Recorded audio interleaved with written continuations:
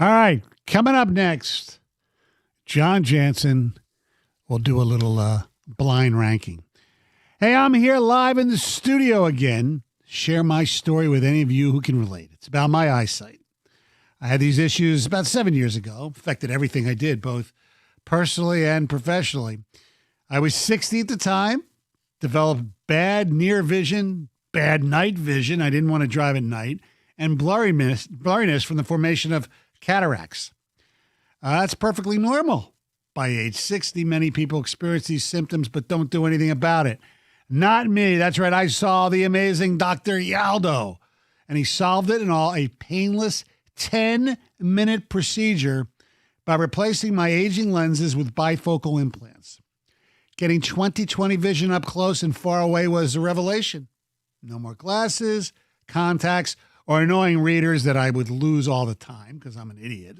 Everyone's eyes are different, and it takes an expert like the great Dr. Yaldo to determine what will change your life as it did mine. Maybe LASIK for you younger people or bifocal implants for middle age and beyond. That's my story. Understand yours with a free evaluation at yaldoeyecenter.com.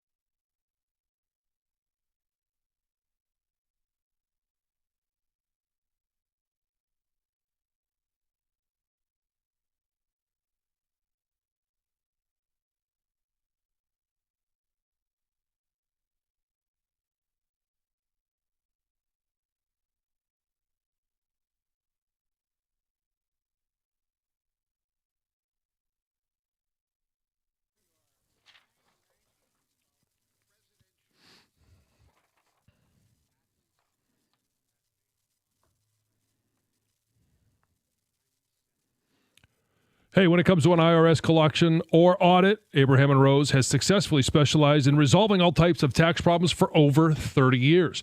Their extensive experience means that when you're facing an IRS collection or audit, you can rely on their firm. Many law firms have come and gone, but for 30 years of experience, it's a true testament to their success.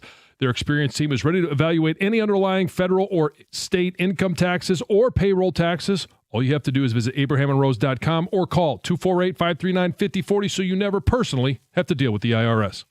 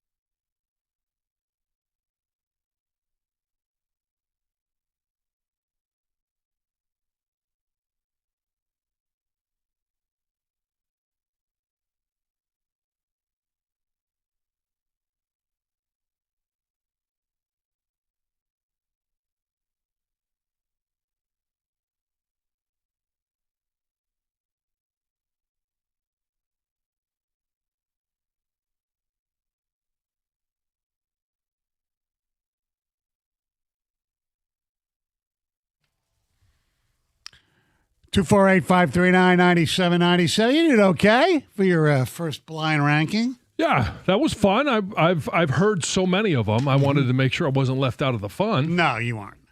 And I decided that I'll still do them periodically. I can't do them every day, especially this month. I'm working all week, starting tomorrow with Rico. Next week, I'm here back with you all week. Oh, okay. Costa's taking a little rest period. Yes. If I read the schedule correctly, yes. All right, that sounds good to me. I'll take every day I possibly can with you. Well, beautiful. All right.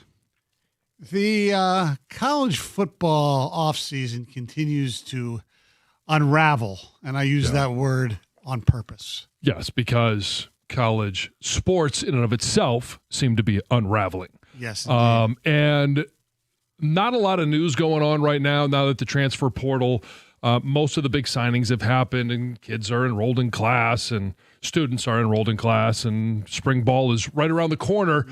So why not leak a 2014 playoff format, which is what the Big Ten did this past weekend. It came out, I think, on Friday. And so everybody had a chance to kind of, look at it throughout the course of the weekend. And that was the sticking point at the end of the year when we were trying to figure out, hey, were they going to expand to 16, 24? The SEC wanted 16. The Big Ten said, we'll go to 16 as long as we're guaranteed within, 2 or 3 years to go to 24. Everybody wanted to know what the 24 looks like, so they eventually leaked it out. And I don't hate it. Go ahead. Tell me. Lay it out so people, all right. And here's why I don't hate it. I'll start with this.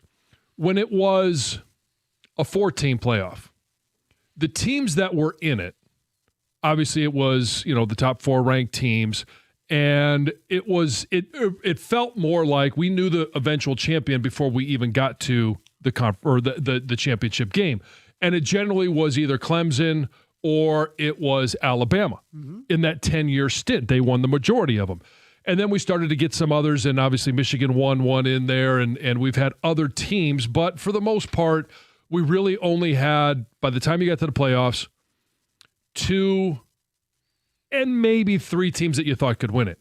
This year, when they went to 12, or the last 2 years, but more so this year, it was a team in Miami that most people didn't even think was going to get in. Correct. Ended up playing in the championship game. And it felt like there were more contenders this year, more than just the 2 or 3, that there were maybe 5 or 6 that you thought could actually win a national title. Do you agree with that? Yeah, but I think that's more, with the exception of how Indiana turned out to be. I think that's more because there were so few teams that you thought were great. I mean, I thought Ohio State was great. I thought Indiana was great. And that's about it. I didn't think anybody else was great. No, I knew that like a team like Georgia or Ole Miss could possibly win it. Okay. But if that's the path that college football is going, and it's for a lot of different reasons, right? It's the transfer portal, it's NIL, it's spreading out talent. It's also, having some 6-year, 7th-year players. Like it just, I don't know that we're necessarily getting away from this. So the talent is spreading out, which is leading to more parity in college football. And this is a proposal by the Big Ten to go to 24 teams. And how are we getting the 24? That's what I care about. All right, so I believe that in 27 and 28, they want to go to 16 teams, and then in 29, no later than 29, they want to go to the 24-team playoff. So the 24-team format, and I'm going to a little bit read but abbreviate the details here, would be the 23 best teams and 1 spot reserved for the group of 6. Now, this year it would have been 2 teams because of Tulane and who was the other one? James Madison. Yeah, they were actually ranked in the top 25. So it would have been the top 24 teams. And if it happened this year, it would have been 7 teams from the SEC, 6 from the Big Ten, 5 from the Big 12, 3 from the ACC, and then the 2 group of 6. And we haven't mentioned them yet, but the team with the memorandum of understanding, Notre Dame. Right. And in this format, the top 8 teams would receive byes. There would be 8 first-round games played on college campuses. And then the week after that, there'd be 8 more games played on college campuses so that the top 16 teams would basically get a chance to play a home football game. That's good. All right. I like that. And it talks about the optimal window, but it basically would start the second weekend of December and go through what we now know as mid-January, a championship game. Bowl games played on New Year's Eve, New Year's Day, and then the semifinal games played, a week to 10 days later. Championship game played a week after that. So let's hypothetically, a team that doesn't get a bye gets to the national championship game. I'm assuming we're still having conference championship games. No, this gets rid of conference championship games. That's beautiful, but you're still okay. So a team that gets to a bye would have what, four postseason games? Correct. That's 16 games. Yeah. Which is, okay, isn't that what Indiana played this year? Yeah, because they had to play the conference championship game. Yeah. And so it doesn't really add any length to the season. And I know there's not a whole lot of, other than in the studio here, University of Miami fans in this area. Right. But them coming in as, what were they, a 10 seed? Yeah, they were the 10 seed, yep. Getting to the national championship game? It's somewhat giving you the Cinderella story. Now, nobody's going to sit there and say Miami was a Cinderella, but if you open it up to 24 teams and parity continues to rule in college football and you get more and more teams, maybe you don't have the great teams, but you're going to have more good teams playing. You grew up in an era, and I grew up in an era, where there wasn't a bowl game for everybody that finished 500 or better. Correct. So, and they could still have whatever bowl games they want. Bowl games mattered, and basically there was no playoff. Correct. There was no playoff. It was all voted on, which yes. Famously I have half a national championship, which I'm sure either you or Paul will point out at some point here. To me, you've got 24 teams, everyone playing, and when we return, I'll continue to tell you why I think this may eventually be a good idea. 97-1.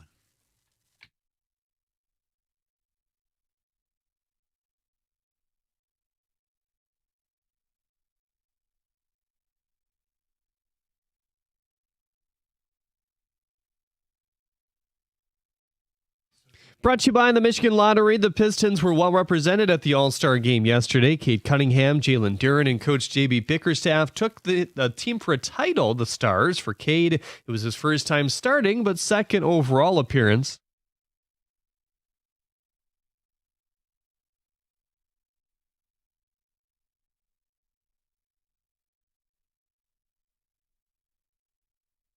The Tigers got their first full team practice in yesterday at spring training. Top prospect Kevin McGonigal was taking reps with the big leaguers, rotating at shortstop with Javi Baez. The team having Colt Keith focus on third and first base this camp. Team USA men's hockey took down Germany 5-1. They swept preliminary play, going 3-0 overall. Red Wing star Dylan Larkin had an assist. Austin Matthews scored a pair of goals. Their quarterfinal matchup coming up on Wednesday. Oakland basketball blown out by Robert Morris yesterday, 93-69. Big man Isaac Garrett missed his 5th straight game. Detroit Mercy men's basketball picked up their key win, their second in a row, the latest 76-70 over Youngstown State. Farmington's own Tyler Spratt paced them with 15 points and 9 rebounds in that one as well. Team USA women's hockey coming up. They look for a gold medal date once again. It's a 10:40 face-off against Sweden.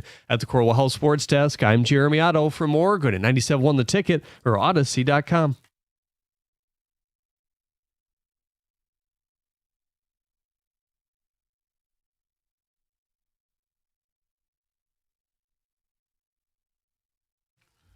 Thank you very much, Jeremy Otto, 248-539-9797. I'm Stoney. He's John Jansen.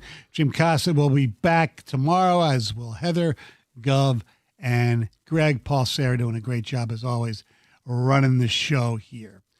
24-team college playoff put out by the Big Ten. Yes. That's what they want. One of the other things I didn't mention. Hold on one sec before you get to what you teased. It would be remiss of me to sit there and say that the Big Ten, being run or being headed, I should say, by a commissioner whose previous job was a television executive at, Fox, which is one of the networks that the Big Ten is in bed with. They also want to have a part of this playoff, number one, right? Yeah. Number two, all this is expanding the playoff is just giving television slots. The whole thing, and not just this, it's a lot of sports, it's becoming a television show. So you know what? We can't get anything else to get great ratings except for football. Let's create a bigger playoff so we can get bigger ratings than our other shows that we're planning to show on our network. It's all a television show. That's all sports is becoming, and college football is right along with it. It's a TV show. It's entertainment? Yeah, but it's a TV show. It's always been entertainment. Yeah, but it's the ultimate entertainment. It's the original reality show. I understand that, but there's too much of it. Okay. There are a whole lot of bowl games right now where Michigan played Texas. A lot of guys opted out on both sides or just simply didn't play, even though they're going to be back with those teams. They had guys that opted out that are going to be back at Michigan. There was guys that opted out that are going to be back at Texas. Now you can, and how many of the bowl games did you actually watch? I watched basically the Michigan game, and everything else I think was background. Okay. So now you have 24 teams in a college football. You'll watch more of it, and they can still have some of those other bowl games for whoever they want. I don't care. For gamblers. Right, sure. So fine, do whatever you want. I don't know why anybody would bet on any of the bowl games right now because you have no idea who's playing or who's even coaching in those games. But you would have 24 teams where you're not going to have opt-outs. You're going to have good on good. And, yeah, there's going to be some bad games. But the other thing I didn't mention was in that first round, they've guaranteed no rematches. So if it happened in the regular season, it's not going to happen in the first round. Now, after that, they can't control that. Correct. But they're not going to have any rematches like we had Ole Miss and Tulane as a rematch this year. And we saw how it went the first time. We saw how it went the second time. You'll still have some of those games, but with the parity that is coming through the transfer portal in college football, you'll have more games, and it will actually, to me, feel more like it was when you and I were growing up where the bowl games mattered, where you're going to have 8 games at the beginning of this playoffs. You'll have 8 games the very next week that everyone's going to want to see. Will they be considered bowl games even though they're on campus? Probably not. No, they're going to be on campus, but they're postseason football. Okay, yeah. And then the bowl games will host, the quarterfinal games that happen on New Year's and New Year's Eve, the semifinal games, and then ultimately the national championship game will be at some neutral space. I don't think any of us likes the way college sports, and in particular this case, college football is headed.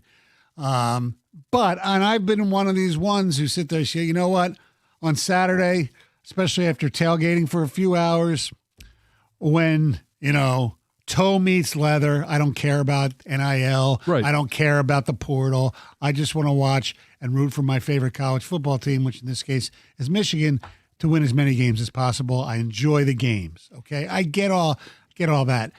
But what it does do for not necessarily me, but for other people, when you have 24 teams in a playoff and no conference championship game, which is fine with me because that's just a big money grab in many cases anyway, it really does diminish some of, not all of it, because especially the rivalry games, they'll still mean things. It just does diminish the regular season a little bit. And I think that's what, as you know, because you played it, for crying out loud, one of the beauties of college football was that every game mattered. Yeah, but we don't have that anymore. I know. And I know that so that part why make it even what worse? This makes it worse. Well, you're going from a system where you've already lost the importance of every single week. If you're 11-1, if you're 10-2, hell, in this system, you could be a 3-loss team. Michigan and USC would have been playoff teams. Did Michigan belong to be in the playoffs this year? Absolutely not. But my point is, the further down the path we go, if they're not going to do anything about the transfer portal, and it's going to be, hey, every single year you can add talent to your roster and guys can be moving around, then let's make some of those games at the end of the year more important. It's more of a quote-unquote NFL style at that point. Because you like the NFL playoffs, don't you? Yeah. The NFL playoffs are fine, but I don't know. Did they need to add another wild card team? They did because they obviously, wanted more broadcasts. They wanted more TV shows. Exactly. They wanted more entertainment. Yeah. And we watch it. We eat it up. That's true. We love football. I get all that, but man, it's just sometimes less is more. And if you go, all right, so we're going to go. First, it started, like you said, at 2, right? The BCS was just 2. And we go to 4. And we go to 12. And we go to, what do we want to do, 16 for a few years? Then we're going to go to 24. What the hell's next? Just start the tournament in September and just seed them. Preseason rankings. You have 1 through 128. I don't even know how Stoney, many. your answer is just throw your hands up and say, I don't care anymore? No, because I'll still go because I enjoy I enjoy the understand experience. that. But if I wasn't at the games, I don't know. Would I watch as much? I don't know. Personally, probably not. Yeah, but would They you need watch? to mean more. Yeah, but I think you'll watch the I'll college watch football playoffs. Right. I would watch a playoff game rather than, rest in peace, the bowl game here in Detroit. Right. Yes. So we've already lost 3 bowl games this year, and maybe there's going to be more that go that route. By the way, there's only one reason the bowl game here failed. It's because TJ got involved. Right. Big money TJ. Yes, I know. But my point is, with parity, I was originally, hey, I don't want to go from 4 to 12. I thought the perfect system would have been either a 6 or 8 team system, but we're at 12 right now. And we are seeing more teams with an opportunity to make a run in the postseason. If it continues to go that path, and I think it will, then why not open it up to 24? And then you have all the best players for the best teams that are actually participating in these games. And you can call them bowl games, you call them playoff games, call them whatever you want, but we'll get better football at the end of the year. We've already lost the importance of a single loss, and that every game matters in the regular season. So if we've lost that, then let's just make the full transition to where the postseason, because that's where they want to go, will eventually get there. So just go. Make it a 64 and bracket it out, Oh, come on. Well, we want the college basketball tournament's going to get bigger. Do we want the college football to be the same thing? So, okay, we got is it 64? And it was 68. 68. Yeah, 68. But, I mean, the difference with that is you could play multiple games in a weekend. True. You're never going to get there with this 24. I mean, they do it at lower levels, and people have loved it. Yeah. I mean, what I forget which level it is, got a 32-team playoff. Probably D3. Yeah, D3. I mean, it has happened in other levels of the sport, and I'm just trying to open up my mind to the fact that if we've lost the importance of every single game during the regular season, then we need to focus on the postseason being the best it can possibly be. Here's some texts. So maybe in 2030, everyone will get a participation trophy. Stop the expansion. Shouldn't we just live with a 12-team playoff for a while before we double the number of participants? Yeah, we should. Let's see how. I mean, we've had it for what, 2 years? The 12? Right. No, I know. We had 4 for 10 years, and then all of a sudden we jumped to 12.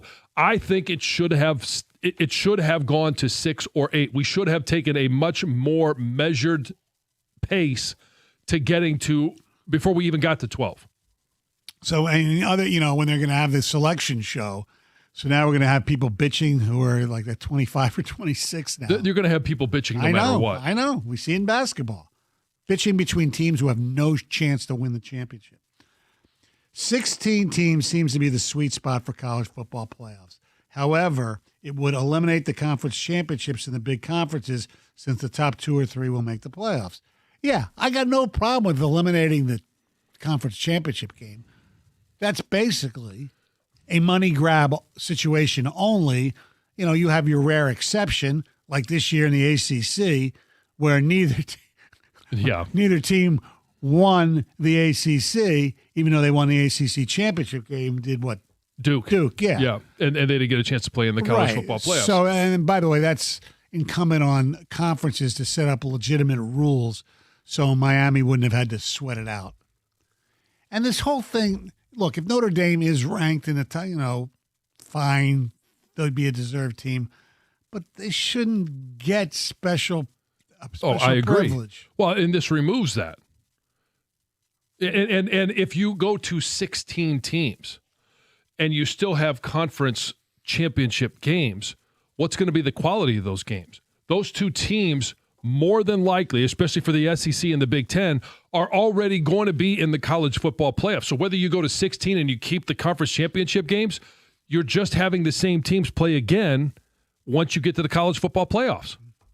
Speaking of college basketball, a Michigan player might have gotten himself in a little trouble, a little bulletin board material. We'll hear from him and also ask a question about the number one college basketball team in this country, 97-1. Hey, America's favorite place to watch football, basketball, baseball, hockey, hell, the Olympics. It's at Stadium Swim, located at Circa Resort and Casino. Catch all the biggest games at a viewing experience built for sports fans. You could chill in one of the 6 pools on 3 different levels for a perfect view, no matter where you are, of their massive 40-foot tall high-definition screen located at Circa Resort and Casino. It's in downtown Las Vegas, and it's right there on Fremont Street. Stadium Swim. Book your spot today at circalasvegas.com.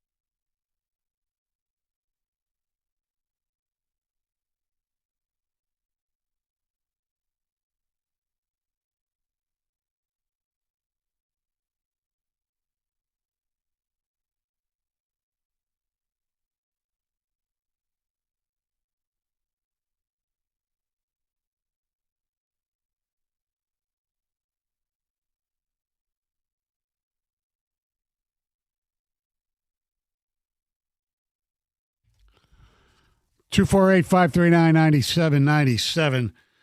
When the rankings come out later today for college basketball, there's no doubt that Michigan will be number one. They might even be unanimous number one. How long it'll last with their schedule this week, who knows? They got to go to Washington, D.C. on Saturday to take on Duke in a neutral site game. Mm-hmm. The snoot factor will be unbelievable. Between, I went to Duke. Oh, I went to Michigan. Oh, we're in Washington, D.C., where all the politicians are. It should be unbelievable. Also, they take on the Purdue Boilermakers tomorrow night at Mackey Arena. Purdue's, well, they're not as good as they were last year. They're still no slouch. Oh, yeah. They're what, ranked, as of last week's ranking, they're 13 in the country. They've got 3 losses in the Big Ten, so this is a must-win game for them. Yes, and they're that's a very tough place to play. Mm-hmm. They also close out their season. Michigan does with Michigan State. They got to play Illinois. So the chances of them finishing the regular season with 1 loss, I don't think are that high. I mean, it's very, very possible. They are the best team right now. There's no doubt about it. But I wouldn't be stunned if they lose at least 1 more game, which certainly wouldn't be a death knell to them at all. They're still almost guaranteed a 1 seed. Anyway, I was the star of their team, and if you want to call him a star, but he probably is their best player, is Yaxel Lenneborg, right? Mm-hmm. Yep, came through the transfer portal. Mm-hmm. Could be in the NBA, but decided, what the hell, I could make just as much money in year 1 probably in Michigan because they're paying a lot of money, which is fine. Those are the rules. Mm-hmm.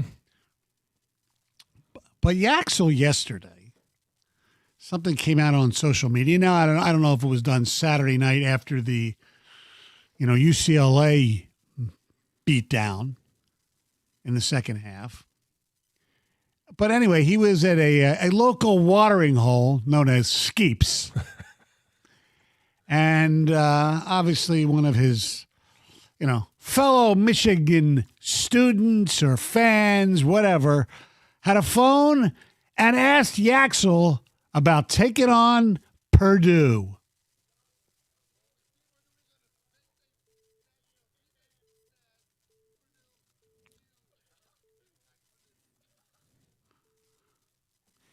Spank that effing ass. F Purdue. We're going to F Purdue and another F in there somewhere. Uh-huh. Now. Better F and win. Yeah. I got to say, I'm anti-trolling. I'm anti-trash. I like trash talk during the game. I think that can be pretty fun, like when Scott Skiles called Antoine Joubert fat boy. Yeah. I mean, I like that stuff. The Kachucks, basically, or Matthew Kachuk basically chirping Draisaitl yesterday, saying, hey, you're a bridesmaid. You've never been a bride. That kind of stuff I enjoy as long as there's no racial or sexual content or personal hurt with death or something. Right. Keep it on a performance on the floor. Yes, exactly. That doesn't bother. Whatever. I hate trash talk, especially before the game. If Michigan would go into Mackey and smack that effing Purdue butt, ass, whatever you want to call it, then you can trash talk. I think I hate, and it's just me, I hate trash talking before games. Because if you, especially when you're the favorite and you're expected to win, like Yaxel, Lenneborg, and Michigan are, what's there to say? Oh, yeah, we knew we were going to win. But if you lose, that stuff comes right back into your face. Mm-hmm. And not that I really believe in bulletin board material makes a big difference once the game starts. It's kind of psychologically, it might do something. I don't know. I imagine that Matt Painter, if they're having a press availability today or somebody is going to say something. And he'll be asked the question. Hopefully, because it's Media Monday in Ann Arbor with Dusty May, that somebody's going to ask him what he thought about that. I'm sure they will. Yeah. And rightfully so. They should. Mm-hmm. You know me long enough. You know that I'm not, even during competition, I'm not much of a trash talker. Correct. So none of it to me is necessary. And once the game kicks off, I just don't know how much of an impact it has on what happens on the field, the floor, the ice, whatever you want to call it. You did mention something I think that is important in college basketball, and that's the environment. Right. I do think it riles up the fan base. Not that they need it anymore with the number one team coming to town, but it is going to rile up the fan base a little bit more. And Mackey Arena is one of the tougher places to play in the Big Ten. I think you could go with the rack with Rutgers. People have talked. I've not been there for a basketball game, but everybody talks about how difficult that place is to play. Champaign is another one that is very difficult to play, and Michigan's going to have to go there. And the Brez is probably yes, right certainly. And so I just don't think it's necessary. I just don't know it's going to have that much impact on the game. 248-539-9797. I'd love to hear from fans of, Michigan and fans that don't like Michigan, maybe even Purdue fans. Do you like what he said? Do you like what he did? Because to me, it was kind of weak, if you ask me. Normally, the fact that it took place at Skeeps, you might have had students do drink or a little bit every once in a while. Yeah, maybe that had something to do with it. I don't know. Well, I will say this. I'm glad that I played college football and NFL football when I did, because we didn't have a camera shoved in our face everywhere we went. Right. Kids, students, athletes, they all know that that's part of today's society. They use it to their advantage a lot of times in building their brand and making themselves, more well-known throughout the course of their sport or in a lot of different areas. So I don't want to even hear the excuse of, this was at the bar and he didn't think it would get out. I mean, come on, everything's going to get out. When you say it in front of a camera, he knew it was being filmed. Right. He knew it was going to get out. Yep. All right, 248-539-9797. It's the telephone number if you want to give us a call or give us a text like these two texts. If you're an athlete of any kind, you never publicly say that kind of stuff about an opponent before a game, and he's old enough to know that. Shame on him. Next text. If someone put a recording device in front of me when I was 23 years old at the bar, I probably would have never gotten a job. The idea that someone is going to go record you when you're 23 and posted it is ridiculous. Yeah, but they know that. Yes. It's not like it's a secret. They use social media. They use videos. That's part of why they make so much money in college athletics right now, is the use of social media and videos. Not maybe necessarily like this, but they use it to their advantage. So they know. That's why I said I'm glad that we didn't have cameras or phones and all of those things when I was playing, because the same thing that texter said. I probably would have said something stupid too. Not you. Oh yeah. Yes, I know. I'd like to put it out there that I've always been very responsible, but we all have our moments of weakness. Let's go to Craig. You're on 97.1. Good morning, Craig. Good morning, Stoney and John. Go Blue, John. Go Blue. I just don't understand why every time our team is winning, you try to have a negativity function to find about Michigan. Like everybody's saying, we might split this week with Purdue and Illinois. We might win them both. We're playing that way. And everybody always trying to down our team when we're winning. Find something good to talk about Michigan. And you should, like y'all talk about the SEC and all that. Michigan is winning. That quote don't mean nothing at a bar. That's just a bar. Why you got to be so down on them? Not down. I don't think we're down on them. I'm down on them. I said I don't think they're going to run the table the rest of the season. Which is not a bad thing. Like you said, and they don't play Illinois till next week. They do play Purdue, 13. They play Duke, who currently is ranked 4. They'll probably bump up a little bit. I meant Michigan and Duke. Yeah. They might win them both. I mean, yeah. They might lose one. I mean, but everybody, Craig, you didn't hear or didn't comment on the fact that I said they're going to be the number one team in the country, and they are the best team in the country. You say it's only going to last for a week, though. No, I didn't say that. I said they could. Oh. I said they could lose a game. I'm just glad our team is winning, man, and we're going to continue to win. And I'm guaranteeing both victories this week. And I'll call y'all next week. All right. All right, Craig. By the way, Craig, hang on the line. I got a question for you. Are you a Michigan fan in both sports like most normal human beings are, unlike me? In all sports. Okay. All right. Because as you know, I root for both the team. Like when Michigan, and in football, I root for Michigan when they play Michigan State.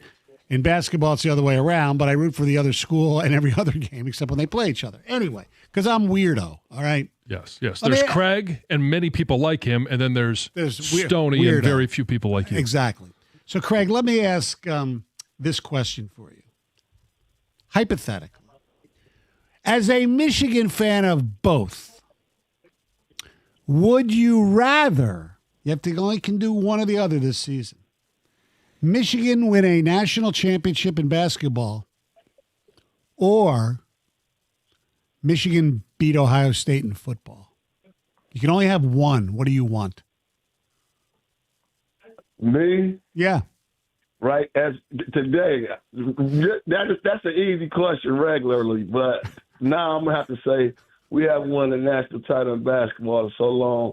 And now that college football, that game really started not to mean nothing in Ohio. So okay, I'll take the national title in basketball. All right. You're right. The game doesn't – see, John's 24-team playoff that he advocates for. Yeah, would get you both in. Yes, exactly. And it definitely means that the Ohio State game isn't as important as it used to be. Nationally, between the two schools, I think it's still – I know. Yeah. I think there are a lot of people who would rather them beat Ohio State and the national championship in basketball. What would you do? Oh, I'd take the championship. You always got to take championship. Now, if you beat Ohio State, chances are it means you're also going to be in the college football playoffs, right, which means you have a chance to win a national title. But the reason I ask this is because it seems that Michigan, more people are into football than they are in basketball, so that could weigh something out. All right. Sure. We'll take your calls on that as well. 248-539-9797. Hey, if you're thinking about a new truck this month, a Ram truck should be at the top of your list. And I've seen a Ram side-by-side with all the competition, and I've driven most of them. I've also driven a Ram, and I loved my Ram. The Ram truck month deals at your Metro Detroit Ram dealer this month are phenomenal. For power, there's absolutely no competition. You could choose from the Rams' award-winning Pentastar V6 or Rams' legendary 5.7 Hemi V8. Why would you trust any full-size pickup at any price with only a 4-cylinder engine?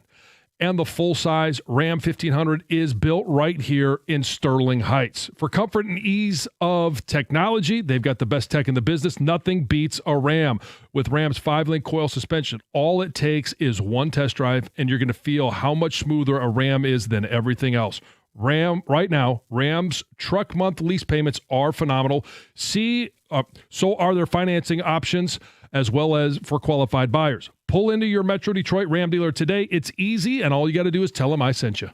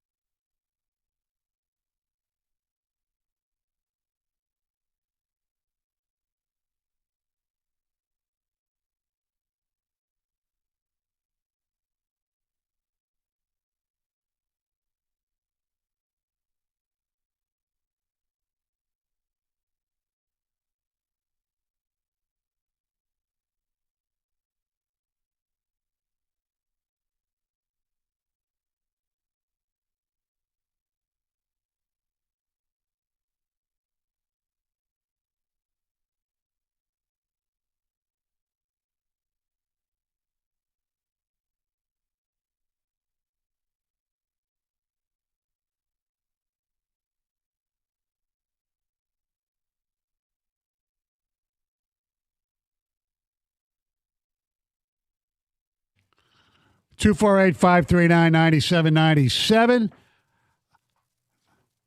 Text or give us a buzz.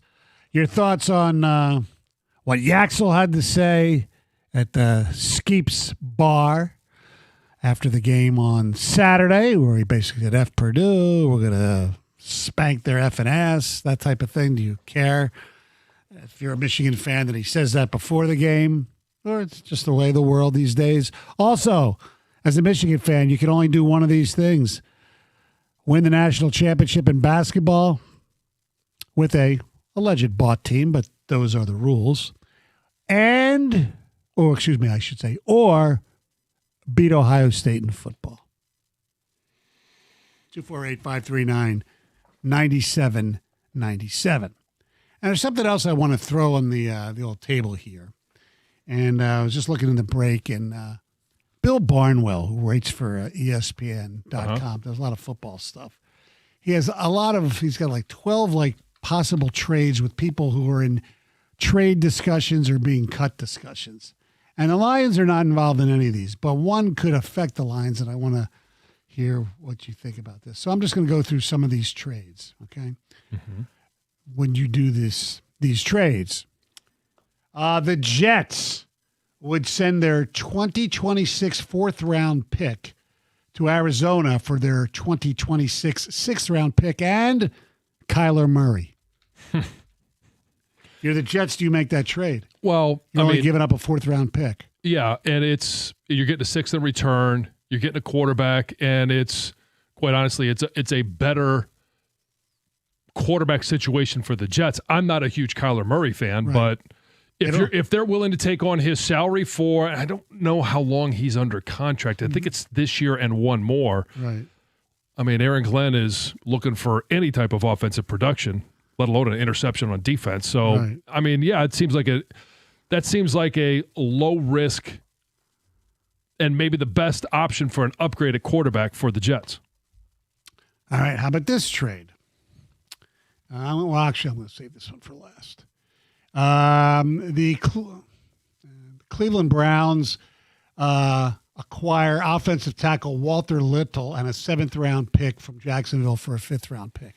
Now, that's something the Lions, Little's not a great player, but they could certainly use help on the offensive tackle. Sure. Right? I mean, if I'm the Browns, certainly. And because we don't know if it's going to be Shador, we don't know if it's going to be – I mean, Deshaun Watson was practicing in December, and there's been some talk that he may make his return to the quarterback position for the Cleveland Browns.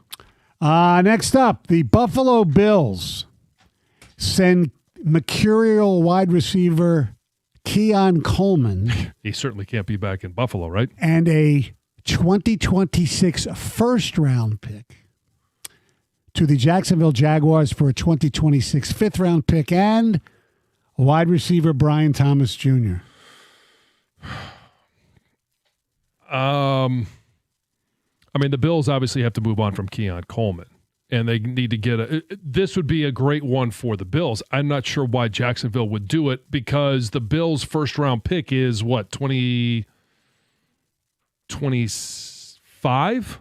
Yeah, but you could possibly get package it and move up because they've got their own. Yeah, plus you get, Brian Thomas Jr. Right. The Bills would do it. Oh, the Jacksonville. But I'm not sure why Jacksonville would. That's true. All right, next up, the Colts. They save on their cap money, it says here. They trade a seventh-round pick and Michael Pittman Jr. to Carolina for a fifth-rounder and Xavier Legette. Pittman's much better than Legette. Yeah. I'm not sure that this is an equal parts trade. So if I'm the Colts, no, I don't think I do it. Also, if you're the Panthers, you just got Ted McMillan. Right. You need a number 2 receiver, but you also will pick in the middle of the first round. Yeah, Why wouldn't you just use one of those picks on like Mekhi Lemon or Carnell Tate or somebody? Yep. How about this one? The Vikings, who need some quarterback insurance, to say the least, would trade a second-round pick, a fifth-round conditional next year, a third-round conditional in 2028 to the Vikings, And the Vikings get a third-round pick in 2027 and Mac Jones.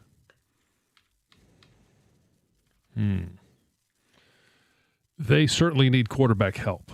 Yes. Is Mac Jones is sprinkling the Kyle Shanahan dust on him going to be enough that he could be a starting quarterback? With Kevin O'Connell, too. Well, it's with Kevin O'Connell and Jordan Addison, Justin Jefferson. Is Addison is he a free agent this year? I don't know. I don't think so. I can't remember if he is or not, but you still got Hawk. But is Mac Jones enough to replace JJ? Maybe. I think they're better off like bringing Kirk Cousins back personally. Could be. Yeah. And you're giving up a lot, right? That second round pick, I guess I wouldn't do that because I wouldn't want to see the 49ers get another second round pick. Here's an interesting one.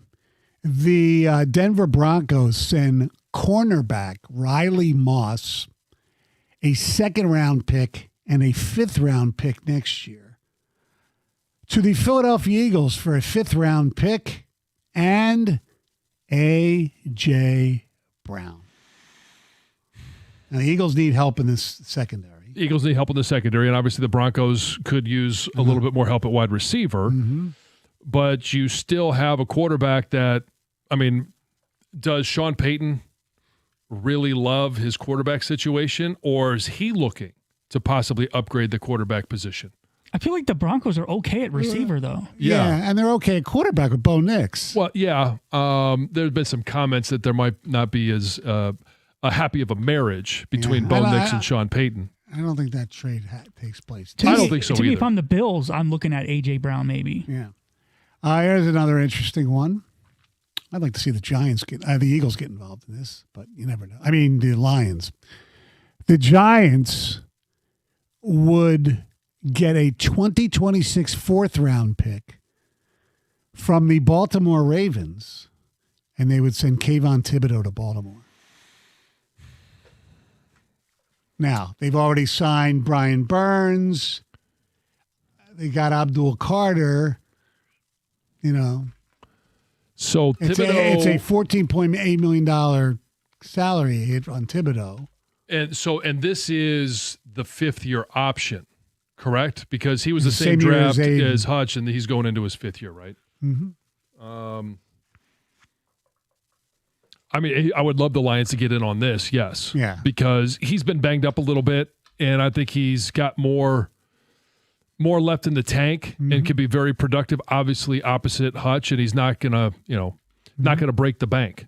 How about this one? The Kansas City Chiefs trade cornerback Trent McDuffie and a fifth-round pick to the Rams for the Rams first-round pick, which is late.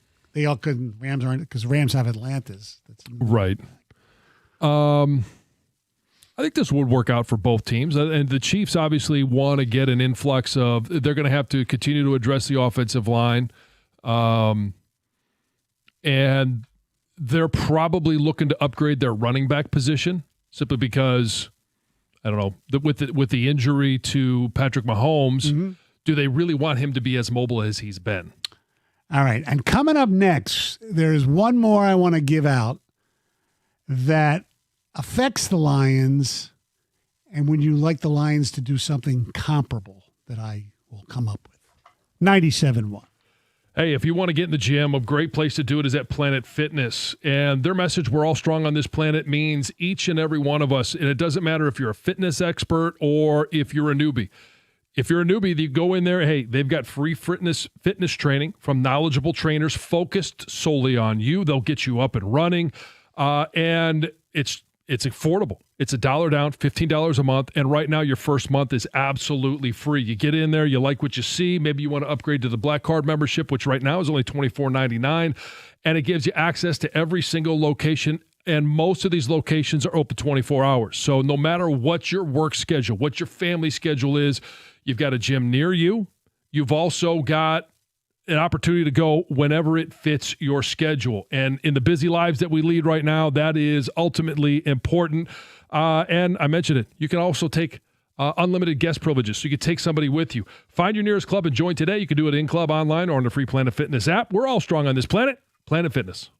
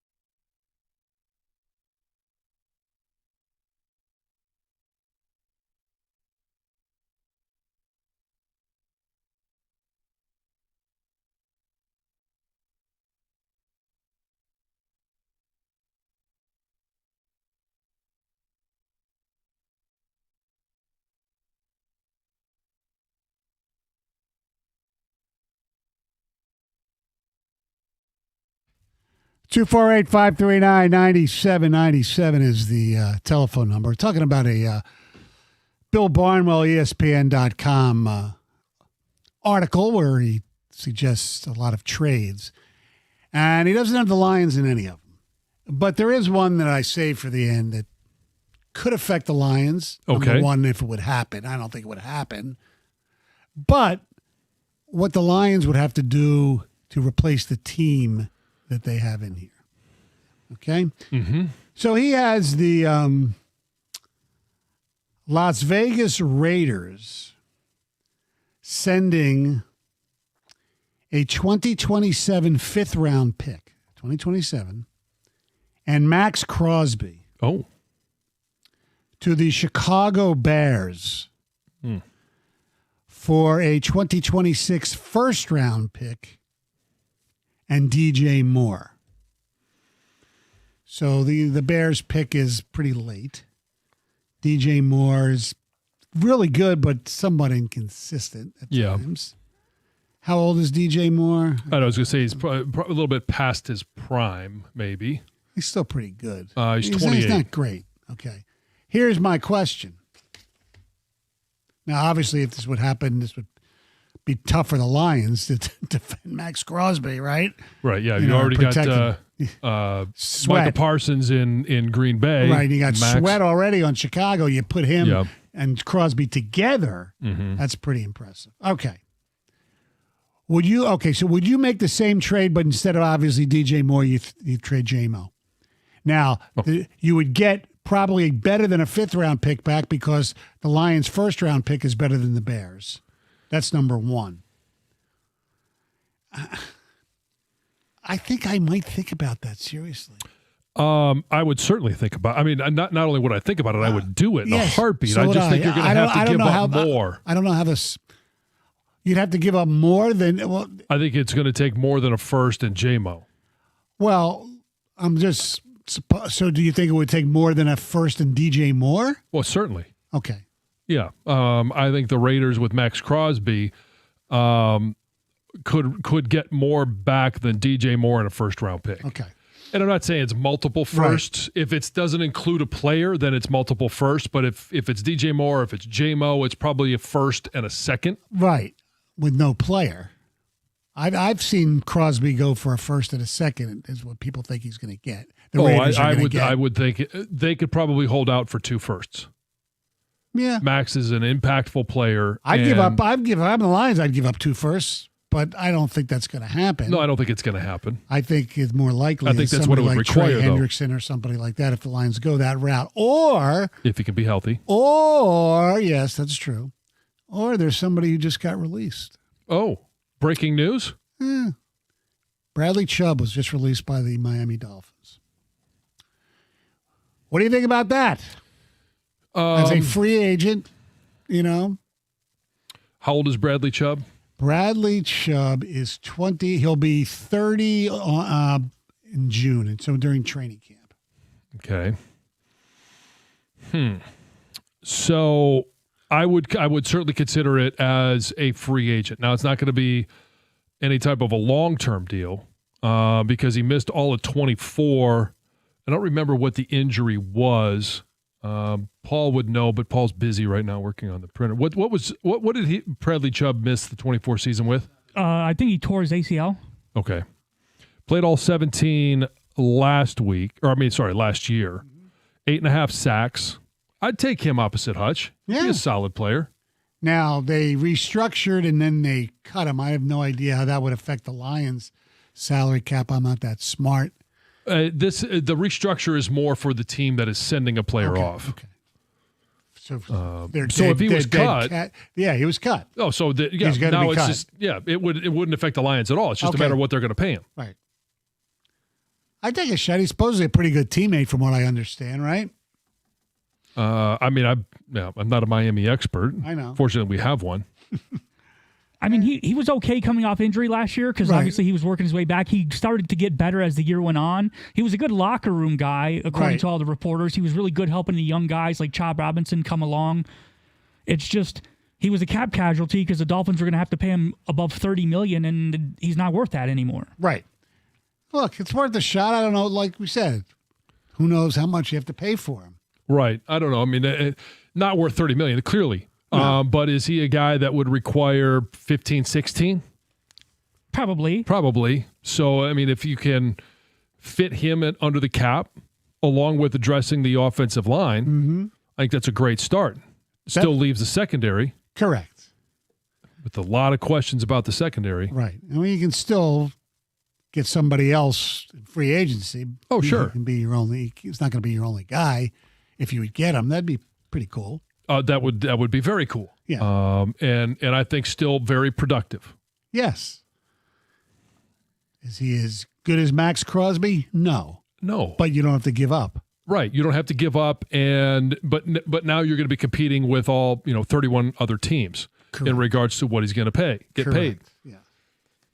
And that's a lot of the issue as well with, if you're going to address, you asked that question earlier, when does Taylor Decker have to tell the team whether he's going to retire or he wants to come back? You're going to enter free agency. If you want to address it in free agency, you may have to end up overpaying a tackle because you're going to be bidding against other teams. The draft, there's a lot of unknown, but you could take a tackle at 17. It's just a matter of, do you think that tackle, whoever is going to be available there, if there's a run on tackles and maybe there's 3, 4, 5 taken before you, does that do enough to help you if Taylor Decker retires? I don't know. The player that you were able to take at that time. Look, I would take a shot at him. There's no doubt about it. No, I think it would be a Bradley Chubb. I think it'd be an upgrade certainly over Davenport, Pascal. Yes. The Aquaman, whatever you want to, whoever you're putting over that the Lions have. Yeah. Ladies and gentlemen, the Gator is here to spend his President's Day with you. What's up, Scott? How are you, sir? Hey, everybody. Hey. Well, I'm just curious. Bradley Chubb just gets released by Miami. Should the Lions make a play bid for him? If they can afford him. Yeah. Sure. I mean, he's not top priority. No. I'm looking at a center as the top priority for this team, but I don't know how much money they're going to have to spend. Right. And need to know that. That's a key component. Need to know if Taylor Decker is going to play or not. That's big one. So if you're not going to have Taylor Decker and Graham Glasgow, that's freed up some money. Or when are they going to restructure contracts and free up real money? And then can they go out and make a bid for Linderbaum? Probably not, but can they get somebody else at center? He's down the list. I mean, am I interested? Of course I'm interested. But, again, need to know how much money they have to spend on their offensive line to fix that. What do you got going on your extravaganza today? Well, it's going to be interesting. There's a computer situation, so that was fun. No printing? Well, no printing, and then it froze up, and then it deleted everything, so that's fun. So, come on. You got a steel trap up there. Every day you typed it out. You should have it. yeah, sure. I can't believe it just happened. I mean, it literally just happened. I'm like, you got to be kidding me. Hey, we'll talk about the NBA All-Star festivities that happened over the weekend. I was surprised at how much I enjoyed yesterday. Yeah, yesterday was fun. I really was shocked at that, so we'll get to that. We'll talk about a little bit of the Tigers. I got some football stuff I want to get to as well, and lots of Everman stuff that we can do on this fun President's Day, not to mention Champ and Chump. Sports All right. and stuff. Gator, All Alone, 97.1.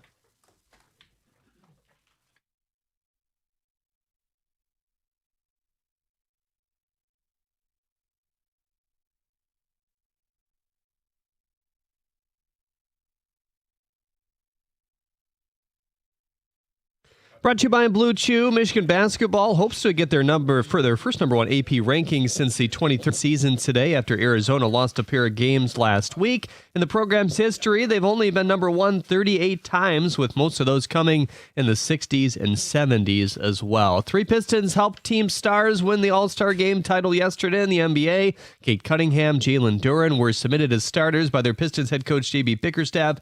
Cade was asked how the potential return of Jason Tatum may impact the Pistons in the second half.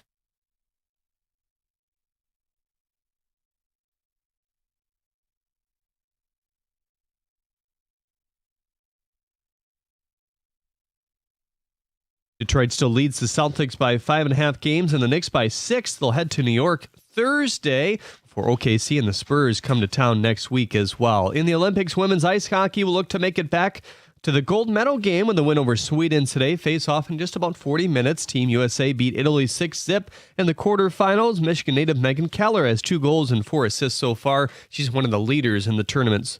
The Team USA men's hockey team took down Germany 5-1. Red Wings star Dylan Larkin had an assist there. Austin Matthews also scored a pair of goals, and this just in this morning. The Dolphins are letting go a defensive end, Bradley Chubb. At the Corwell Health Sports Desk, I'm Jeremy Otto. For more, go to 97.1 The Ticket or Odyssey.com.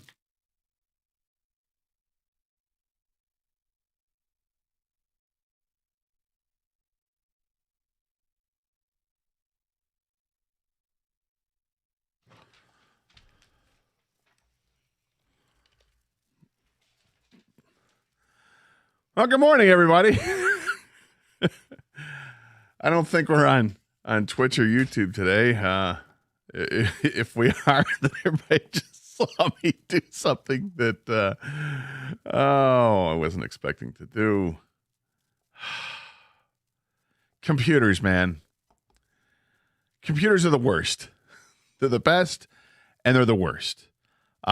It's Gator. I'm flying solo today. No Doug Karsh. Kang is out. Got Jake behind the glass working with us today. We're going to take your calls and your texts at 248-539-9797. Same number to call and text, and would appreciate any and all input. Right now, I'm having a moment with the computer issue here at the station. See, here's how things work. Let people in on some behind the scenes stuff. When we get together for the show in the morning, you put things together, you start to type things out, get an outline ready to go, and that's what I was trying to do, is get my outline ready to go. And went to print it, and it goes to the printer behind the glass with the guys over there. Well, it didn't go there because something's wrong with the printer, or at least the way that things are set up. It's not the printer, it's the way the computer's set up with the printer. So I go back to my computer, and it's got the spinning thing. It's spinning. It's not working. I'm like, okay, all right, fine, fair enough. I will simply take the information that I had, print it on a Word format, and send it to my email, and then I'll be able to bring it up through my email. And when I tried to do that, it deleted everything. So there was that, which is fun. So when you start the show, and it's a 4-hour show, and I'm ready to roll here, and then it deletes everything, and that's not the way to start off. So had today been a Twitch YouTube day, which it's not because it's President's Day, and we don't have the full staff here. Those are some of the casualties of this, is that you don't have the Twitch or YouTube. Had the cameras been up to see this, you would have seen me, because having even more issues with the computer. Now the one in studio, I'm past the issues. I've gone through that. But I did maybe let out an expletive. There may have been some gesturing going towards the computer. And I cannot help but think of the movie Office Space, which is a classic from like the mid 2000s, early 2000s, a classic movie with people that there were scenes there with their issues with their computer. And yeah, there are times when you'd like to just grab the computer, rip it out of the wall, and take it outside with a baseball bat and beat the hell out of it, which we actually did in 2007 when Doug and I first started doing the show together. There was a computer that we had these cubicles, and we were only limited. We were limited to, I think, like one computer per cubicle. So Doug he would work on the show there, and his computer was always a little funky. It didn't quite work well because previous people that would work at that workstation would also have issues with the computer, but wouldn't handle it as well as Doug would. You know, Doug is treating everybody with respect. Not the computer necessarily, and not the host that was there before Doug, because there would be some damage done to the hard drive below where the feet are. It's a very bad place to put the hard drive anywhere near feet, because feet will kick it deliberately. So when we had the opportunity finally to get new computers, they told us that we could do what we wanted to with that old computer, because we said, can we go all Office Space on it? And they said, yeah, you can. So we took it outside, and between Doug, Kang, and myself, we beat the holy hell out of that computer. It was an amazing release. It felt so good to do that, and it just feels so good to do that every once in a while. And nowadays, everything's gotten smaller. All computers gotten smaller. Now we're all in laptops and everything. There, you have tablets. Heck, people just use their phones or whatever. So it's a little different. Although some things never change. The computers here at the station They're still like the same things, basically. They're just upgraded versions of them, but it's the same size, hard drive, and all that. Needless to say, I was a little upset this morning, and I'm going to continue to be upset a little bit. Going to try to work through it, but why not start off the show this way? Have you ever had the computer issue where it's really kind of hampered how you're going to do your job, and you've got some big-ass presentation to do, or maybe you got some big proposal that's ready to go, and the clock is ticking. You know you've got it done. You're ready to roll, and then something happens. Have you ever been screwed like that? Because I feel kind of screwed here. So I guess, is Twitch up? That's how it appears. Okay. Well, I'm curious if people. Oh yeah, there it is. There's a big picture of it. So that means that YouTube's up as well. Sorry, everybody. I do see you now. Hi. So if anybody saw that before the show, and I'm guessing you did. Great. So gestures were made. Things were said. And apologies will not be made except for the people that had to witness that, because I may have lost my cool there for a half a second. But who hasn't been there? That's the thing. That's what I want to know. When have you been there? Like me, I was just there, right? Things went haywire for a second. It wasn't pretty. I'm not happy about it.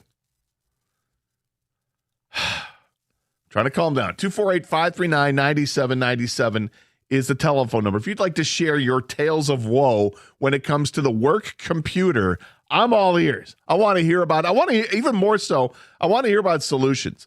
Because the fact that we had a program director almost 20 years ago give us permission to go all Office Space on it.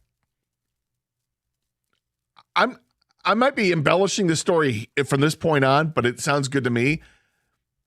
I think Kang may even have been able to play the gangster rap song that was going on while we were beating up the computer a la Office Space. I may have completely made that up, but it sounds good. It sounds like the resurrection. Yeah, and just go after it. Yeah, it was great. But if you've got a story of computer woe that you'd like to share this story, I'm fine with that. 248-539-9797. You want to relay it through a text? It's the same number. We're cool with that. I'm going to take a cleansing breath.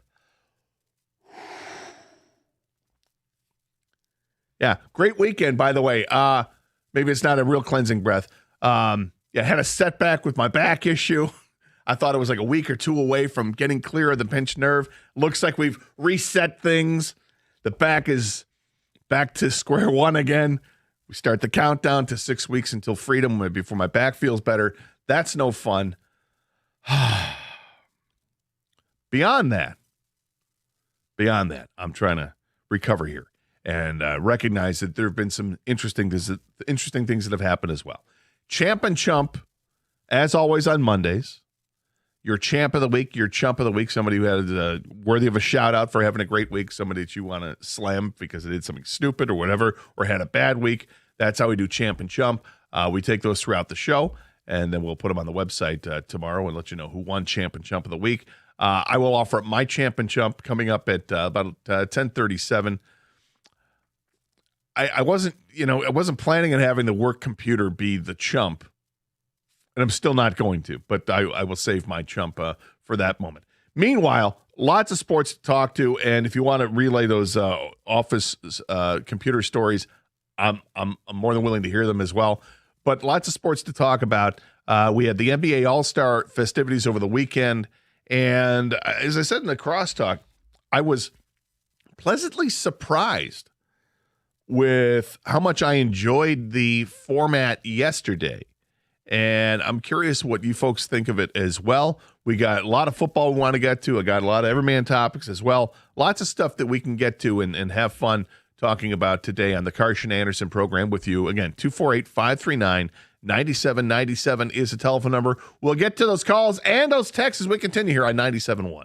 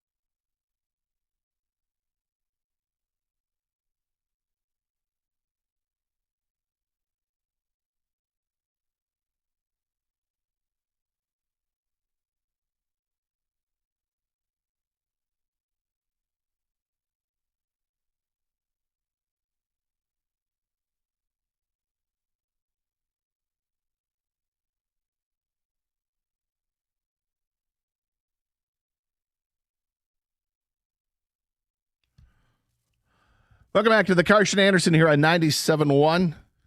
Gator with you, taking your calls and texts at 248-539-9797. Lots to talk about with the world of sports, but I did mention my little meltdown before the show, seconds before coming in for the crosstalk, and I had an issue with the computer and trying to print something up, and then what I meant to print up totally disappeared on me, and now it's any changes I made this morning to the show sheet are gone. So now I just have the show sheet that I started with on Friday, which is a very skeleton outline. It's okay. I'm a professional. Been doing this for a long time. Doug and I have been on the air together since 2007 when we got to beat the hell out of that computer. That was within the first 6 months of the show. We got to do that. That was fun. So we'll be fine. Look, lots to talk about. I want to get to the NBA All-Star game here in a second. But like I said, if you want to share a computer story, a work computer story where things just did not go your way with it, I'm here for it. And let's start things off with Mike in Grosse Pointe Woods. Mike, welcome to 97.1. Hey, Scott, how's it going? Okay. Hey, I feel your pain. 2005, I was working on my master's degree, and I had to write a thesis. And right in the middle of writing that thesis, the hard drive crashed. And I was at a point where I was trying to decide, do I finish this program or do I salvage this thesis? So I had to take that hard drive out, send it to California. $1,800 later, oh my! They retrieved the file, and I finished it in 2007. Wow. That's was it worth it? It was, looking back, but at the time, I think I may have shed a tear. I couldn't believe I had lost 2 years worth of data just from the hard drive crashing. Yikes. Well, thanks for the call, Mike. I appreciate it. And at least you had a solution for it. Look, just going to work through it. It's fine. Things happen, and I suppose I should have recognized it ahead of time. There was some sort of, I don't need to go into it. It makes me look worse than I already do, which is fine. Let's get into the world of sports, shall we? The NBA All-Star Game. Going into the weekend, I had lower expectations. I mean, typically the All-Star Weekend just hasn't had any zip to it. The slam dunk contest has lost any interest at all.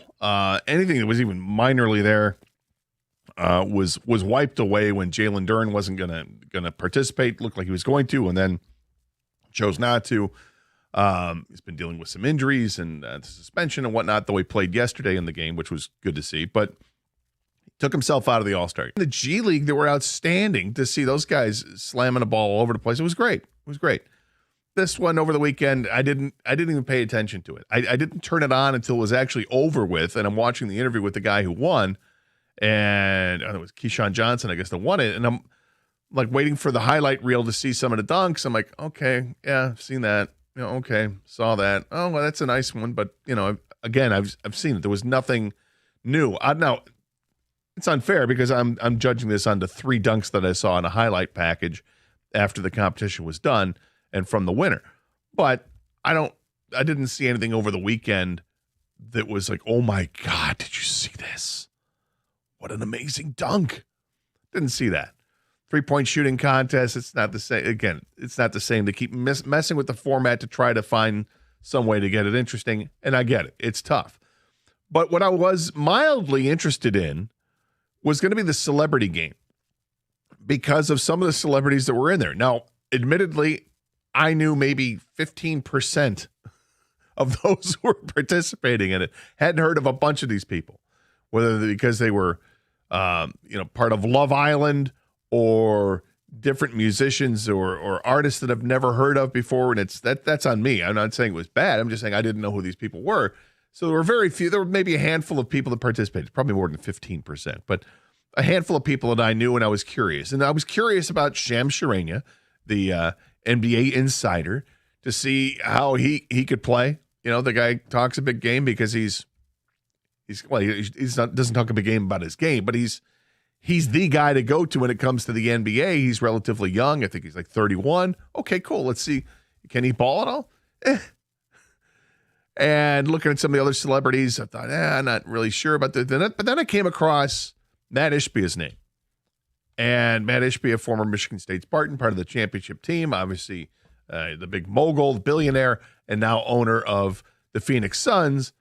I was intrigued because I want to see, okay, I mean, this guy I know can ball because he did it in college. Even if you're the last guy on the roster, trust me, you got game, and he does. And so I was mildly interested to see him play. As I watched parts of the Celebrity All-Star Game, I was, I'm not going to say impressed, but I will say that there were moments that were, okay, wow, I didn't expect that. Some people just launching three-point shots. And this is 100% the Steph Curry factor. Because when Steph started launching YOLO shots like 10 years ago, the game changed everywhere. Every kid and every playground started taking 25-foot jump shots because that's what Steph was doing. And it had an effect. And then you start seeing it in high school. All the high school kids are launching. Obviously, you saw it in college, and then the pros. No doubt the pros are like, well, wait a minute. We can get 3 instead of 2. Let's start to concentrate more on the three-point shot. And now we've gotten to a place in the NBA where, I don't know, was it 40 shots per team are from three-point land every game? It's insane how many shots are launched beyond the arc, but that's the Steph Curry factor. So when you're watching celebrities, it shouldn't come as a surprise that that's what they're doing. Everybody's launching threes. And when somebody actually makes it with some kind of regularity, like, wow, okay. But then remind yourself, it's the Steph Curry factor. That's what people care about. You know, is he knocking his down? He's knocking his down. Everybody else is going to play the same way. So it got off to a decent start while watching that. But the format they had yesterday was USA versus the world. And they had 2 USA teams and 1 world team. And they did this round-robin tournament. They called them the Stars and the Stripes. Basically, you had the old guard of the NBA and the new guard of the NBA. So on the J.B. Bickerstaff coach team, you had Cade Cunningham and Jalen Duren, which was cool to see those guys on the same team because obviously his teammates, they know what's going on. And as I'm watching the games, each game was a 12-minute game.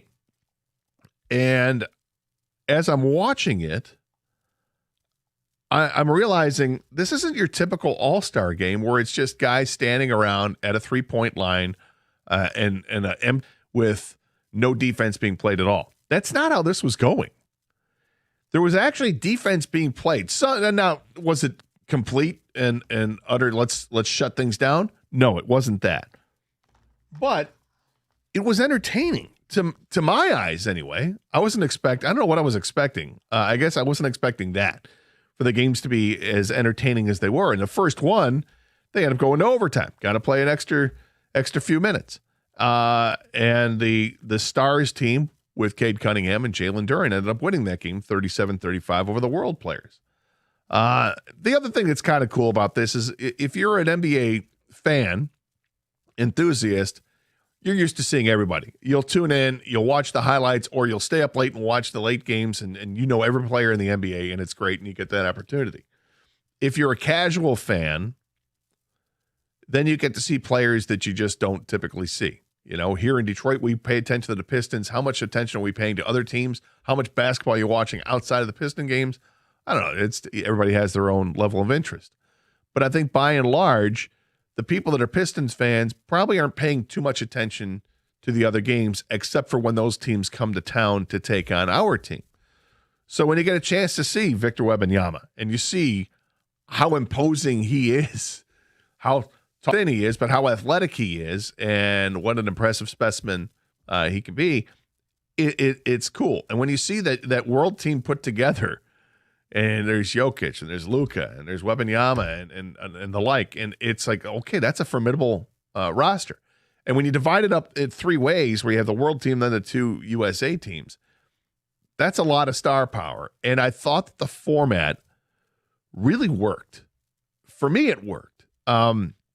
Because it was one period of basketball, basically. You're playing 12 minutes.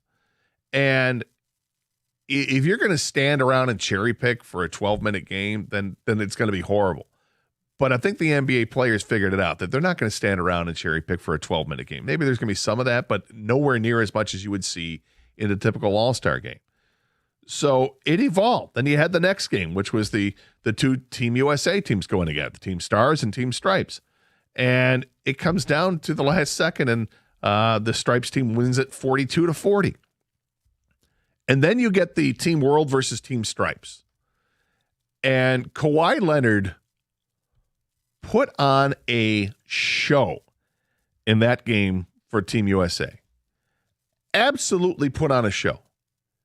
He knocked down 11 of 13 shots that he took. Took a bunch of threes, missed one. Took a bunch of twos, missed one. He ended up with 31 points in the game. And they needed all of them for Team Stripes from USA to beat Team World 48-45. He scored 31 points in 12 minutes. And a lot of it was contested. And a lot of it was his team like, hey, man, you're hot. You're on the heat. You're on a heater. We're going to let you go. And he knocked him down. And then it set up the final match, which was Team Stars versus Team Stripes. Both the USA teams going at it, again, like they did in the second round. And the Stripes team was done. The Magic had left Kawhi Leonard. They couldn't knock down any shots. Nobody else could knock down shots. And the Stars just took advantage of it and throttled Team Stripes 47-21. In the end, did I care about the games all that much? Not really, but I was entertained. I was entertained by the format. I thought it was good, and I think it sets it up for if they continue to use this format in the future, that this is a viable format that makes it competitive without being ultra competitive where you're worried about players, risking injury or whatnot, but it was still cool to see. And I thought they made it as competitive as they can be without going over the top with it. But I'm curious what you folks had to think about the All-Star Weekend. 248-539-9797. Typically, this is, time of year we come in, we talk about the All-Star game. Like, it sucked, and they got to figure something out, or, why even have it? It's non-competitive. All these games are terrible. It's only done for TV, yada, yada, yada. And all that is true. It's the same thing with every other All-Star game, whether it's, I can't believe the NFL is doing flag football for the Pro Bowl, but, the way they do that, it used to be so different with Major League Baseball All-Star game. Now that's kind of, gotten worse.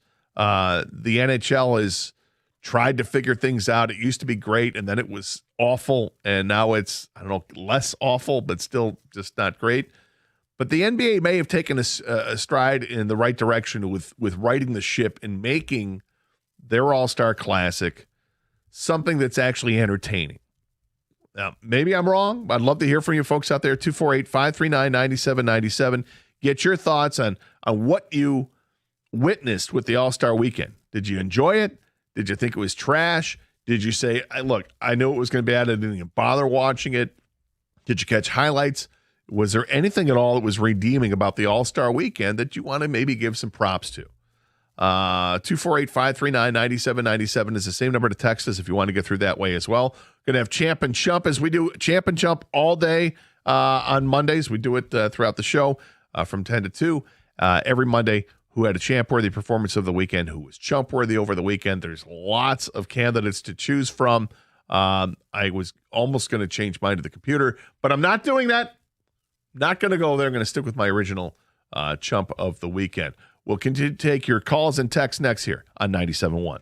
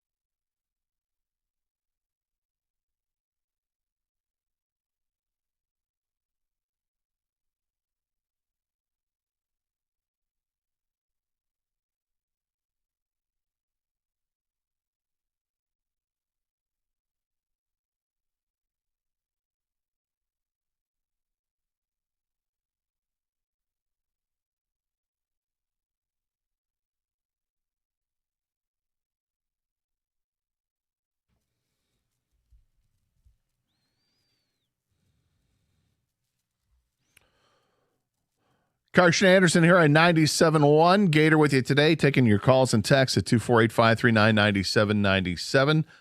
Doug and Kangley back on tomorrow's program. Getting your champ and chump votes in, and also talked about my little meltdown before the show because of computer issue, printing issue, saving a Word document issue, all types of issues. But wanted to hear some people if you've got some horror stories from the work computer and how you resolved those, really with destruction. If you got so fed up you just destroyed something. This was interesting. I didn't like my job or the computer. Therefore, when I left, I changed the language to all computers to German from Anonymous. Yeah, that would be interesting. I do not sprechen Sie Deutsch, so that would be difficult for me. My champ of the week are all the Pistons during the All-Star game festivities. They played a massive part in taking home that trophy. My chump is Michigan State basketball. We used to have standards in East Lansing, and it seems like those are just gone by the wayside. What a bad product on the floor night in and night out for this team. Well, as a Spartan, I would say that in response to that, I think they feel like differently about the team at different points in the season. I think it's a good Michigan State team, and I'm disappointed with how guys who were playing well at the beginning of the season aren't playing well right now. And I think with Tom Izzo teams, typically it's when they're good teams, they have the senior leadership. And the seniors on this team right now are the bigs. It's Carson Cooper and it's Jackson Kohler. Those are seniors, along with Trey Ford was a transfer who came in. But Trey Ford's not a huge part of the team, but the big guys are. And Cooper and Kohler were playing so well to start the season, and then they've been really sporadic since. And I guess specifically in the Michigan game, I think that's really where Michigan State fans start to sour on this team, because losing to the rival and the way that they lost to him was no good. But, Jackson Kohler was a huge part of this team with launching shots from beyond the arc and knocking them down with regularity and having an inside presence as well. Carson Cooper was grabbing every rebound that was there. And we haven't seen the consistency there. And Jeremy Fears, the point guard, statistically is looking better and better with all the assists he's got. He's always seems to be passing to the open man and gets the shot. But the way that he's playing the game is leaving a bad taste in people's mouths, myself included. I don't like watching somebody take a three-point shot, stick out the leg, hope they get the foul. I don't like hunting fouls at all. I don't like the mule kick to the schnutz from a player. I don't like the constant tripping and the dirty play. I really don't. I don't like it at all. And just because he's a Spartan doesn't mean that I'm like, yeah, that's our guy. I wish he would change the way he plays, because that's not a style of basketball, a brand of basketball that I want to sign up for. I can't stand it. I hated Grayson Allen because of that, the way that he played in college and continues to play that way in the pros. And the reason is because you're better than that. You've got all the talent. You don't need to be playing that style, that abrasive. Just go out and play basketball, man. You're fine. You got this. But with regards to the team, night in and night, I think this is a good basketball team still that Michigan State has. They're 20-5. I mean, they've already reached that 20-win mark. They're top 10 teams in the country at this point. Although I should probably look at the most recent rankings, because after that loss to Wisconsin, that was a horrible loss. There's no question. It was awful. It was seemingly non-competitive. And if you're going to judge the season off of that Wisconsin game or the Michigan game, I get it. And really, there's a bit of a pattern with Michigan State over the last 5 or 6 ball games that is not good, and I can understand that too. But if you've watched Michigan State play over the last 30 years since Tom Izzo took over, you also know that this team does get better. They as we get closer to March, they play better. Now, they don't always have a great tournament run. Doesn't always work that way. But they typically do have a tournament run that goes in beyond the Sweet 16. I don't know if this team is going to be like that this year. I think they have some things they have to overcome. They have to find somebody else that's going to step up being a shooter for this team, because unfortunately, as good as Jeremy Fears might be and running the offense, he's not a great shooter. He can knock down free throws.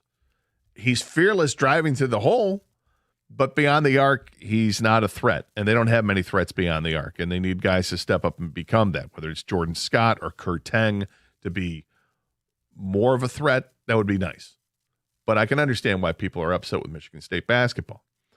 Champ and Chump. Champ, USA Hockey, great weekend of hockey. Chump is Tom Izzo for refusing to adapt to the portal in the offseason, resulting in poor shooting. As one said in Moneyball, adapt or die.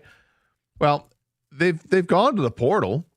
They may not have gotten the results that you want or that I want, or maybe you want them to go get better players in the portal, obviously. I think that Izzo will definitely adapt, I should say.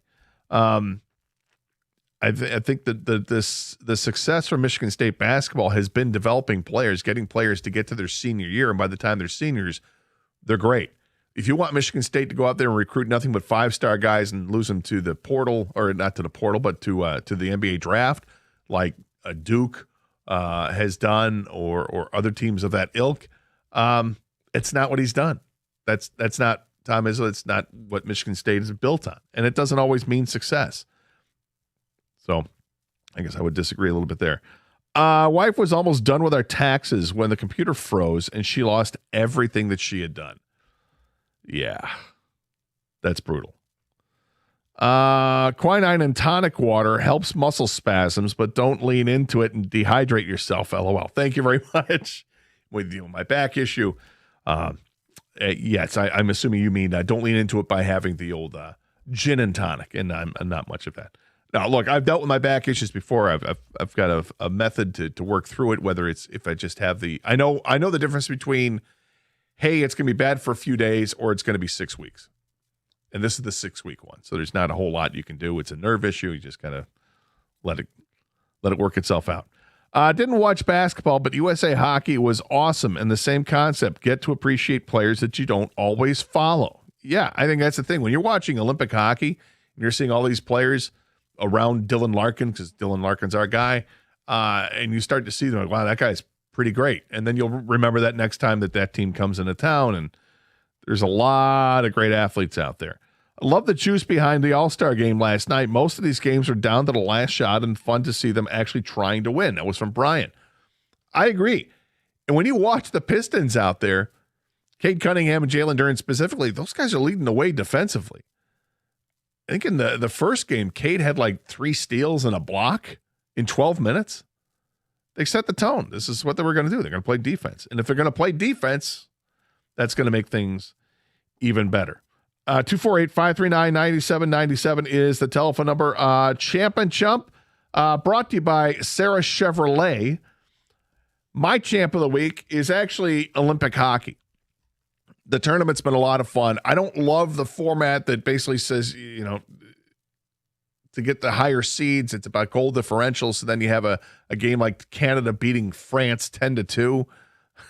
Don't really love to see that kind of lopsided game, but it is what it is. Canada is incredible. The talent on that team is sick, how much talent they have. Watching the Americans play, a lot of talent on the American roster as well. Look, it was a year ago that we had the Four Nations Cup. We saw Canada and the United States battle it out, get into those 3 brawls to start the game. Not likely to see that in the Olympics, although one of the Olympic players for Canada did get into a fight. That was interesting. But I really have enjoyed the hockey, even if I'm not watching Team USA or Team Canada play. These other nations are out there, and they're really, really giving an effort. And the jerseys, I think, are amazing for all of these teams. As far as my chump is concerned, I'm going to go with Mark Kennedy. You may ask yourself, Gator, who the hell is Mark Kennedy? Mark Kennedy is the Canadian curler who is accused of cheating Canada in a match with Sweden. And he's accused of double touching the stone past the line. And when he was accused of it by the Swedes, his reaction to it was expletive-laden, directed directly at the Swedish competitors. And when you look back at it, because they do have a video of him where when you see the rock leave his hand or the stone start to slide, he gives it a little extra push with his index finger when it's past the line, which is technically against the rules. But he's not giving up on that. He said, in fact, I'm not even going to go there. I've never even known to be a concern before. It's never come up in conversation. And if somebody says to you, hey, do you double touch all the time? I honestly, in that split second of a moment, I couldn't even tell you if I did or didn't. Well, he reacted as if he knew that he hadn't when clearly he had. So Mark Kennedy from Team Canada, the curler, my chump of the week. 248-539-9797. More of your calls and texts. So we continue here on 97.1.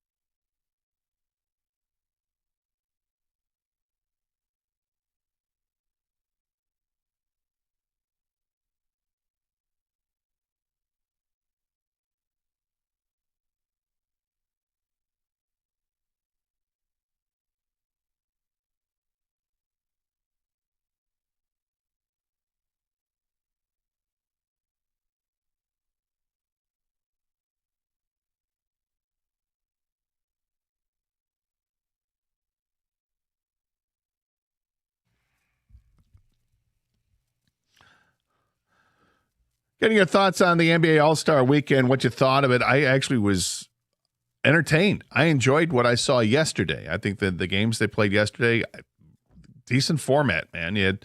Each game was just 12 minutes long. It was like a period of basketball. And I thought it worked well.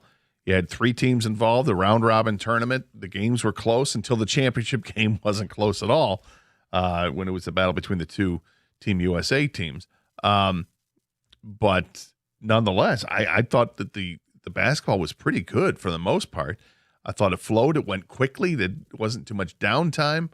And they were pretty competitive. Pistons set the tone.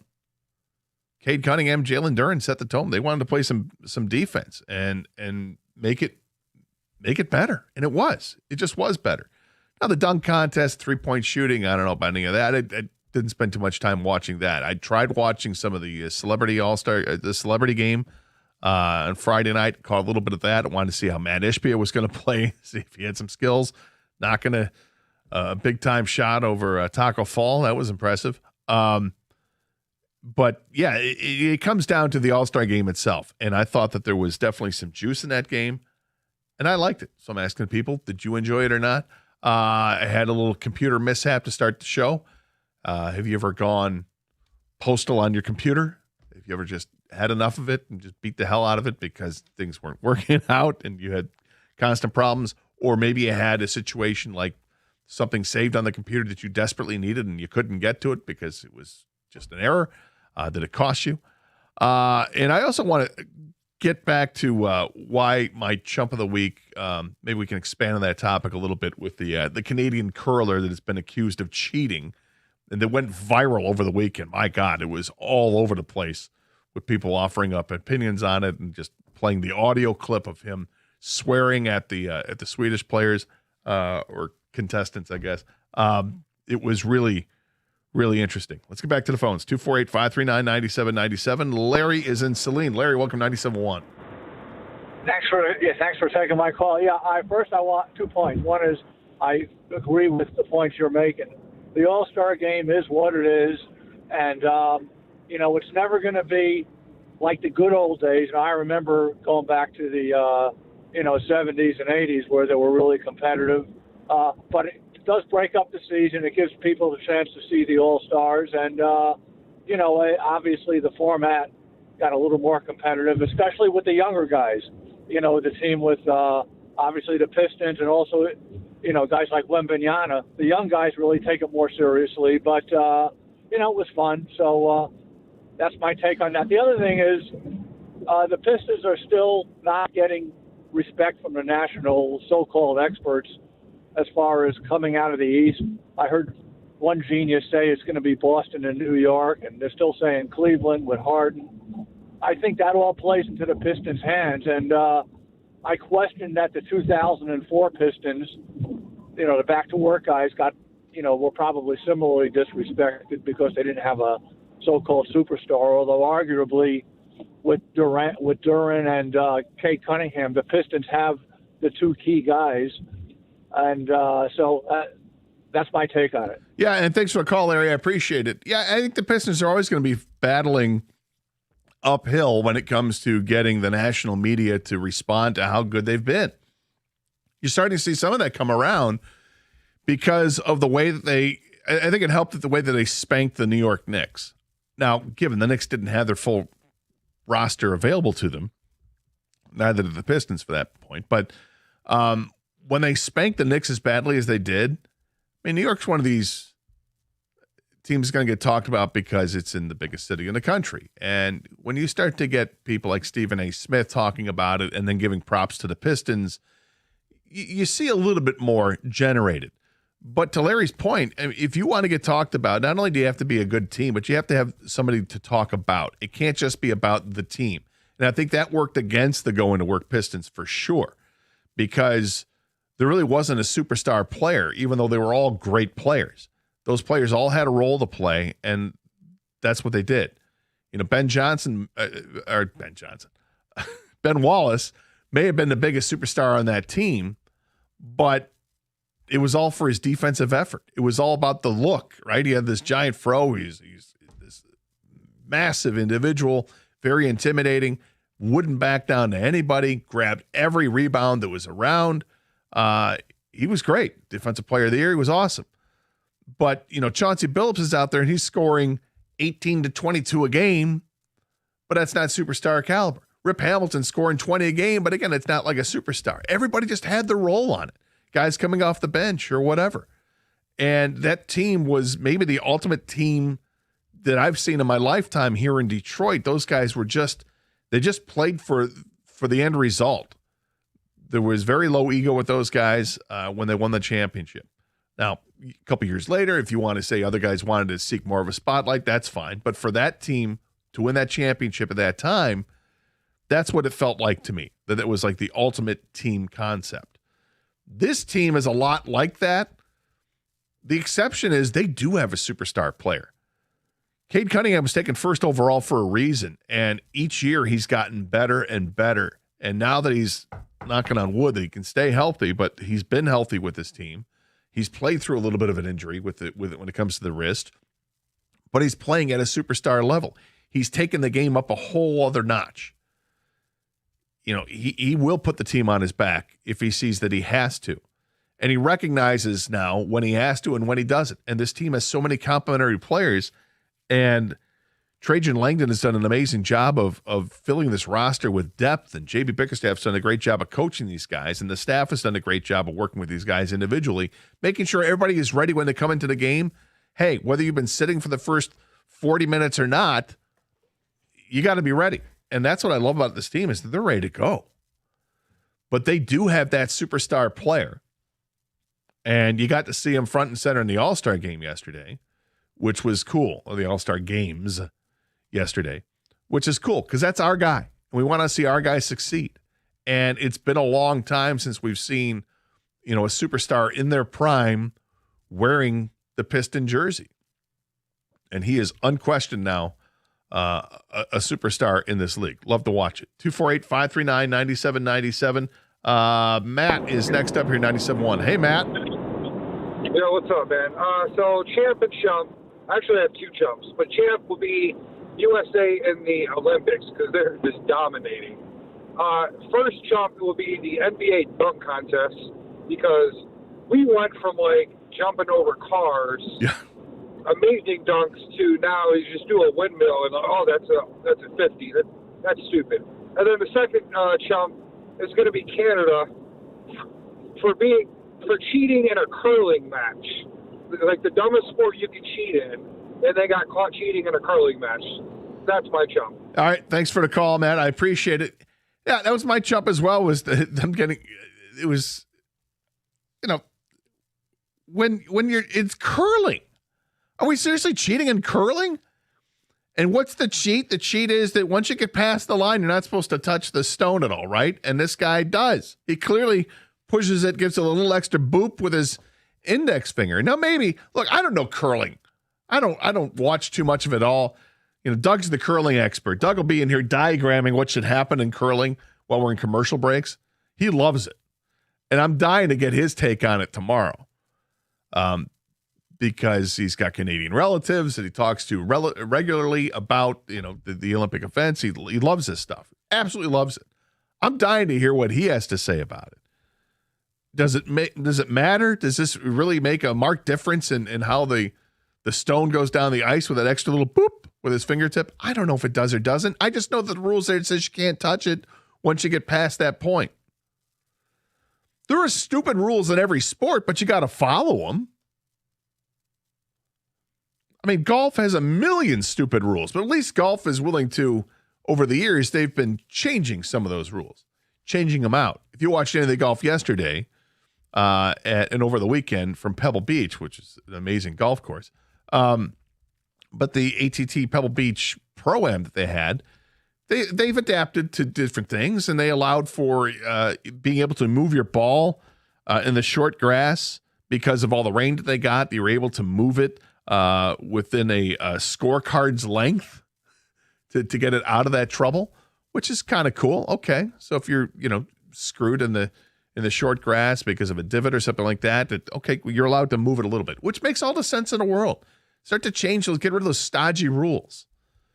Does it? In watching golf in the past, if you've played, that you're not. If you're in a sand trap, you're not allowed to ground your club. Right? You got to make sure that the club does not touch the sand before you actually make your swing. You can't have it sitting on in the sand and then take your backswing. You can't do that. Does that really give you an advantage? I don't know if it does or doesn't, but it's against the rules, so you can't do it. Just like in curling, you can't touch the stone once it passes that line. 248-539-9797 is the telephone number. I want to get more into that when it comes to the cheating aspect, not in curling necessarily, but cheating in any sport. Have you done it, and how did you do it? This is 97.1.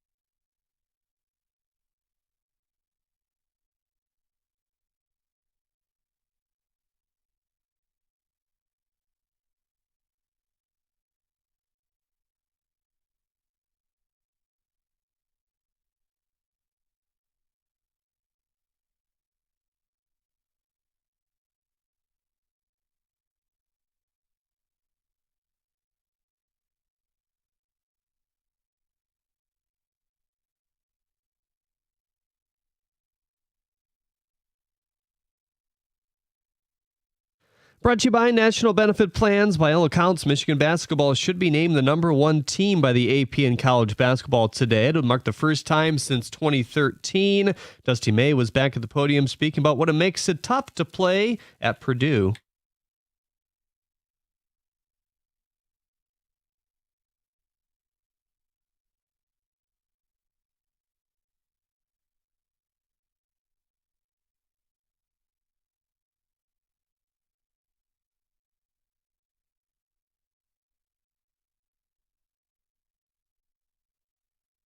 USA Women's Hockey leads Sweden right now in the semifinal game. Winner goes to the gold medal game on Wednesday. 1-0 late in the first period there. Red Sox outfielder Roman Anthony is officially replacing Corbin Carroll after he suffered a broken hand in the World Baseball Classic. Some speculated Riley Green may be a possible replacement candidate. Buster Olney listed Major League Baseball's top starting pitchers for 2026.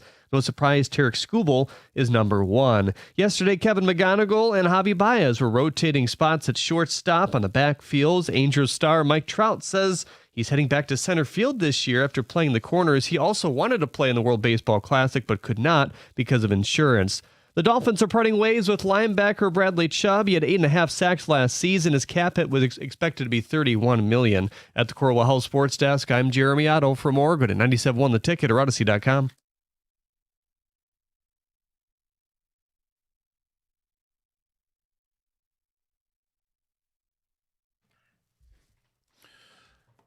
We will hear from Will Birchfield, the Birchie kid, who was in Lakeland last week, back in town. I want to get his final thoughts on what was going on in the couple days he was down there at spring training. We'll talk to him coming up at 11:30. Meantime, we've got open lines at 248-539-9797, talking about the All-Star Weekend in the NBA. That was pretty cool. We got Champ and Chump going on.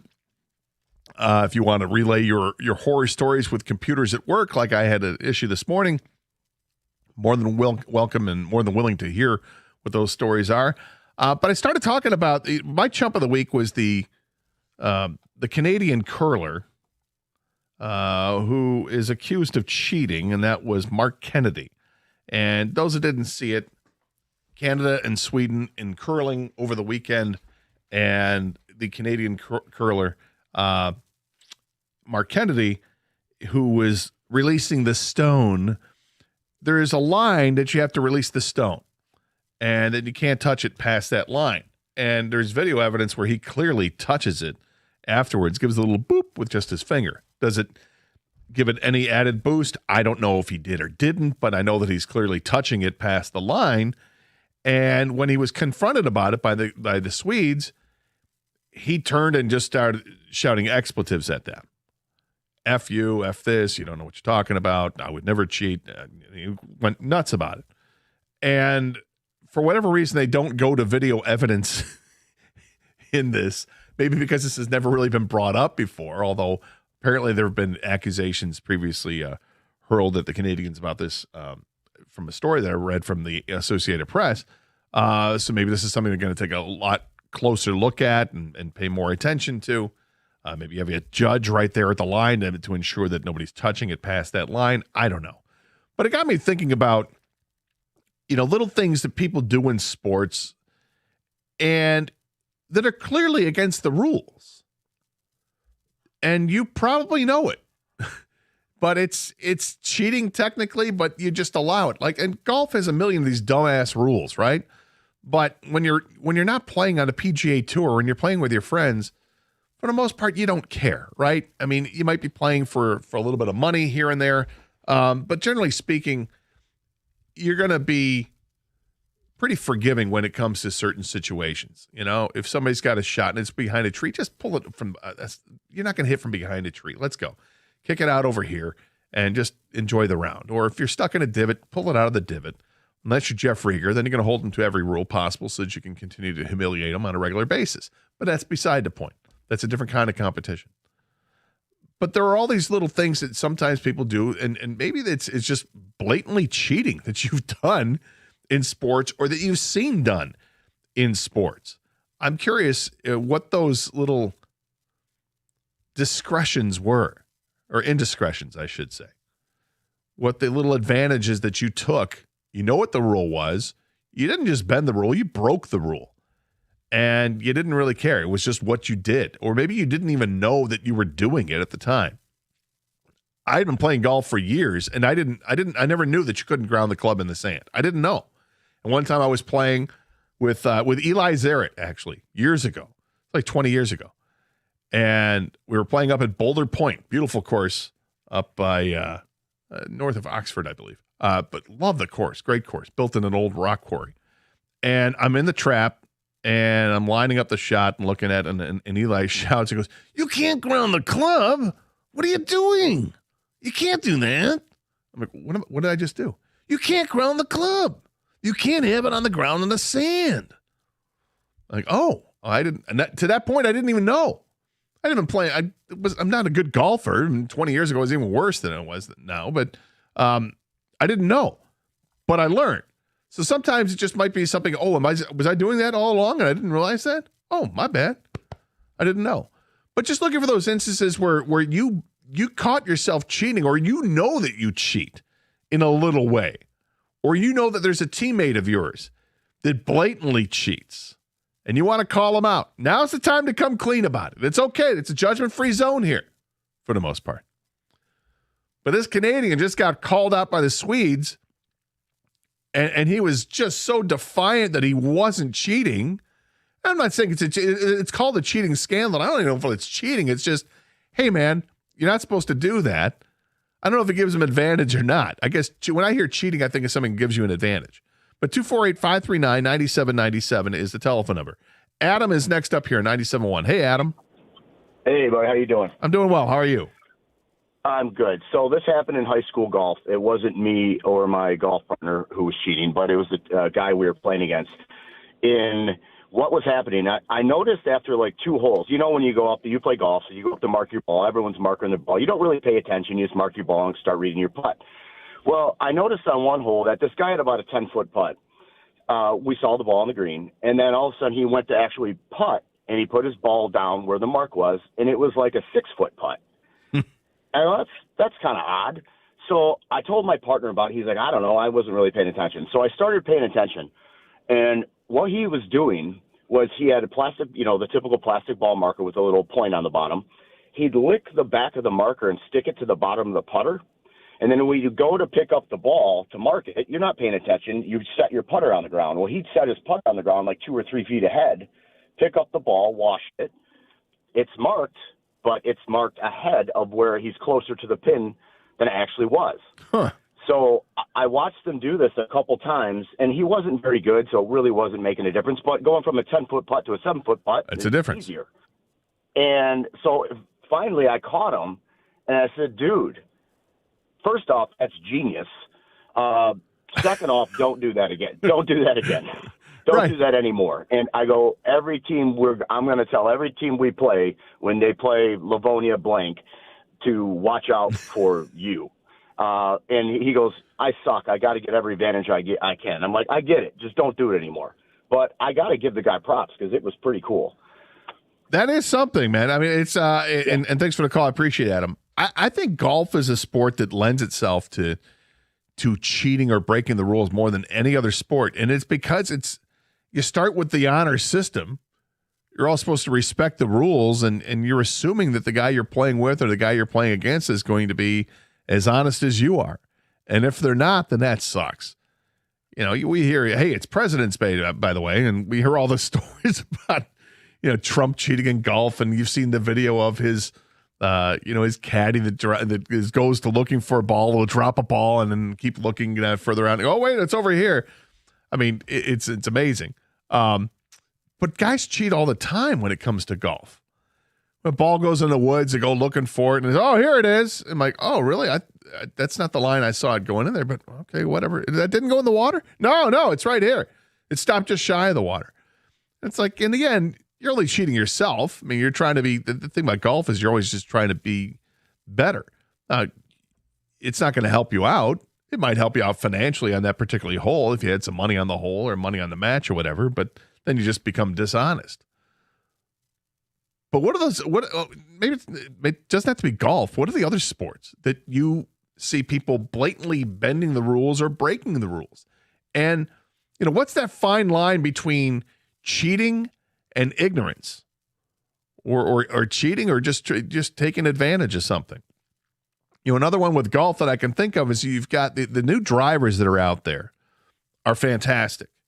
And they're made, they usually come with a wrench or a screwdriver wrench type thing, tool, I guess is the best way to put it, where you can adjust the loft, you can adjust the bounce, you can adjust all these different kind of angles with the driver with this tool, based on how you hit the ball. If you hit the ball, if you tend to slice it more, you can adjust the driver so it'll correct the slice. If you pull it more, you can adjust it so you can push it to the right a little bit more if you're a right-handed golfer. Whatever it is, this tool is amazing. But the rule is that once you've adjusted the club, that the club has to stay that way the rest of the round, that you can't keep changing it. So, it's an easy way to cheat if I guess people wanted to do it without getting caught, is to just work on the driver if they're out looking to, for a shot in the woods or something like that, and make the adjustment because they know the next hole is going to be going right to left instead of left to right. It'd be better if they were to draw the ball as opposed to slice the ball. But that's just another way to look at it. 248-539-9797 is the telephone number. We know about baseball, the spitballs and all that, and people using substances to just kind of gain any kind of advantage. The people with the, they check the hands of the pitchers when they get done pitching. You've got pine tar with the bats and cork bats and all that. All types of way that people cheat. Did you ever cheat? And do you even, if you've heard this, if you followed this story at all in the Olympics with the Canadian curler, do you even look at that as cheating? Or is it just, hey, man, you have to adjust this because you can't do that? Do you think it's an honest mistake, or do you think this is just blatant cheating? 248-539-9797. This is 97.1. Whether it's a new roof, windows, or siding, these are big decisions for your home. And when it's time, you want a company that you can actually trust. And for over 30 years, Michigan homeowners have counted on Shaner Roofing. And now they're bringing that same 5-star service to windows and siding. And here's what sets them apart. Shaner is a local family-owned company, and they treat every customer like family. Every roof they install comes with a lifetime transferable warranty, and they've earned a 4.9-star Google rating from thousands of happy homeowners. And that kind of reputation, it isn't bought. It's earned through decades of doing the job right. So if you're in the market for a new roof, new windows, or siding, you owe it to yourself to get a quote from Shaner. Go to mymichiganroof.com. That's mymichiganroof.com. Shaner Roofing, windows, and siding. Michigan's name you can trust.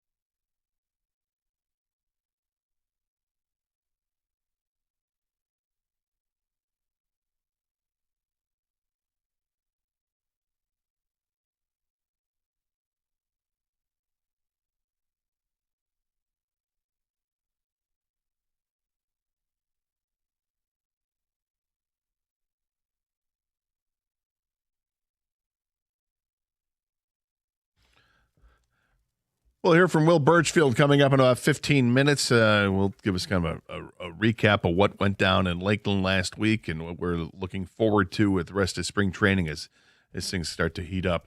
From here on forth with rosters, everybody showing up down in Lakeland ready to compete. We actually have baseball. I believe it's next Friday.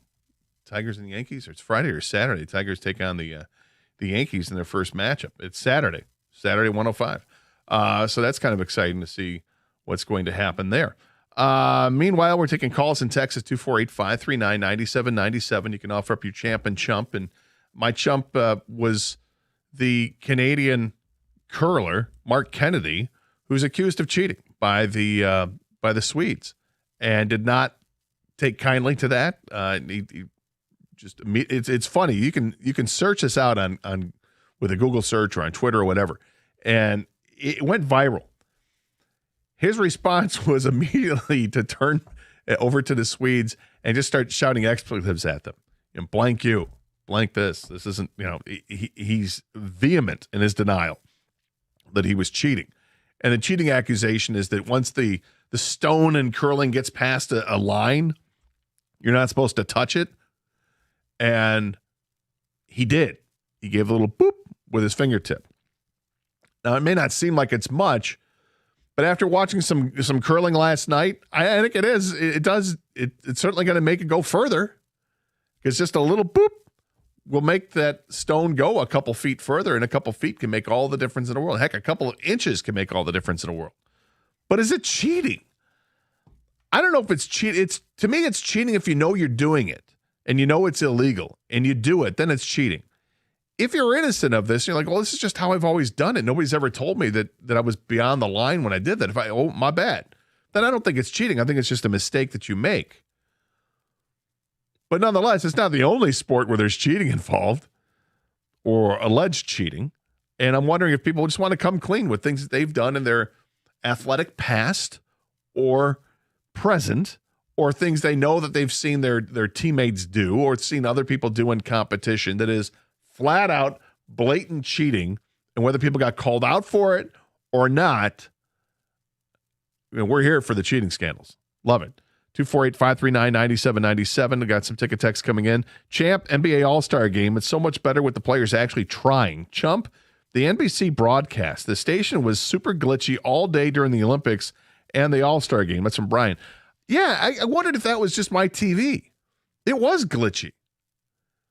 Particularly when it was during everything, but I noticed it more with the All-Star Game. But yeah, now to come to think of it, it was during the Olympic coverage as well. Just kind of freezing up for half a second with the video, and then would come back. It was really annoying. My champ of the week, Anthony Kim. Now, if you or anyone you know has battled substance abuse and depression, you'd understand how big of a comeback this was. He was ready to take his own life, and on Sunday, he went ahead and went head-to-head and beat two of the best golfers in the world. Yes, Anthony Kim won on the LIV Tour, and it's been a minute since he has played competitive golf. He's got his act together, and he was able to win it. And if you saw the highlights of the celebration, you can understand that, and it's a great story. Unfortunately, it happens in LIV golf, but nonetheless, it's a big win for him. And when you're beating guys like John Rahm and Bryson DeChambeau and all that, it's pretty cool. Chump, the NBA All-Star Weekend. That's from Chuck. Well, I guess, Chuck, I would say, did you watch it? Because the games yesterday were actually kind of fun, kind of competitive.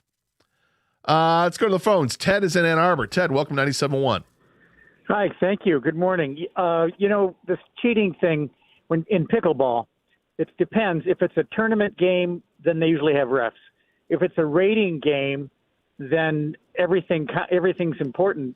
And if it's just for fun, there are some people that just consistently call stuff wrong. Like if they get a point if the ball's out, they'll if it's close, they'll call it out. So that happens all the time. People get really, even for when they play for so-called fun, they get sort of geeked up, and every point becomes important to the point where they call stuff bad. Now, most of the people, though, in fairness, say if it's too close to call, then they'll call it in. Yeah. So, but it gets, you can tell some of these guys, they're the same people. I say guys, but the same people that want to hit the ball hard enough to leave a tattoo on your face. Those are that same group that really gets into it. Little too competitive. Yeah, I would say if it's a tournament, that's different, right? Or if it's a rating game where you get rated, that's different. That's when the calls become even more important, and that's when you got to trust the people you're playing with even more. Well, I'll trust you on that, Ted. Thanks for the call. I've never played pickleball. I don't know. I guess I imagine anything when you get more competitive, if you're going to join a league and the league actually has a championship, if there's money involved or prestige involved, trophies and hardware, whatever, then the more on the line, the more serious people are going to take it. I guess I always thought of pickleball as just it's a way for people of all ages to get exercise, and you can have somebody who's an octogenarian out there playing against his grandson, and it works. They both get a workout in, and it's not something that's going to kill you out there because it's not as fast as tennis or racquetball or anything like that, any other racket sports. But I suppose that anybody can accelerate the sport if they're going to play harder and harder. Does it lend to cheating? That kind of sucks though. It's like when you play pickup basketball and somebody's always calling a foul. But that's no fun. But it's also no fun when you got somebody who's just hacking away out on the court as if you're playing for something. We're just playing hoops, man. I just want to stay on the court here for the 10 minutes. Play the next game. Brendan is in Southgate. Welcome to 97.1. Hey, Brendan. How's it going, guys? Good. How are you? Good. Not too bad. I was calling in. Have you guys talked about the fact that the Canadian women's curling team was caught doing the same thing or accused of doing the same thing? No, I didn't notice that. Yeah, so that tells me that I would imagine for those smaller sports, a lot of those teams probably practice in the same facilities, maybe some of the same coaches. So when I start to see that the teams are caught doing pretty much the exact same or called on the same infraction, it tells me that it's probably something that they're practicing. Do you think? What's your opinion there? Well, I was going to ask you because I don't really care too much about the curling, but do you consider that do you think they're actually cheating, or do you think that they're just ignorant about this whole thing and like, oh wait, until they're called out on it? I didn't realize I was making a mistake here. Or do you think it's actually cheating, like they know exactly what they're doing? I would imagine that they would probably have a pretty good idea as to what they're doing. I would imagine when they're doing maybe some smaller events or practicing that they probably don't have slow motion cameras on them, and they think that they're getting it over on somebody, because if nobody else is doing it, I would imagine they should have somebody similar to the Lions where they go have someone that knows the rule book to say, okay, well, we're practicing a play here, practicing a motion that isn't going to be legal, or do we find some a workaround and for them both to get called on, and they had pretty similar reactions. I don't know if you saw it. They both turned into you saw the Canadian men, but I saw the guy who just started swearing at him. Yeah. Did they do swearing with the women, but it was also an argument with the other team. They said, "Hey, we see what you're doing here." So did anything come of that? Like, did they stop the match and say, "Okay, you're deducted a point" or anything like that, or moving forward? Have they still do it? I believe they lost a stone. Okay. I'm not a big curling guy, but I believe one of the stone was, they said, okay, well, that one's out. They kicked it out, and they were pretty upset about it. It's amazing that this happens in curling. Thanks for the call, Brendan. I appreciate it, because when it happens at the highest level, like the Olympics, where nobody cares about it until the Olympics come around every 4 years and everybody gets involved. And we joked on Friday's show, like, hey, what do you become an expert on? Because you start watching some sport in the Olympics you've never seen before. And your curling is one of those. Doug is, without a doubt, the station's expert on curling. So I'm dying to hear what he has to say about it tomorrow when he comes back. But because this has been a controversy, and now, as Brendan says, it's not just the men, it's the women as well, my guess is that there's going to be some rule changes, or that there'll be a judge that's affixed at that line. If it's the same infraction, it's the same thing about touching, past that line. Seems like a pretty cut and dry rule. It's like, it's a boundary. It seems easy. Every sport has its boundaries. In baseball, you got the baselines. You've got the fences. In football, you got the sidelines and you got the end zones.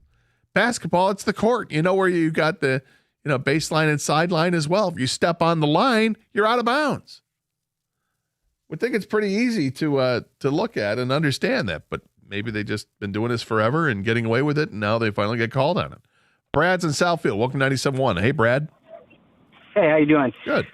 So while I want the U.S. to win as many medals as possible, I think what you just said is the truth. I mean, it's either a rule or it's not a rule. If they touched it at all, whether it had an effect or not, whether they knew it was wrong, it's a rule. So if that's the rule, it shouldn't count. And, the other caller, I think, made a good point when you think back on the Lions and Skipper on that play not calling in as an active receiver. Whether him calling in would have had any effect or not, the fact that they were ignorant and somebody screwed up, whether it was coaching or players not realizing he had to call in as an active receiver on that play, the rule's a rule. And the Lions, unfortunately, it was, we didn't get the touchdown because of that. I don't see why it should be different in the Olympics. This is the highest standard, and that's the rule. It just shouldn't count. I don't know what other argument there really is. Yeah, I'm with you on that, Brad, and thanks for the call. I think that the issue is that they don't have cameras there on that line looking for this to ensure that everything's on the up and up. I'm guessing that that's going to change. I don't even know if curling's done in the Olympics after today or not, or if it was done last. I don't know. I haven't looked at the curling schedule, but I'm guessing that for the next World Championships or everything competitive with curling from here on out, you're going to see this addressed. If this is widespread or not, I don't know if it's cheating or if it's just ignorance of the rules or what, but I'm guessing that there's going to be a change. Ed is in Pinckney. Welcome to 97.1. Hey, Ed. Hey, Gator. How are you doing? Good. Good. Hey, enjoy your program. Thank you. I have a Mickey Lolich story for you. All right. Mickey Lolich was at a fantasy camp back in the 80s, and John Grubb and Mickey Lolich were our coaches. And halfway through the camp, he was at poolside, and he was telling us a story regarding what he did. And he said he'll never do it again. He made a little bit of a concoction, he said, and he slid his glove open a little bit and put some of that in his glove. And he was using that, and the only time he did it was this time. So he was pitching against the Baltimore Orioles, and Earl Weaver was at his usual pesky self, and he was complaining to the umpires that something was not right with the ball. And he complained all through the game. Finally, he got the umpires to go out there to do an check it out. Yeah, Mickey Lolich. Yeah.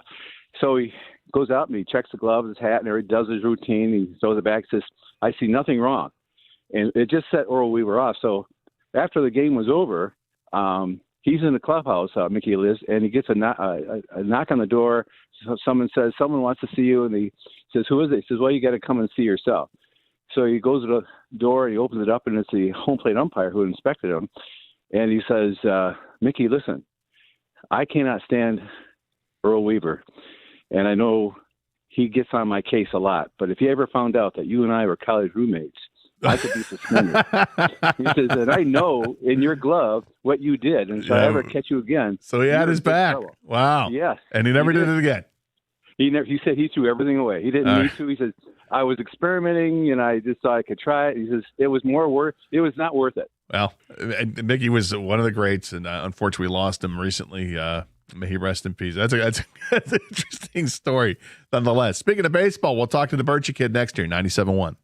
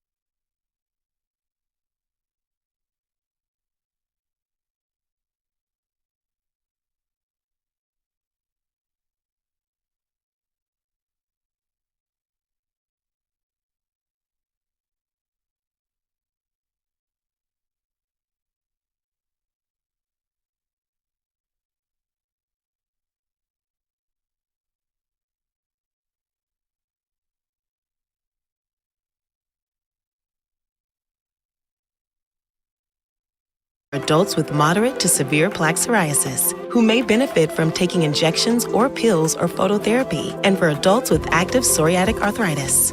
Serious allergic reactions and increased risk of infections and liver problems may occur. Before treatment, your doctor should check you for infections and tuberculosis. Tell your doctor if you have an infection, flu-like symptoms, or if you need a vaccine.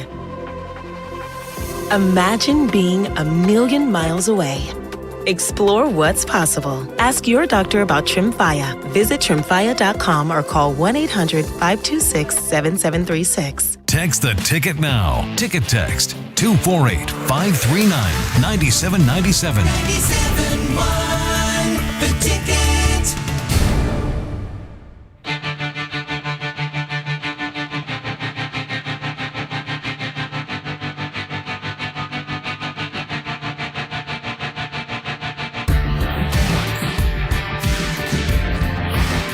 Welcome back to the Karsch and Anderson program here on 97.1. Gator with you today. Doug will be back on tomorrow's show. And let's bring in the Birchie kid down. You were in Lakeland last week enjoying spring training, Birch, and I know that you had a good time. Let's get it out of the way. Pub subs, how many did you throw down? Well, yeah, I hit 10 by the end. I was pretty proud of that output over the course of like 3.5 days. I can run down the menu for you if you want. I mean, just real quick, what was the best one? The hot honey chicken tender was phenomenal. I mean, I would have had that 10 times over. Well, that's good to hear. I'm sure that other members of the media share your love of the pub sub. Was there anybody that was really loving the pub sub or seemed to be jealous that you were consuming it on a somewhat hourly basis? Well, what shocked me is that Wojo, who is a Florida man himself, wasn't even aware of the pub sub. So I took it upon myself to introduce him to the majesty of it. And I believe, if I had to guess, he's probably housing a couple right now down there in Lakeland. Nice. Well, now that you're back, you've had a little time to digest, literally and figuratively, what went on down in Lakeland. What came out of the week that you were there? What do you think the biggest thing to come out of the week was?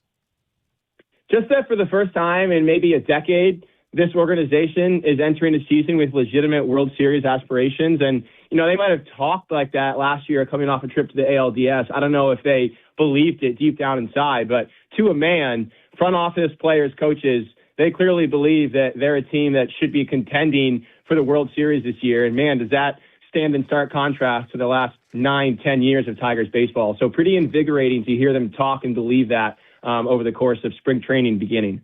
Yeah, obviously the big news with the changes to the pitching staff, and it's almost amazing of what happened and how that can change a narrative overnight when you get a signing like Framber Valdez, and then you hear the Reese Olson news and Justin Verlander being signed and all that. You were there for a couple days after that. What was the mood of the players walking around among the royalty that is now this rotation? Yeah, definitely some disbelief, definitely some shock. You know, like I think Jake Miller probably put it best. He's a 24-year-old left-hander who has not pitched beyond Double-A. And after a change in his locker in the clubhouse, he wound up sandwiched between the entire starting rotation. So Verlander, Skubal, Mize, Flaherty, and Valdez. And he was like, dude, I you know, it's taken me some time to even approach these guys. Like, you know, especially Verlander and Skubal, these are icons in the game. When he first got that locker assignment, the first thing he did was call his dad back home and be like, you're not going to believe who I'm sitting next to now in the Tigers clubhouse. And, you know, he said he was beginning to work up the nerve to approach those guys, but was mostly letting them go about their business. It was funny. Skubal was like, you know, it's on us to make him feel comfortable. So I've been trying to bring him a banana here and there, bring him a water here and there. And when I asked Jake Miller about that, he was like, dude, I should be the one getting them waters. Like, right. You know, that should be my role down here. But I think he kind of represents some of the awe, in all honesty, even among the younger established major leaguers, that the roster looks the way it does now. Saturday, they'll have the first game of the preseason that comes against the New York Yankees. So it comes up fast here, which is always really kind of cool about spring training, is these guys are literally just working out for a few days and boom, they got a game. You know, it's still a long ways to go here before the season starts, but what do you think are going to be the biggest position battles on this team? I'm really intrigued to see what happens, honestly, with Troy Melton. And I know the rotation is probably set, but that was a guy that I think we all assumed was going to play a pretty important starting role for this team this season. And he still might be on the roster. I just wonder in what role. And I wonder if the Tigers decide that he's better off from a developmental perspective pitching more innings in AAA. So if his arm is just so electric this spring that they decide they have to keep him in some sort of swing relief role or sixth starter role, that would be great. So I do find myself paying a particular attention to his development. And then, what does Kevin McGonigal look like at shortstop over the next 6 weeks? I think the Tigers are pretty committed to the 13 position players they have on their roster now. But if he proves defensively that he is capable of being a big league player this year, he might force them into a decision there.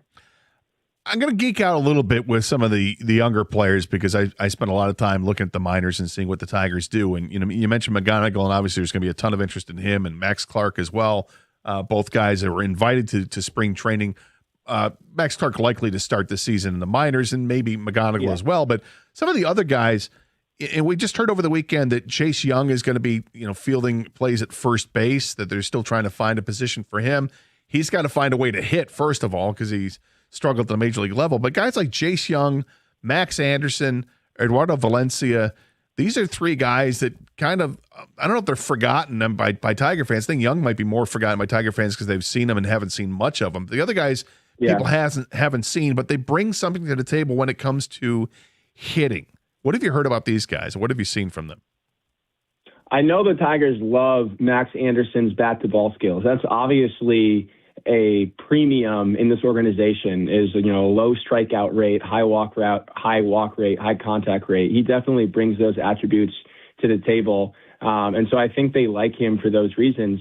It's hard to find a pathway to the roster for those guys, obviously in the immediate and maybe even in the longer term. I mean, I think the Tigers view Colt Keith as likely their opening day and possibly everyday third baseman. And if Kevin McGonigal arrives as quickly as he does, he could become your everyday shortstop. Gleyber Torres is for now the second baseman, and maybe that's where Max Anderson slots in long-term moving forward. And then at catcher, there's a bit of a glut there. I mean, obviously Dylan Dingler is an established player now. He's coming off a Gold Glove season, and he hit consistently all year long. And so you wonder if Briseño or Lorenzo or others possibly slot in as first baseman long-term. But, of course, that's where Torkelson fits. So it's a reminder of how much depth the Tigers have accrued over the past couple of years with Scott Harris adding young talent to this organization. Because Javi Baez was such a revelation playing center field last year, mostly in the first half of the season. I mean, he looked like a Gold Glover out there. He was fantastic. Does that add pressure to Parker Meadows to get something done, or is this just a big camp for Parker Meadows in general because he's got to show he can hit to belong? I think it's a big season for Parker Meadows, and I think the pressure is less about Baez and less about even Matt Vierling being healthy than it is about Max Clark knocking on the door of the majors. And I agree. I fully expect Clark to start the year in the minors, likely AAA. But if Meadows doesn't get off to a good start or, God forbid, a healthy start, at least outside, that is going to ratchet up the noise for Max Clark to get a look in the majors if he does start well. And it's crazy. Parker Meadows is only 26 years old. And when I was talking to him down there and asking him about Max Clark, he was referring to him as, a great kid. And I was like, hold on, Parker. You're a kid yourself, man. Like, you're only 26 years old, but it's a reminder of how wide the gap is in the majors in 5 years, especially at those ages. Like at age 26, you could make the case that Parker Meadows this year is playing for his place in the Tigers' future. And Max Clark at 21 has his entire career in front of him. So the biggest thing that Meadows has to do is simply stay healthy. And he said, he started his off-season regimen earlier than ever this year. He told me his arm feels the best that it's ever felt. I guess that means that his arm is in the best shape of his life. But he knows that the onus is on him to play 150-plus games this year. And if he does that, you feel like the talent should take care of the rest. The Tigers, in theory, could have added a veteran center fielder this year as sort of a stopgap until Clark arrived, and they didn't. And Meadows thought that was an expression of their faith in him. He said, I trust them. They trust me. I'm going to show them this year what a true center fielder looks like again. And if he can do that and Clark arrives in 2027, boy, what a dynamic duo that could be defensively in the outfield. Clark, I think now could play for this team and lift this team defensively. I think it's offensively kind of the opposite of McGonigal, where his bat needs to catch up to his glove. But all to say, a lot at stake this year for Parker Meadows, and I do think he's aware of it. I have this sneaking suspicion, Will, that I don't think Scott Harris is done juggling with this roster before they break from spring training and head north for the regular season. I think there's a move to be made. Do you think that they could make a move, or is this just this is the roster they've got? They're going to just go from within here. I think they feel pretty confident in this being the roster they'll enter opening day with, just because, like I said before, you can probably already pencil in their 13 position players, and I think they like what all of those guys bring, especially from a versatility, flexibility standpoint. And I don't think they would add another position player only because it would displace one of those guys that they feel confident bringing into the season. I wouldn't rule it out, but I think they wanted to ensure they had as much depth as they could possibly need on the pitching staff, and clearly they have fortified it there. I'm not going to say never, but I'd be surprised at this point if they add another bat that would seriously challenge for a spot on this roster. I think it was, I believe, saw it over the weekend, the Riley Green stuff that you talked to Riley Green specifically about trying to cut down strikeouts, and his comment about trying to always hit 5,000 home runs or whatever it is. Talk about Riley Green and the changes he's going to have to make, and has he already started to make those changes in his swing when the season ended? Yeah, he was really honest when he met with the media on Saturday morning down there in Lakeland. Reflective, forthright, open. He acknowledged that at times last year his eyes got a little bit big in the box, and his confidence in a lot of ways actually worked against him. It got the best of him because he began believing that he could hit everything for a home run. Those were his words. In fact, at one point he called his personal hitting coach at some point last season and told him that, I feel like I can hit everything for a home run. And he said that it showed. I was swinging at everything trying to hit a home run. And so they worked this offseason, he and his hitting coach, more on Green's mental approach, being okay with picking and choosing your spots to unload with a power swing, and understanding that if there's a man on second and there's 2 outs and I'm in a 1-2 count, maybe I can choke up here instead of, as he said, trying to hit a 5,000-foot home run. And I agree. I think Green's long sort of looping swing makes him especially susceptible to those high velo, high spin relievers that he tends to see in high leverage spots. And the statistics bear that out in pretty glaring fashion. Like last year, I'm looking at these numbers right now, in high leverage spots, Green hit 185 with an OPS of about 630. He struck out in 40% of those plate appearances. And those numbers are almost identical for what Baseball Reference considers late and close situations. And so in those spots, he hit 128. And again, a strikeout rate that was just like galling in how high it was. And so I think he did some self-reflection this year and realized that, maybe especially in those spots, I can, as he said, choke up a bit, shorten the swing, and just try to have more competitive at-bats. Like, he had an incredible year. It was a prolific year. He was top 5 in the AL in homers and ribbies, but it wasn't his most valuable season offensively from a WAR perspective and just from a consistency standpoint. And nothing captured that more than A.J. Hinch pitch hitting for Riley Green in a key spot in the playoffs. Like, that said all you need to know about the Tigers' belief or comfort in him against those high-octane relievers in high-leverage spots. And I would imagine that Green took that to heart, and he is going to make some concerted changes, not to his swing per se, but to his approach. And I love what A.J. Hinch said. He was asked after Green kind of admitted all of that, if those adjustments can be enough to unlock the complete hitter the Tigers see in him. And A.J. said, I just hope it's enough for him to be an all-star for the 3rd straight year. As if to say, keep in this perspective. guy's pretty darn good. Like, for a 25-year-old, I believe. Yeah, he's 25. He turned 25 in September. His resume is one that most hitters his age would absolutely kill for. But there is a higher ceiling, and I think he can access it by establishing a higher floor. He can do that by just cutting down on some of those non-competitive at-bats. Great stuff. Thanks, Birchie. I appreciate it. You got it. Talk to you soon. All right. Will Birchfield, 971theticket.com. Read his stuff there. Follow him on Twitter as well as the Birchie Kid. You'll see some great stuff that he had spring training last week, and obviously covering all the sports here at 97.1. We truly appreciate it. More of your calls and texts as we continue on 97.1. Looking for a brand new Chevy with a payment that actually fits your budget? Well, head on over to Sarah Chevrolet of Southfield, where the deals are rolling in right now. You can get behind the wheel of the all-new 2026 Equinox EV LT for just $199 a month and only $999 down. If you want even more options, how about the 2026 Equinox LT or the 2026 Trax LT? That can be yours for just $249 a month and $999 down. That's cutting-edge technology, bold design, and Chevy dependability, all at payments that make sense.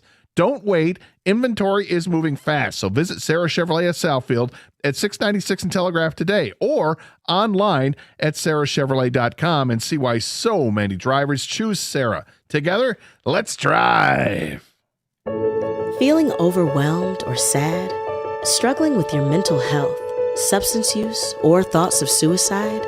Turn to Michigan's 988 Suicide and Crisis Lifeline. Call, text, or chat 988 for free confidential support 24/7. Dial 988 or learn more at michigan.gov/988. Sponsored by the Michigan Department of Health and Human Services and the Michigan Association of Broadcasters. Michigan's winter forecast is snow, snow, and more snow. And for a little variety, ice.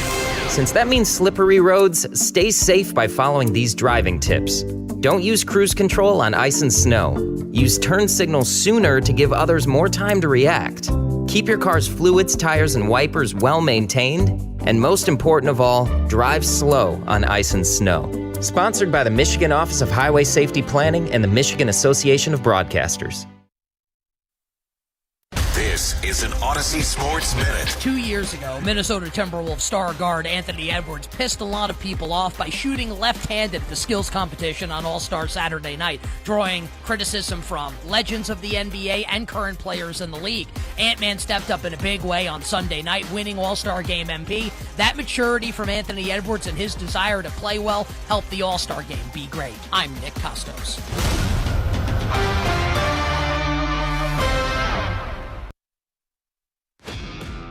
This is the story of the one. As the purchasing manager at a manufacturing plant, she knows the only thing more important than having the right safety gear is having it there when you need it. That's why she partners with Grainger for auto reordering, so her team members can count on her to have cut-resistant gloves on hand, and each shift can run safely and efficiently. Call 1-800-GRAINGER, click Grainger.com, or just stop by. Grainger, for the ones who get it done. DQ presents the Spicy Menu. For a limited time, try the new Flamethrower Chicken Strip Basket for $6.99 with spicy, bold strips that heat you up. Served with a side of famous DQ soft serve as a dip to cool you down. That's right, dip those spicy chicken strips right into soft serve. Plus fries and toast, all for just $6.99. And add a new pineapple lemonade sparkler or cooler made with tahini.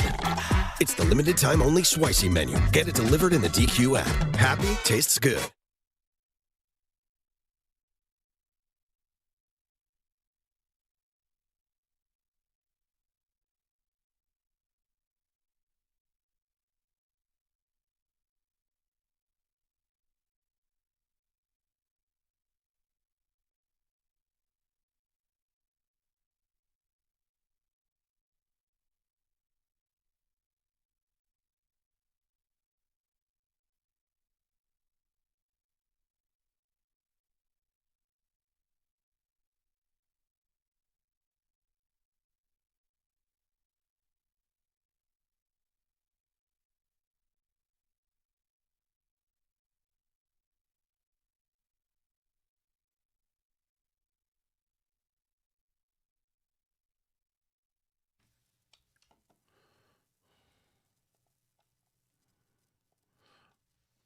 Welcome back to the Carson Anderson program here on 97.1. Taking your calls and texts at 248-539-9797.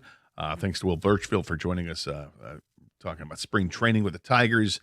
A lot going on there. Is the full roster is heading down the Lakeland, getting ready to get things going. They will start the exhibition season on Saturday with a game against the Yankees. It's going to be a lot of fun to watch this Tiger team. A lot of expectations now. Things have changed. I mean, there were high expectations anyway. If you're going to bring back the same team you had last year, the expectations are, okay, if you're going to bring back the same thing, then you got to at least get back to the playoffs and let's see you get to the ALCS this year. But when they had Framber Valdez and then Justin Verlander, I mean, I think that's an expectation now for sure, is to make it to the ALCS and hopefully represent the American League and get to the World Series. And, of course, the ultimate goal is to win the whole damn thing. That would be great. We talked beforehand, though, about cheating in sports, and brought this up because of the scandal now, the viral scandal that has hit over the weekend in the great sport of curling. And it's the Canadians that are accused of cheating by the Swedes, whether it's the men or the women, apparently, accused of cheating and touching the stone beyond the line. You're not allowed to do that, and whether or not that is cheating or is it just an honest mistake, and try to expand that through other sports too, and where you've seen that up close and personal, whether it was something you did knowingly, like you were cheating, you just didn't care, you were getting away with it. What was it that you did? What was it that you've seen other people try to do, and how they would cheat in their respective sports? And do you even look at this as cheating? I do. If they knew that they were doing it and they still did it, then it's cheating. You're breaking the rules. You're doing it on purpose. And if you're doing it on purpose, there it is. If it's an honest mistake, if you didn't know that you were touching it beyond the line, fair enough. But if you knew that you were touching that stone beyond the line, whether you think it's going to impact it or not, it's a rule, and you broke the rule. Can't do that. 248-539-9797. Phil is in Warren. Phil, welcome to 97.1. Yeah, I just want to say that rule exists in bowling too, right? That you can't go past the line with your feet? Yeah. So you can't go past the line. Yeah. And so I don't know what happens in a professional game if you commit that foul, but it happens in bowling too. But I think that guy's reaction was the reaction of a person who knows he cheats. He's been cheating a long time, and he goes ballistic because he knows he was in the wrong. Yeah, I would think so. I mean, he was adamant about it. So either it's just one or the other, right? There's no middle ground with that. Either it's, you're cheating, you're embarrassed, you got called out for it, so you're just going to behave that way to try to, make the other person look foolish for how dare you question me. Or it's that I didn't cheat. What are you talking about? I've never done this. I've been honest my whole life, until it's pointed out to you, and then you realize, oh, my bad. But there was no, oh, my bad moment from this guy. No, he was, I didn't see it, but from the sounds of it, he was a guy who cheats all the time. He knows he does it. He's sly about it. He's been doing it, and somebody caught him. Now, Phil, correct me if I'm wrong, but in bowling, if you go past that line, I mean, that's where the oil starts to hit the lanes. I mean, you're bound to slip and fall if you get past the line, aren't you? I'm not that much of a bowler. Okay, but all right, fair enough. And the bowlers out there will probably have my back on that, but thanks for the call. Yeah, the bowling alleys, there's a reason you don't go past that line. I mean, you're supposed to release the ball at a certain point. But if you've ever accidentally gone past that line at a bowling alley, be careful, because they oil down the lanes, and slipping and falling is going to be common the second you get past there. Don't do that. Let's go to New Baltimore. Harvey, you're next up here, 97.1. Hey, Harvey. Hey, how are you today? Good. How are you? Good. You were making a point about all-star games. To me, baseball has always been interesting to me when the Tigers are involved, because you got 15 teams in each league, and there's 32 players from each league. So, this is just me guesstimating that there's probably 22 players that are on teams that, have a content for a wild card or, when the division winners. So to me, it's interesting because the winner of the All-Star game gets the home field in the World Series. Right. So it always means something to me, and I love watching it, especially when the Tigers have a chance, because then you're getting home field. Well, yeah, and thanks for the call. I appreciate it, Harvey. I mean, that's the difference with the baseball game, with the Major League Baseball All-Star game, is that there is something they're playing for that is beyond just a paycheck. It's there's home field advantage, and home field advantage matters. Some people think that's a ridiculous part of the All-Star game because it's not necessarily the ultra competitive game because you're taking guys out of the lineup all the time. But that's how it is. 248-539-9797. More of your calls and texts next here, 97.1.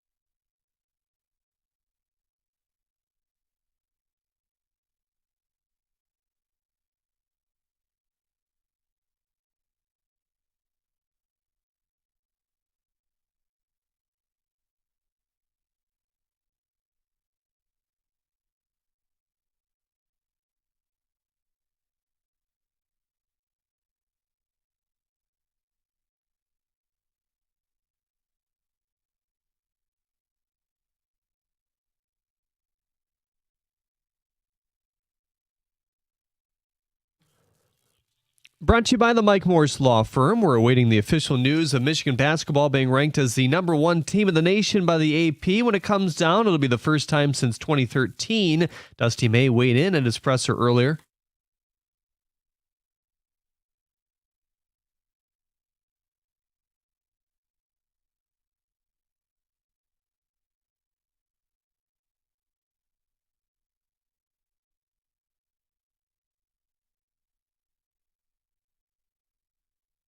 Tigers outfielder Jemai Jones and top prospect Hyu Lee had some friendly banter yesterday about the World Baseball Classic. He apologized this morning, however. Hyu Lee did, saying, quote, "For Asian culture, there's a need to be respectful. I didn't really meant that for the Korean people. If some people feel like I didn't respect them, I say sorry," end quote. Women's hockey in the USA just over a period away from making the gold medal game. They just increased their chances the last few minutes. They're now up 4-0 over Sweden with 3:50 to go in the second period. Team USA men's hockey took down Germany Germany 5-1 yesterday. Red Wings star Dylan Larkin had an assist. Austin Matthews also scored a pair of goals there. The Dolphins are shedding some major cap today.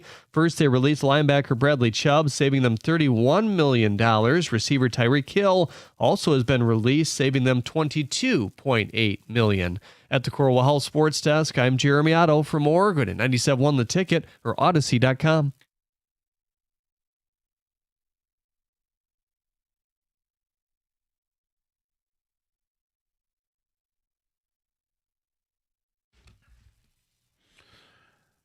Well, some big names in the NFL being released. This is the time of year you're going to see that happen. But with the Dolphins and Bradley Chubb and Tyreek Hill, I mean, edge rusher and wide receiver respectively, that's going to raise some eyebrows around there. But you got Tyreek Hill coming back from an ACL injury, and he had a knee injury. In addition to that, there was another issue with the knee. Tough for him to come back from that, but you know what a great player he is when he's healthy. And Chubb as an edge rusher is obviously going to gain interest around here because the Lions could always use another edge rusher. But the question is, can they afford him? And it's a big question to ask. But when somebody gets cut, it's interesting because they're still getting paid. So would they be willing to take less money to go somewhere else, like a contender, like, say, Detroit, because Miami's already footing the bill for part of that salary? Well, that's something to take a look at. And for sure, you know that Brad Holmes and Dan Campbell are going over the roster with a fine-tuned comb and trying to figure out, okay, where do we have to add and what's the priority? I don't think edge rusher is the priority for the Lions. I think the offensive line is the priority. And I think until they know for sure what Taylor Decker is going to do, they can't really act on it. I mean, they can come up with contingency plans for sure. And I'm guessing has happened. But once you have the final decision from Taylor Decker, then you can move forward with what your plan actually is.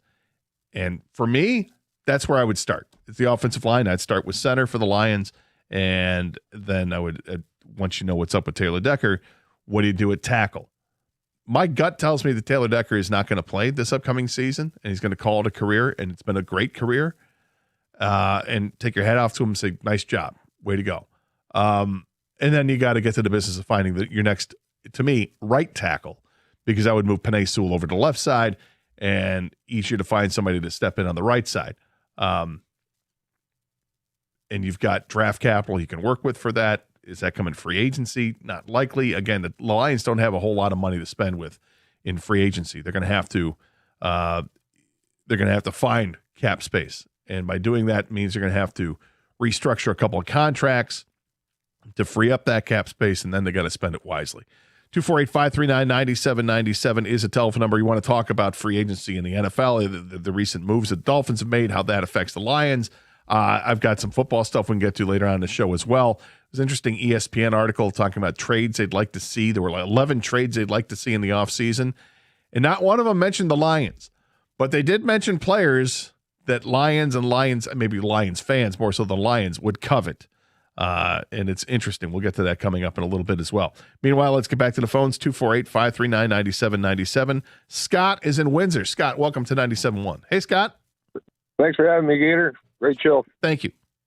Yeah, I'm just chiming in on the curling thing that everybody's been talking about. I know that, it looks like a cheat. I've curled for several years. I've played competitive curling for several years. I don't do it anymore. But what you saw Mark Kennedy do wouldn't affect The Rock at all. The Rock actually weighs 42 to 44 pounds, so just putting your fingertip on the end of it, to try to push it, wouldn't affect it at all, number one.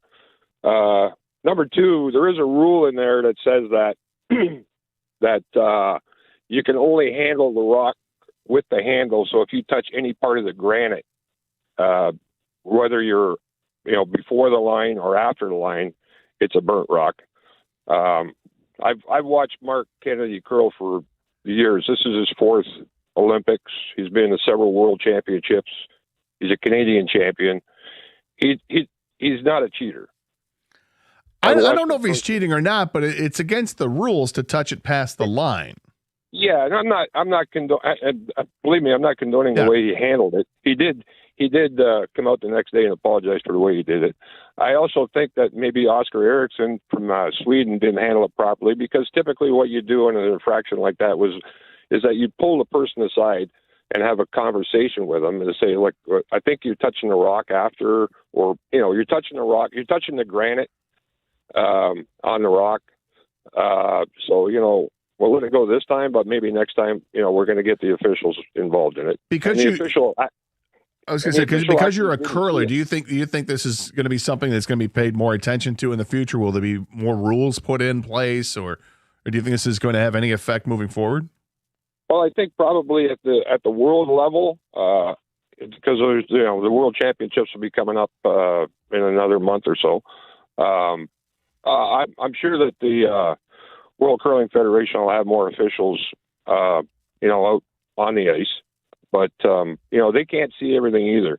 Now, we also have to keep in mind it's just not Canada that they've had rocks pulled. Also, Scotland had a rock pulled the day after, and those guys are they're number one team in the world. They invented the sport. Yeah. Yeah, pretty much. So, I mean, normally when you're curling, the players police themselves, and they try not to get the officials involved in it. But if there is an official nearby and he sees an infraction, he will pull a rock or whatever he has to do. Thanks for the call, Scott. I appreciate it. 248-539-9797 is a telephone number. There's the old phrase, I believe is attributed to Junior Johnson, the old NASCAR legend. Said, if you ain't cheating, you ain't trying. Does that apply in all sports?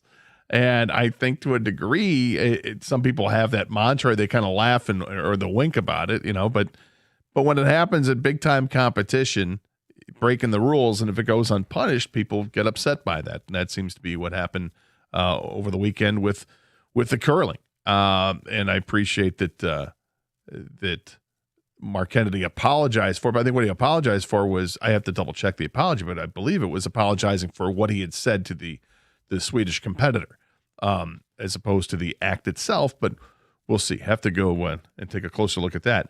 Bruce is in Clinton Township. Bruce, welcome to 97.1. Hey, good afternoon. How you doing? I'm doing all right, Bruce. You? Good. This was just a little side note or whatever, very quick one. You talked about cheating. A lot of times golfers, and it's usually the same guys, nobody ever says, I had a 12 on that hole. And then you go, no, Fred, no, you only had a 5. Oh, by golly, you're right. I only had a 5. It's usually the other way around, right? Nobody can count all their strokes, or these people that do that all the time. And it's usually the same guys. So when I play, I say, hey, if I'm telling you what I got, if I miss this is in the league, right? If I miss a shot, tell me, Yeah. Okay. Anyway, that was it. I think you're right. Thanks. Can't count. Thanks, Bruce. I appreciate it. Yeah, people have an issue. I mean, look, I love golfing, and keeping the score straight is the number one thing you got to do. Counting up your strokes at the end of the hole, saying, I took a 4, I took a 6, or I took an 8, or whatever the case is. And yeah, I think there's honest mistakes that happen with that all the time. It's not going to happen on the PGA Tour. I'm sorry, say that again, Jake. So Mark Kennedy, in his apology, he is solely apologizing for how fiery he got, and when his integrity is questioned, his temper flares. But he didn't apologize for pushing it past the line? Not at all. Okay, so there you have that.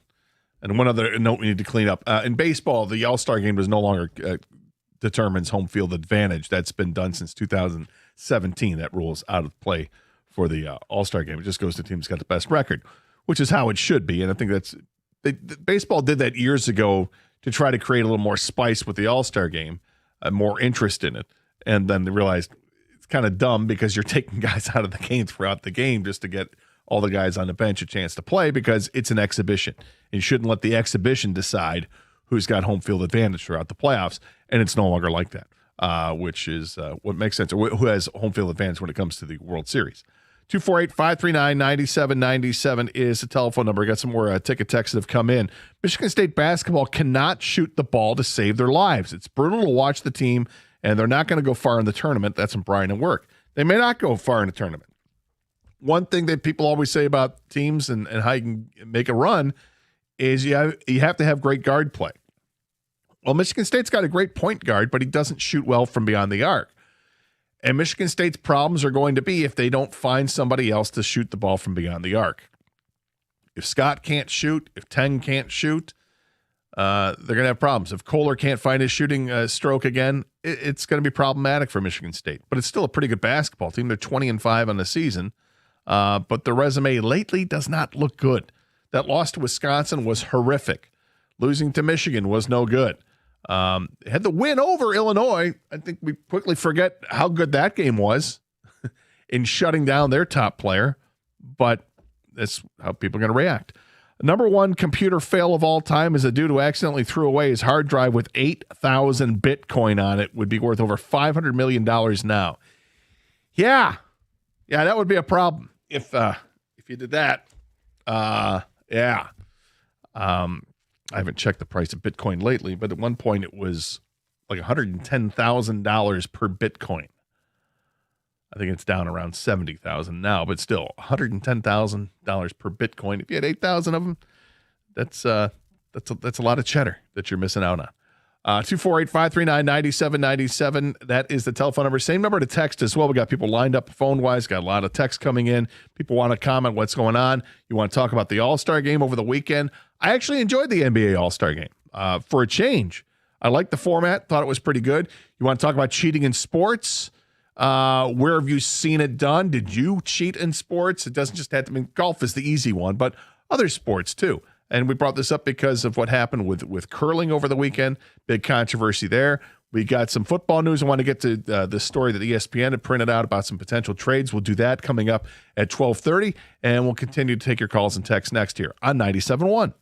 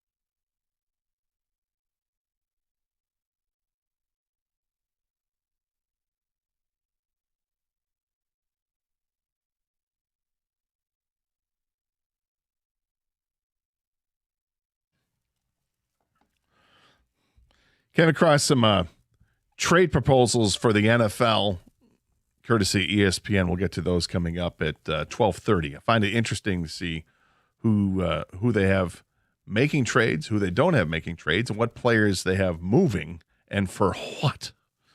A lot to unpack there. We'll get to that coming up, like I said, at 12:30. Meantime, taking your calls and texts at 248-539-9797. Let's go and pick up Daryl in Belleville. Daryl, welcome to 97.1. Hey, what's up, Gator? What's going on, Daryl? You all right? I'm doing better now. The weather's changing, yeah. Oh, man, it's like a heat wave, right? Yeah. I got two things to chime in on. All right. Okay, on the curling incident, one thing, for one. Well, what I saw when I looked at the video and hearing some of the callers and what you had to say, I'm thinking like this. Two things. The Sweden guy, was Swedish? Sweden? Yeah. Against Sweden, okay, how he came at me, how he would come at me, and then my response.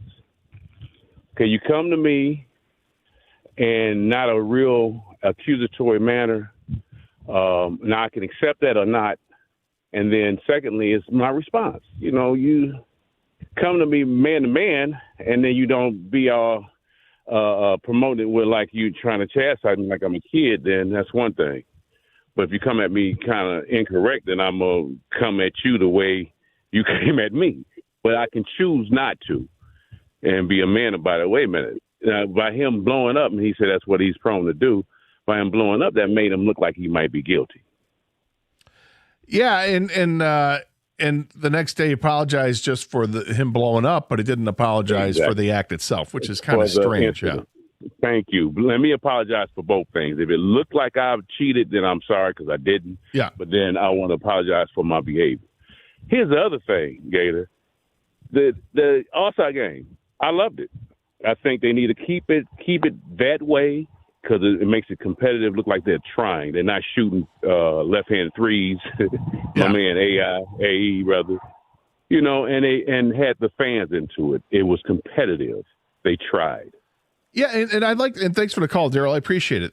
What the NBA did last night, for those who didn't watch it, is that they had basically 3 all-star teams. You had a team comprised of Americans that was divided into 2 separate teams, the Stars team and the Stripes team. Then you had a team of world all-stars as well. And they had a round-robin tournament between the 3. So I think there ended up being 4 total games. And each game was 12 minutes long. It was like playing a quarter of basketball. And it was competitive. It started off right away. The team with Cade Cunningham and Jalen Duren taking on the world team. And Wembanyama let it be known he's there to play. He's there to win. And this is the best way to do it because you basically had the younger guard of players of the Americans and then they had the older guard of Americans. It's kind of how they split the rosters up. So the young guys want to get out there and win too. So you have the young guys going out there against the world team. And the world team, led by Wembanyama, and he wants to win. It sets the tone, and you get that competitive flavor about it, and it was good.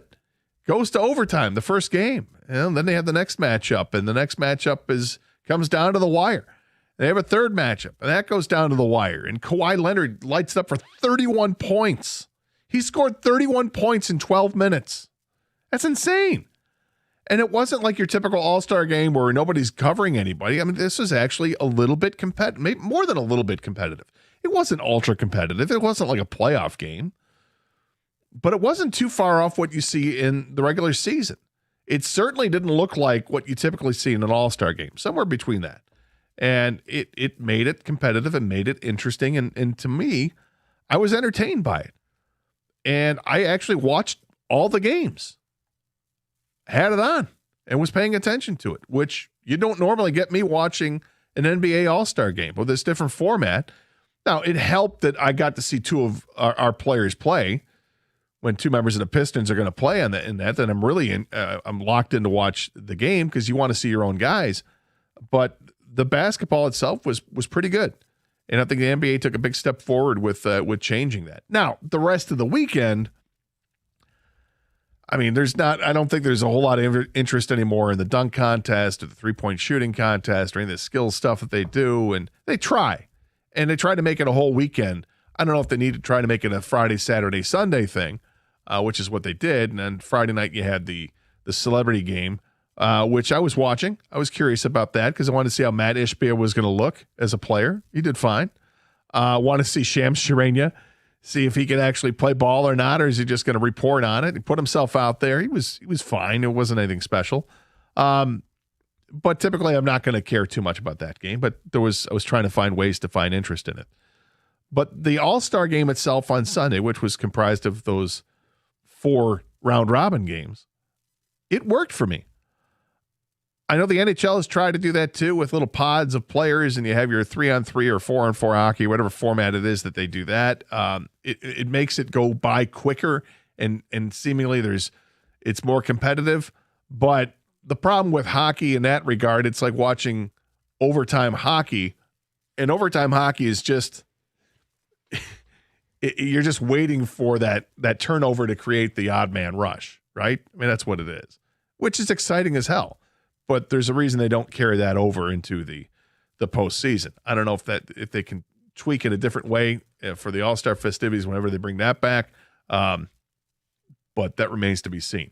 Nonetheless, kudos to the NBA for, I think, getting it right this weekend. 248-539-9797. You can text that way as well. Let's go to Livonia, pick up Don. Don, you're next up here, 97.1. Hey, Gator. How are you? Good. How are you? Good, man. So I've always been a proponent.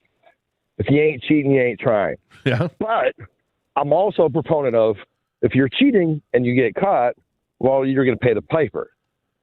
Now, to me, this scenario from what I've seen and from what I've read, because I'm not a big curler guy, but, you know, when the NFL players were the last time, it, you know, gained some interest. But typically, they don't have a camera set up where the suite set up that camera. Now, I highly doubt that this guy cheated once and the suites flipped out. This guy's cheated. He's cheated again. I'm sure they've talked to him or said something. And they're like, how are we going to get this guy? How are we going to get him? You know what? We're really going to get him. So they did it at the Olympic stage, set him up because they know this is what he does. There's no way this is a one-off or just a 2 times. He's a chronic Bill Belichick cheater. I have no doubt about it. But it makes the Swedes look petty because, yeah, you are doing it to this extreme at the Olympics to bust the guy. But in my opinion, he's been a colossal cheater, and the way he reacted reinforces it. And then the apology, most people that get busted for doing stuff and apologize half-assed like that, they usually end up being proven guilty. Yeah. Yeah, I hear you on that. And I'm just, thanks for the call. I appreciate it. I'm reading through this story on from the Associated Press talking about how this kind of happened. And it said, in the early ends of Friday's match, Sweden skip Nicholas Eden notified officials of his team's complaints about Kennedy. An official then remained at the hog line. That's a thick green line before which curlers must release the stone. For 3 ends, he was there to monitor Canada's curlers, and no violations were recorded, World Curling said on Saturday. The online footage that appears to show Kennedy double touching the stone prompted some fans to question how the video was taken and point out that cameras are not usually stationed at the hog line. A staffer for Swedish public broadcaster SVT said the channel had gotten the footage because its camera operator had moved the camera to the hog line after Sweden raised concerns about the double touch early in the match.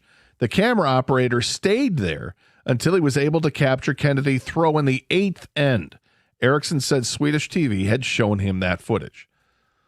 So it's a controversy for sure. It kind of makes it's a little funny because it's curling and maybe we don't take it that's that seriously. It's also to varying degrees of, you know, what are we talking about here? Is there really an advantage to be gained? And we had somebody call in the show who's a curler and said, you know, touching it like that has no effect on a stone. These are 42-pound stones or whatever. And I suppose if you have the stone sitting sedentary, if it's not moving, and you try to push it with your finger just that little bit, it's not going to go anywhere. Right. But when the stone is in motion and you add the little touch at the end, I think it does. That's just me. I'm not a physics major. Lord knows I have my issues with math, but my guess is that when something's moving like that and then you just give a little push, it is going to affect it. And in a sport like curling, I can't believe I just said sport like curling. In an event like curling, every inch can matter. It was interesting. And I just thought it was interesting to let people go ahead and admit to times that they cheated in sports or times that they busted somebody cheating in sports.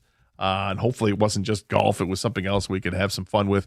We had somebody call in with a great story about Mickey Lolich and how he said he had told a story at Tigers fantasy camp one time that in a game against Baltimore, the only time in his career he said he tried is he came up with a substance that he used, and Earl Weaver, the manager of the Orioles, got upset and wanted to challenge. The umpire went out, take a look at Mickey's hands and his glove, said, nope, he's good. And then after the game, there was a knock on the clubhouse door, and it was the umpire. And the umpire said, Mick, if they ever find out we were college roommates, don't do this again, which is kind of funny. I love a story like that, that goes back 50, 60 years. It's kind of funny. 248-539-9797 is the telephone number, and same number to text. More of your calls and texts as we continue here on 97.1.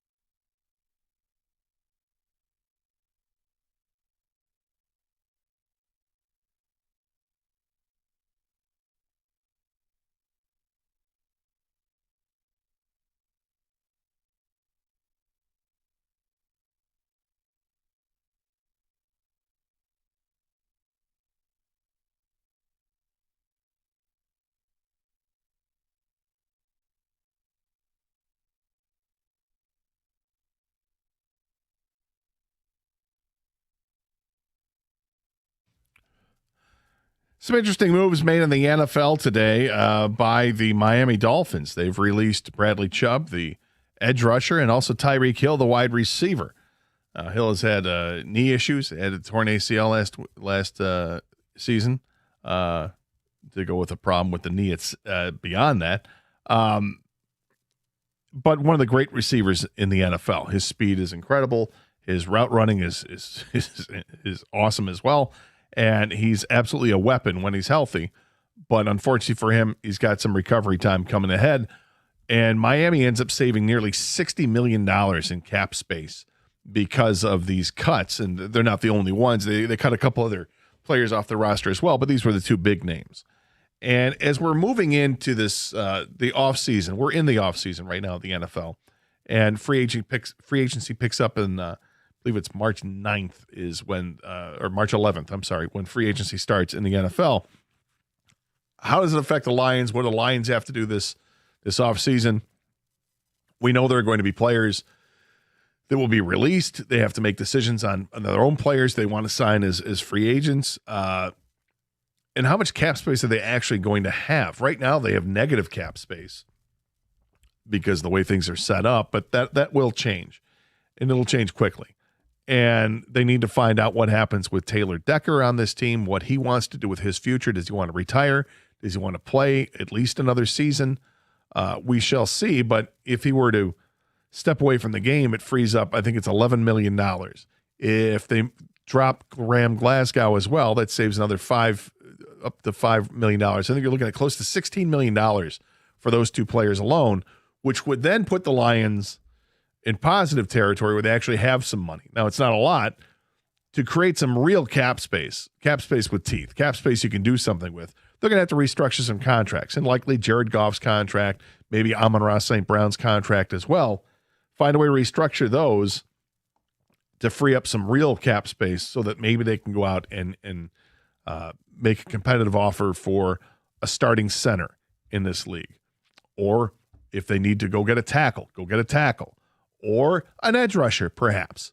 Do they want to bring back their own guys or not? Don't know if that's what they want to do.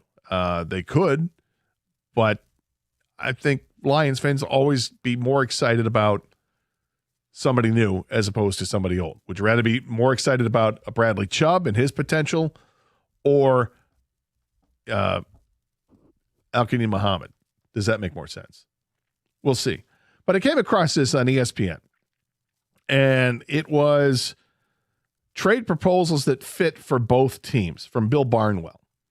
And I believe there's 11 total trades. Like, for instance, the Jets go get their quarterback one. Jets go get Kyler Murray and a 6th-round pick in exchange for a 4th-round pick in 2026. So what's interesting is that not only does he talk about the players, but he actually comes up with a trade that he thinks would work. So Doug and I talk about this all the time on the show. When it comes to trades that happen in the offseason, I think people overvalue what goes the other way in these trades. It's either something that blows your mind, like I can't believe they gave up that much, or it's the other way, and you go, I can't believe that was it, that it only cost that little. And this would be the case, and it only cost a 4th-round pick. If you were a team that wanted to take a shot at Kyler Murray, that somehow you'd get a 6th-round pick and Kyler Murray for a 4th-round pick, well, that sounds like it would be a pretty good deal if you like Kyler Murray. So that's just how to get the ball rolling to take a look at some of these trade offers that Barnwell has proposed. Now, here's one that's not going to make Lions fans happy. Let me just first say this. None of these proposals, I think there are 11 in total, none of them involve the Detroit Lions. But some of them involve players that you would like to see. So when those names come up, I will bring these up. Like, for instance, the Raiders and Bears make a deal. The Raiders get wide receiver DJ Moore and a 2026 first-round pick. The Bears would get Max Crosby and a 2027 fifth-round pick. Now, Lions fans would have a conniption if this happened. Because if Max Crosby ends up getting traded and gets traded to the NFC, it's bad enough. If he gets traded to the NFC North, that's worse. If he gets traded to the NFC North and the Chicago Bears, that's horrific. That would be a nightmare scenario, and one that nobody here wants to see. But looking at the trade proposal, it would be for DJ Moore and a 2026 first-round pick. So try to put that in perspective. Would that be effectively Jamison Williams and a first-round pick? It might be, but the problem with trading Jamison Williams with the Lions is the cap hit that comes with it. Because everything gets accelerated. The signing bonus gets accelerated, and then you got to pay that up front, and then it goes against your cap. So you'd be having that accelerated number in addition to taking on Max Crosby's salary, which is roughly $30 million. It's not likely that Max Crosby gets traded to the Detroit Lions. We've talked about this for 2 years and said it's not likely. And now here he is. He's really available this offseason, seemingly. If you believe the Jay Glazer reports, which are that he's going to be traded, or the other reports that have come out that he had told Tom Brady he absolutely wants out. Interesting. So if he wants out, they're going to find a way out, despite the fact that the new head coach wants to keep him on board. And why wouldn't you? He's Max Crosby. But I just don't think it's realistic to think that he's going to be available to the Detroit Lions. It's a $30 million a year player. But that's one of the trades that he talks about. You continue to look at this. Here's an interesting trade that I don't see being happening, but the Bills and the Jaguars would swap wide receivers. Brian Thomas going to the Bills and Keon Coleman going to the Jags. I don't know why the Jags don't want to get rid of Brian Thomas. He's been pretty good.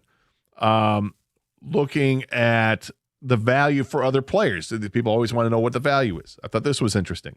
That the Vikings would trade with San Francisco to acquire quarterback Mac Jones and a 2027 third-round pick. It would cost them a 2026 second-round pick, a 2027 fifth-round pick, and a 2028 third-round pick. All that for Mac Jones. A second, fifth, and a third in consecutive years. Interesting. But also interesting because it would be in division, and you talk about the quarterback situation they have in Minnesota and what would they really want to do. And then there was this one, which I was like, really? And again, this gets back to that's all it would take? Because if that's all it would take, then I think this would make sense. This is the trade proposal from Bill Barnwell from ESPN. The Ravens get edge rusher Kayvon Thibodeau. Remember Kayvon Thibodeau? Part of that draft class. That was the same draft class with, or was it a draft class right after, I guess, Aiden Hutchinson. In order to land him, they have to give up something in return. In this trade proposal, it's Kayvon Thibodeau in exchange for a 2026 fourth-round pick. It says it's difficult to see Thibodeau having much of a future in New York. The Giants signed Brian Burns to a long-term contract and just used the third-round pick on Abdul Carter, who posted massive pressure rates in his debut season. Thibodeau will be an unrestricted free agent after the 2026 season. He's coming off a 2.5 sack, 10 knockdown year, and was limited to 10 games because of a shoulder injury. The Giants can afford Thibodeau's $14.8 million salary in 2026, but it's probably not the ideal use of their cash. So would it make sense if the Lions were to go after Kayvon Thibodeau? That I find really interesting because I did not expect that to be the case, and or that he would be somebody that would be available at this cost. And trying to take a look at what it is as a in dead cap money, it's all salary. So the Lions have to find a way to create that kind of salary space, but you're getting Kayvon Thibodeau. But it's only 1 year. Would you do that? Or would you rather take a chance on someone like Bradley Chubb? Or wait to free agency, see what free agents shake out? And if it's me, I'm probably waiting to see free agent-wise. Because I don't want to have to give up draft capital to acquire these players, in addition to taking on salary that you're going to have to take on. And if that's the case for Thibodeau, even though it's only a fourth-round pick, it's a 1-year thing, and you're not likely to re-sign him because you're not going to have the cap space to do it beyond this year. If you create some space, great for this year, but what do you got beyond it? And I don't think he's that guy. I like Kayvon Thibodeau, but that just wouldn't make sense to me. 248-539-9797 is the telephone number. I'd love to hear from you. Same number to text as well. When it comes to the Lions getting ready for the offseason, I mean, is there that dream scenario that you see that's realistic that they can do? Or on the other side of it, what's the nightmare scenario? Bill Barnwell's story, again, this is all just fiction. It's stuff that he makes up and it's his own trade proposals that he would make. But he's got the nightmare scenario for me, which would be that the Bears end up with Max Crosby. To me, that's a nightmare. What's the nightmare scenario for you when it comes to the NFL and specifically to the NFC North and how the Lions have to compete against it? 248-539-9797. This is 97.1. Turn up the heat this winter with DraftKings Casino. You can get cozy while you play more than 1,000 slots. We're talking everything from classics like Cash Eruption to exclusives like Fire Buffalo. New players can wager $5 and get 500 spins over 10 days on your choice of Cash Eruption slots. Download the DraftKings Casino app and sign up with code WXYTFM. Then choose from 10 different Cash Eruption slots daily and start spinning. The crown is yours in partnership with DraftKings Casino. Now, if you or someone you know has a gambling problem and wants help, call 1-800-GAMBLER. 21 plus, physically present in Michigan. Eligibility restrictions apply. Non-withdrawable casino spins issued as 50 spins per day for 10 days. Valid for featured games only and expire each day after 24 hours. See terms at casino.draftkings.com/promos. Ends March 15th, 2026 at 11:59 p.m. Eastern Time.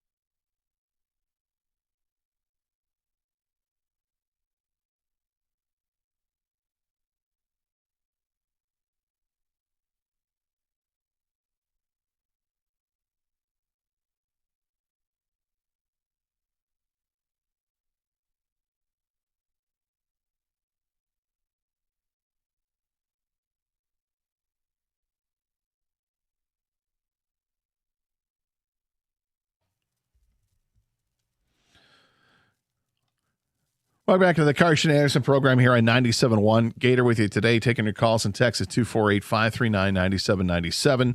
Doug and Kaylee back on tomorrow's show. We got Jake working behind the glass very diligently. Appreciate his help today, and you folks as well as participating. I've been talking about this article in the on ESPN.com about off-season trades that Bill Barnwell would like to see, and he mentioned I think there's 11 of them in total. And one of them, to me, presented an absolute nightmare scenario. And that would be if the Bears were to go out and trade with the Raiders to acquire Max Crosby. And Max Crosby in this trade would be DJ Moore and a 2026 first-round pick for Max Crosby and a 2027 fifth-round pick.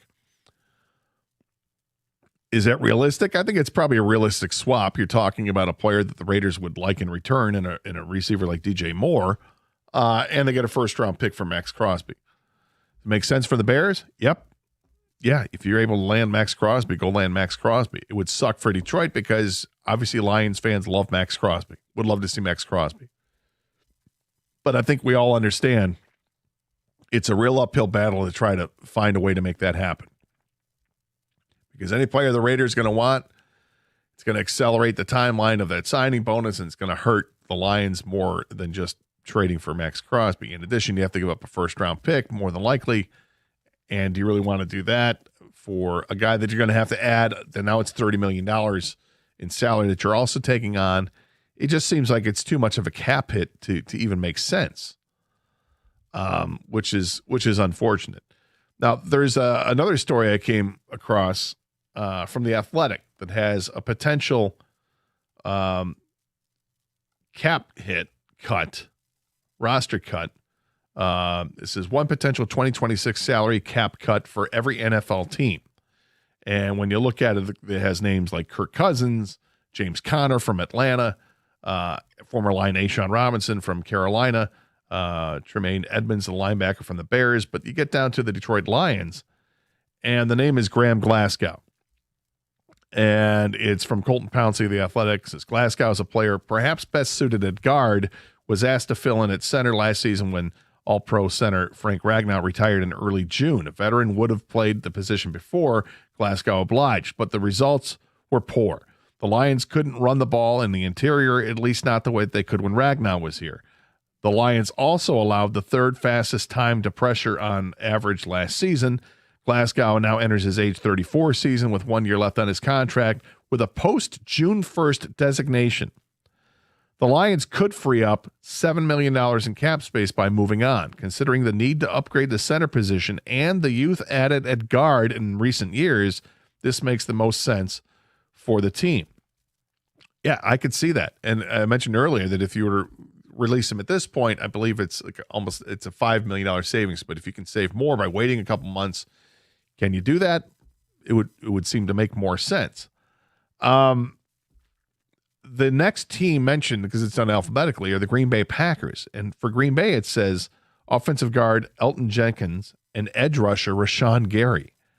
It says Jenkins turns 30 in December and is coming off a significant Week 10 injury that ended his season, which ESPN first reported to be a lower leg fracture. He switched from left guard to center before the season, and he improved after a rough start. But the Packers would free up around $19.5 million in cap space by releasing him, according to Over the Cap. Another cut candidate is defensive end Rashawn Gary, who had a 2026 base salary of $18 million. Cutting him after he went missing in the second half of the season would free up about $11 million in cap space. This is from Matt Schneidman, who writes for The Athletic covering the Green Bay Packers. Just some interesting names to float out there. You know, as we look at nightmare scenarios and dream scenarios for the Lions when it comes to this offseason. Again, my nightmare scenario is if you see Max Crosby line up as a Chicago Bear. It's a nightmare scenario for me. But this Athletic article talking about possible cap casualties, and with the Packers, either an offensive guard in Elton Jenkins or edge rusher Rashawn Gary, and Jenkins who got some run at center. Is that a possibility? Now, nobody wants somebody coming off an injury necessarily, that's who you're going to put your chips in and say, well, we'll back that guy.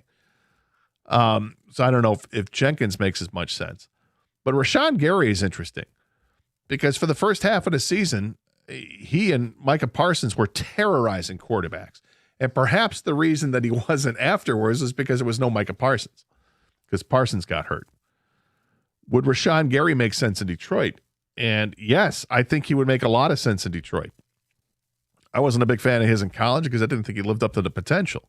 When he got to the NFL, I think it's taken a while for him to live up to that potential, and you see flashes of it. I don't think he's ever going to be the guy that people thought he was when he was arguably the top player in the country coming out of high school. I don't know if he's ever going to live up to being one of the top draft picks. But I do think that if he's paired with somebody really good, like, say, Aiden Hutchinson, that you could see some real production out of him. Now, how much is he going to cost if he actually gets released? I'm not sure.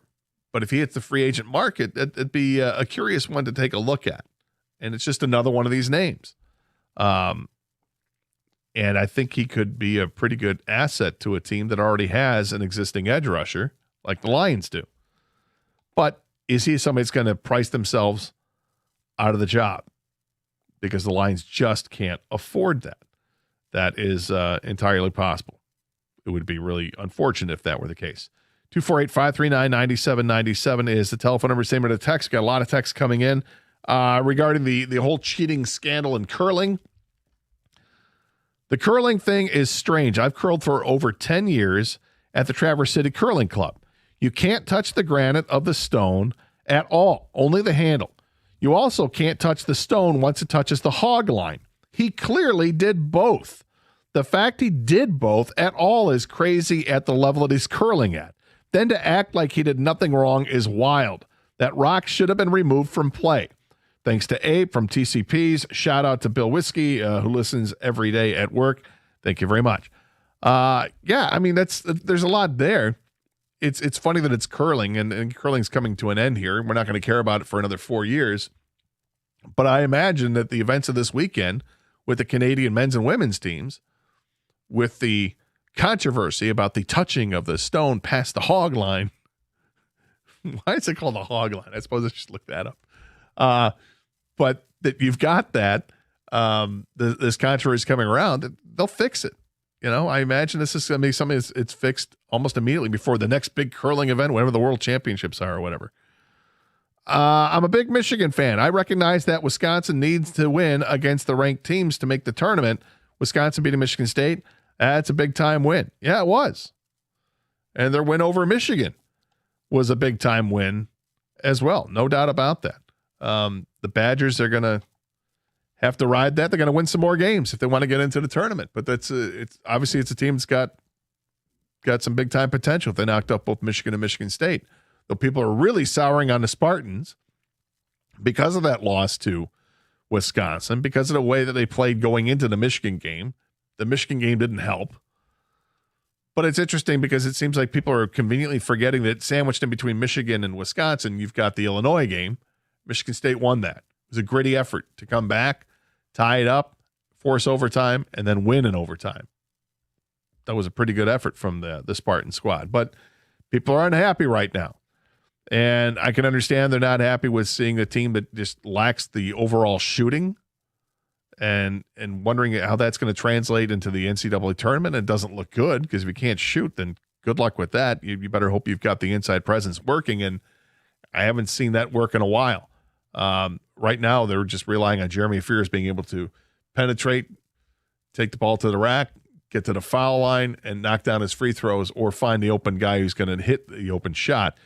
I mean, his assist numbers have been through the roof this year, but his style of play leaves a lot to be desired as well. It's no good. 248-539-9797. This is 97.1.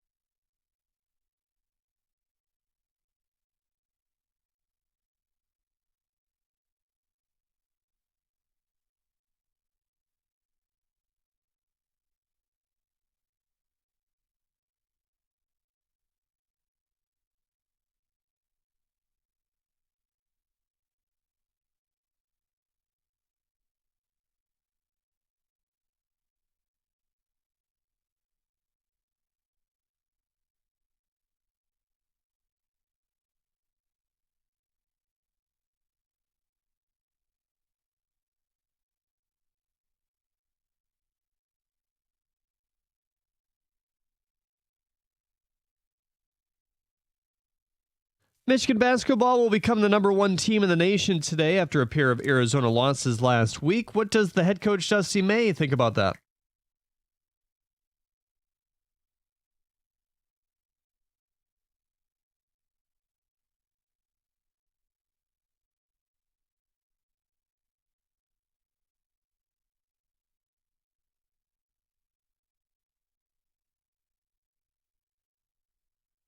They have a couple doozies this week. Tuesday, tomorrow, they'll face Purdue, and then on the road in a neutral site game against Duke in a rare February non-conference game there. Michigan State hosts UCLA tomorrow. That'll mark the return for Xavier Booker to the Breslin Center. Tom Izzo told the media today he does not want fans to boo him, however, and they speak regularly. Yesterday, we saw Kevin McGonigal switching off with Javi Baez at shortstop in the backfields for the Tigers. Evan Petzel of the Free Press wrote today that fans should not be surprised to see him start at AA or AAA this season. However, he may not make his big league debut until mid-August in an effort to preserve rookie status for 2027. Petzold also has Troy Melton making the roster this spring, but as a member of the bullpen. The Dolphins are parting ways with some big money guys today, including linebacker Bradley Chubb and receiver Tyreek Hill. That's over $50 million towards their cap gone away. Team USA Women's Hockey is moving on to the gold medal game thanks to a 6-0 win over Sweden. Their goal differential 31-1 in the tournament. At the Corwell Health Sports Desk, I'm Jeremy Otto.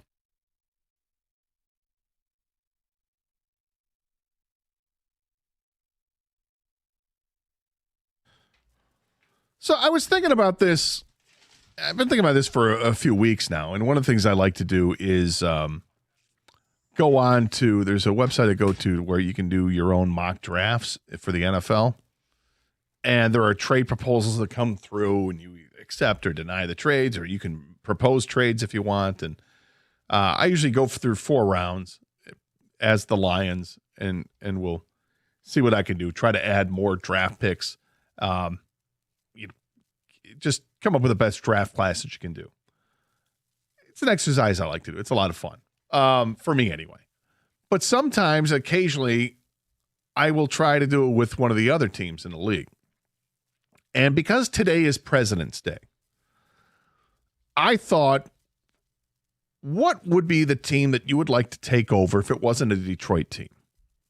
A team that you could take over, president of operations, meaning you're in charge of all the moves.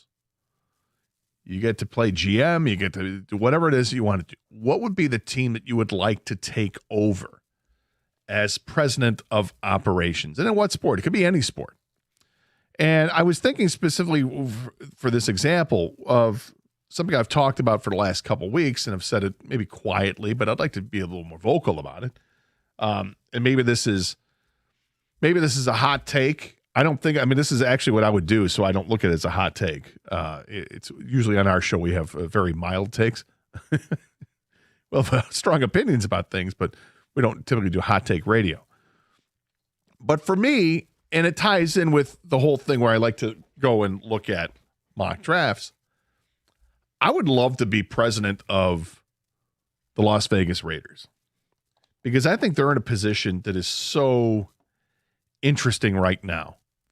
That they've got some cap space. They've got players that teams would covet, whether it's Max Crosby or whatever.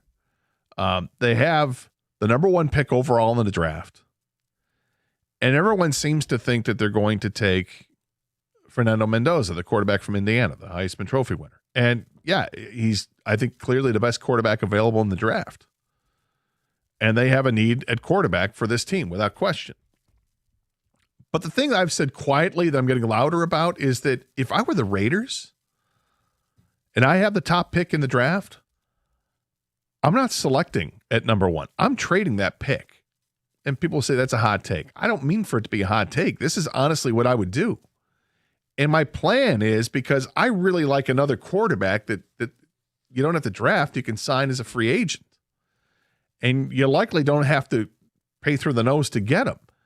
And he's got a little bit of a track record now where you've seen him play as a starting quarterback where all he does is win. And it's Malik Willis. Malik Willis really didn't get much of a chance when he was with Tennessee before. But moving on to the Green Bay Packers, he's had an opportunity the last couple of years to show up in games, and he's done well. He's done really well. he looks like a competent NFL quarterback. Not only that, competent that's the baseline. His ceiling is crazy high because of all the attributes he brings. He's got a strong arm. It looks like it's an accurate arm, at least what we saw with the Packers.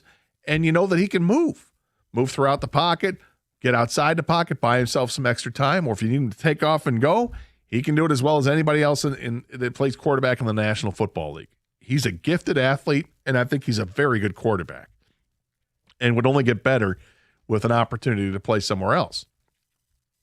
If I'm the Raiders, and again, this is President's Day, so whatever you want to be a president of any team in any league, whatever sport it is, today's the day to be and state your case why and what you would like to do. What's your big move you would make? 248-539-9797. Same number to text if you want to go that route. But for me, I would love to be the president of the Raiders, of operations of the Raiders. I would absolutely sign Malik Willis, and I would trade the first pick overall. Now, in trading that first pick overall, I think the Jets are one of the teams that has a couple of draft picks. You only just drop a couple of spots to go ahead and do that, or one spot, whatever it is. Cleveland's a team that apparently would be interested because they don't have enough quarterbacks. But there are lots of teams out there that would absolutely love to add Fernando Mendoza. And I like Fernando Mendoza. I just like Malik Willis better. And that's the move that I would make. Now, when you go to the mock draft simulators and you make a trade like this, the return is crazy good. You know, you're talking a couple of first-round picks for this year's draft, or a first to second and third round, plus future first and second-round picks, because it's the overall number one pick. And because people are very high on Fernando Mendoza now. Maybe they weren't 6 months ago, or they weren't 3 months ago, but as he continued through the season and kept showing what he's got, and he's, I think, an unquestioned leader, and he just looks like a guy that can do everything you want him to do, you can understand why he'd go first overall in a league that is built around quarterbacks. But for me, it's the Raiders. That's the team I would like to be the president of. What is that team for you? In whatever sport. It could be baseball, it could be hockey, it could be basketball, whatever you want to talk about. 248-539-9797. And I was going through, there's a lot of quarterbacks that could be moved, could unretire, or just could be waived and end up being free agents, whatever the case is.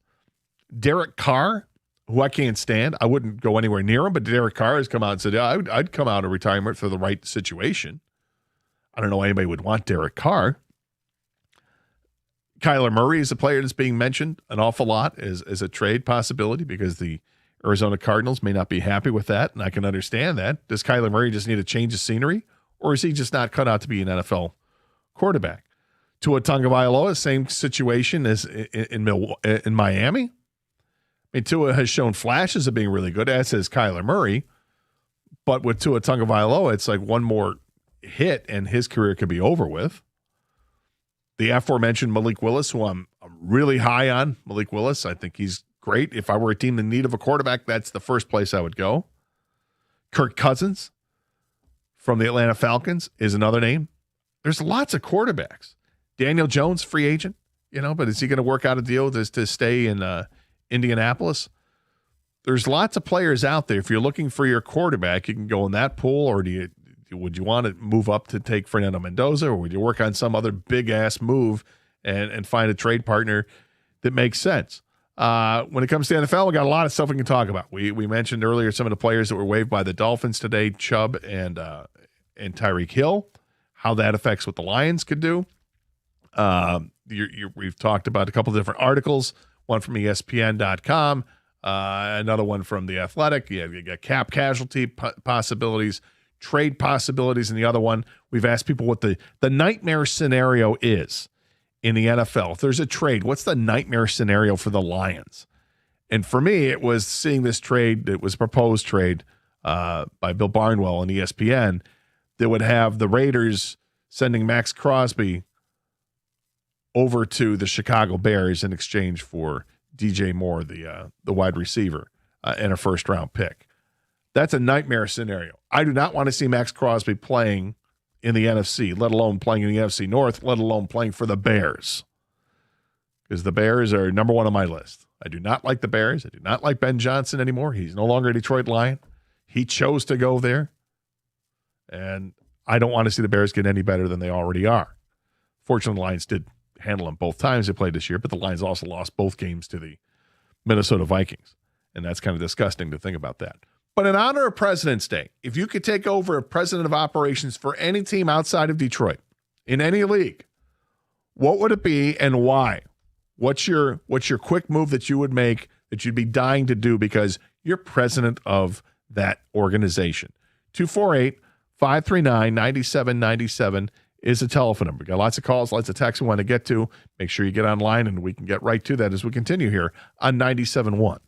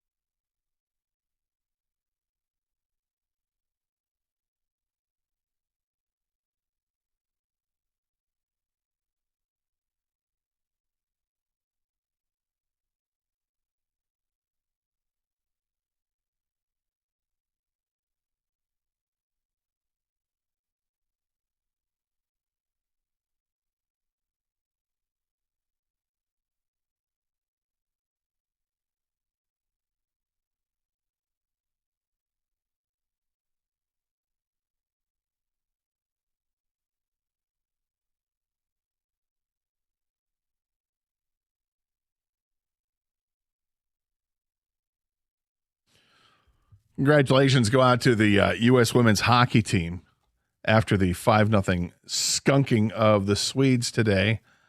Jeremy Otto, our own Jeremy Otto, tweeted out that Team USA women's hockey now a goal differential of 31-1 after the 5-0 shutout of Sweden. They advanced to the gold medal game and wait to see who they're going to play. Interesting that 31-1. That's crazy. That's how far and away this team is better than everybody else right now. I mean, when they took on Canada, they had no issue with Canada, though Canada was playing without their captain. We'll see if they match up again in the gold medal game, if that changes things up. Nonetheless, congratulations to the United States women hockey team getting the job done. And the men getting the job done yesterday against the Germans. Canada looks to be really tough to beat as well. They thumped on France 10-2. Goal differential matters. That's why we bring it up.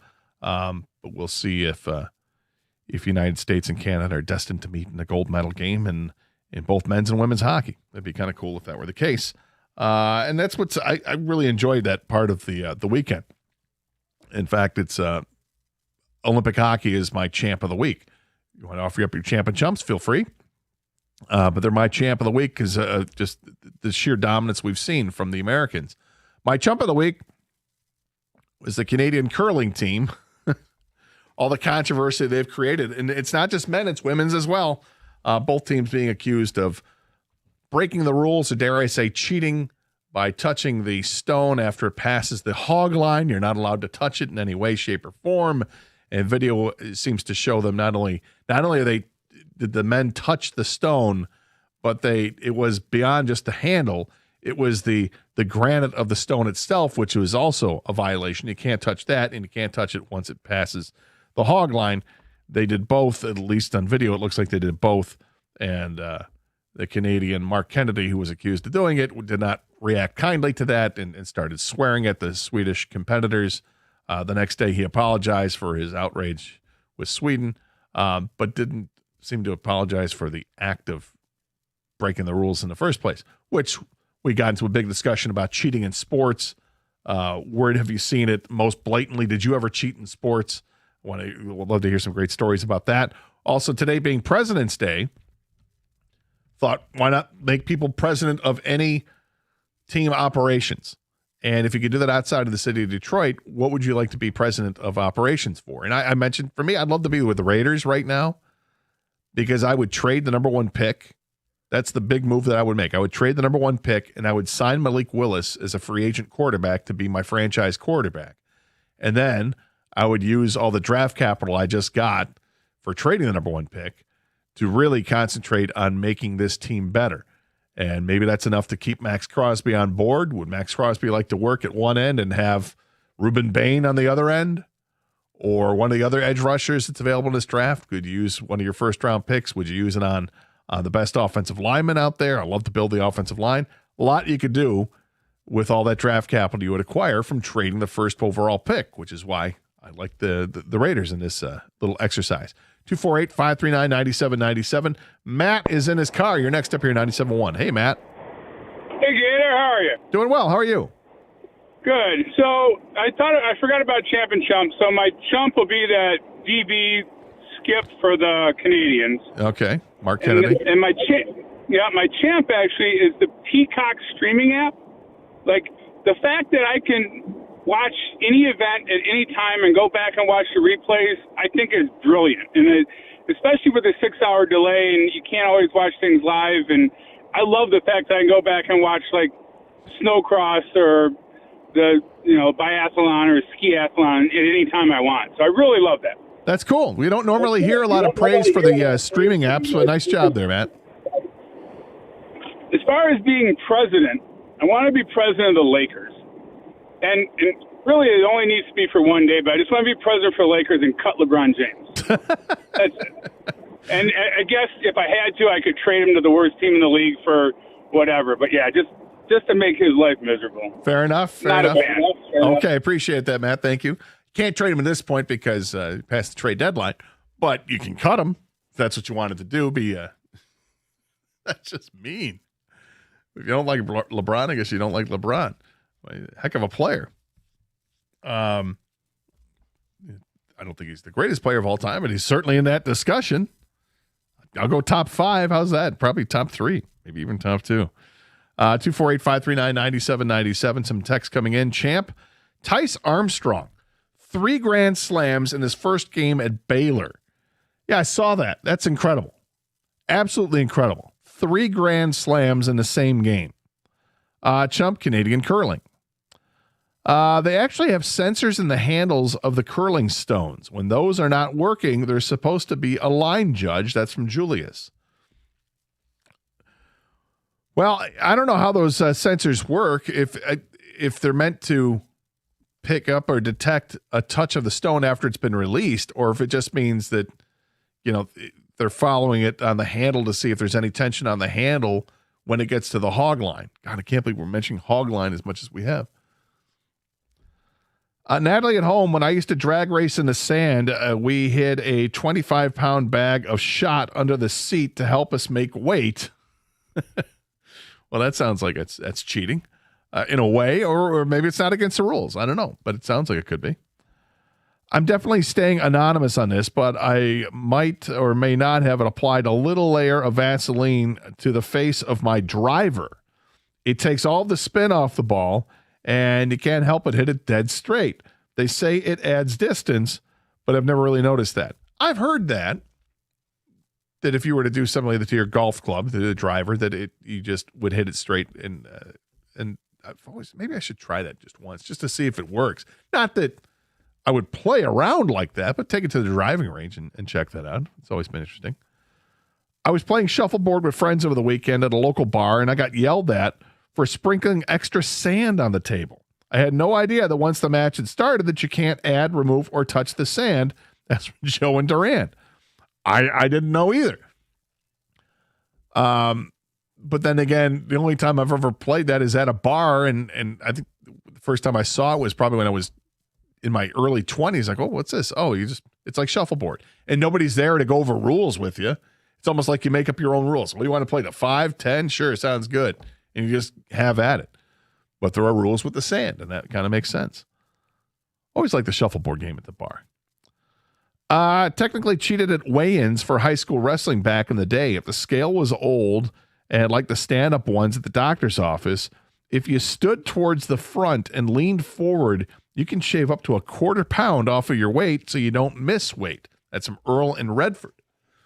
Interesting. Now, I remember watching in the UFC, I believe it was Daniel Cormier, who was the former light heavyweight and heavyweight champion, by the way, that there was one time he was at weigh-in and he had done the trick where, okay, you're gonna drop trowel because you don't want any extra weight on you, and they hold up a towel, and the towel is held up to protect him and for his privacy, so people don't see his junk and whatnot.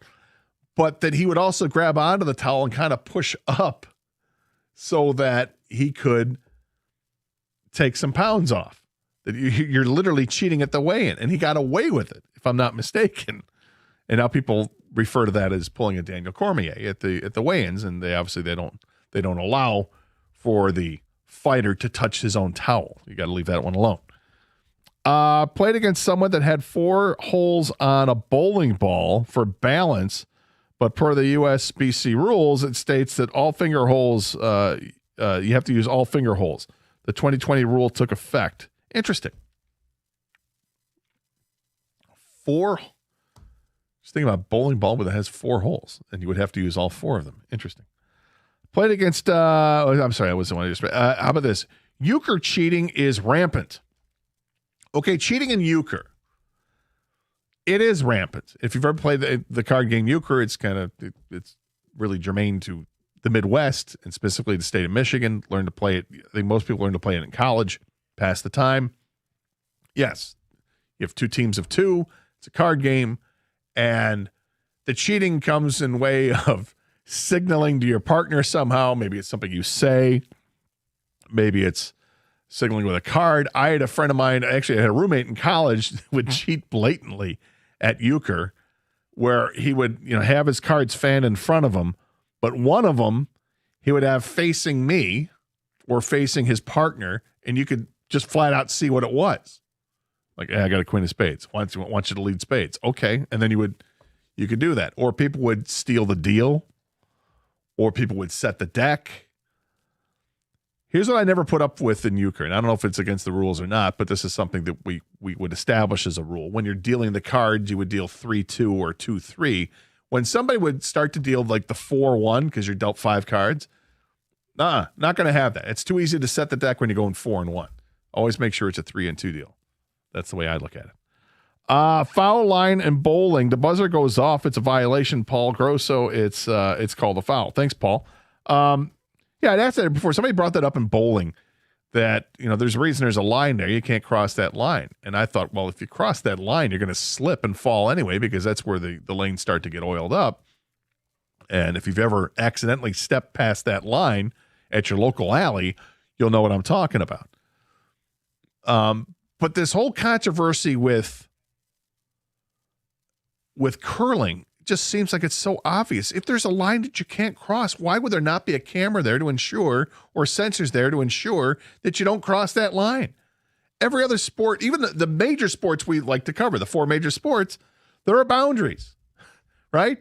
There's icing in hockey at the blue line. You got to make sure that you're on the one side of the blue line before the puck crosses over. Even if you want to talk about the great game of soccer, there's offsides in soccer because of where you are when the ball crosses over and all this, right? In baseball, you've got the baselines. It's on either side of the baseline. Is it fair or is it foul? You've got the boundary lines for basketball and for football. And if you step on the boundary line, you're out of bounds. Would think it'd be that simple to work with in curling. And I suspect that this controversy from around the weekend is only going to add to rules in the future. 248-539-9797. We'll talk to Will Birchfield about his trip to Lakeland and what's up with the Tigers next year, 97.1.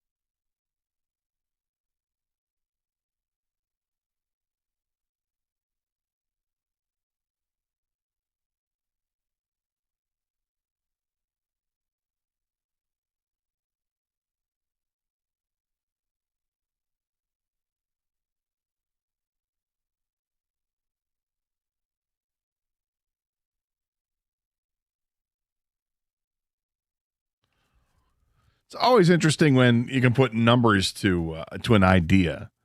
And there's a story in today's Detroit Free Press that Dave Burkett had put out regarding the Lions. The headline is Aiden Hutchinson wants Detroit Lions to re-sign Al-Qadim Muhammad, the edge rusher. That makes sense. I mean, Al-Qadim Muhammad had 11 sacks last year at a high pressure rate for the amount of snaps that he played. Most of his snaps came in pass rush situations, and you can understand that. The Lions were one of 3 teams in the National Football League last year that had 2 players with double-digit sack totals, along with Houston and New Orleans. Houston had Will Anderson and Daniil Hunter. New Orleans had Chase Young and Cam Jordan. And the article is really about how much Aiden Hutchinson loves his guys on defense, but specifically was talking about Al-Qadim Muhammad, or who he calls Quan. And I mentioned the numbers because it's always interesting to see, okay, well, what's it going to cost? Because Al-Qadim Muhammad, he's 31 years old. So he's the wrong side of 30, just had his most productive season in the National Football League, and it happens to come in a year where he's a free agent. He wants to get paid, and he deserves to want to get paid. You know, when you've been in the league for this long and survived, and then you have this big season, you want to cash in. Can totally understand it. But what does cashing in mean? He's not going to get $30 million a year as an edge rusher because he hasn't put together those kind of numbers. He put together a really nice season this year on the opposite end of Aiden Hutchinson. So it's interesting to see what it would cost. And Burkett writes, Muhammad is projected per Spot Track, a website that tracks contracts in multiple sports, to land a deal worth about $8 million per year this offseason after he played on a minimum salary contract that paid him for $1.4 million last year. And Hutchinson said, if Quan came back, I'd love that. I haven't heard what's going on, but yeah, Quan was one of my favorite teammates, so I'd love to have him back.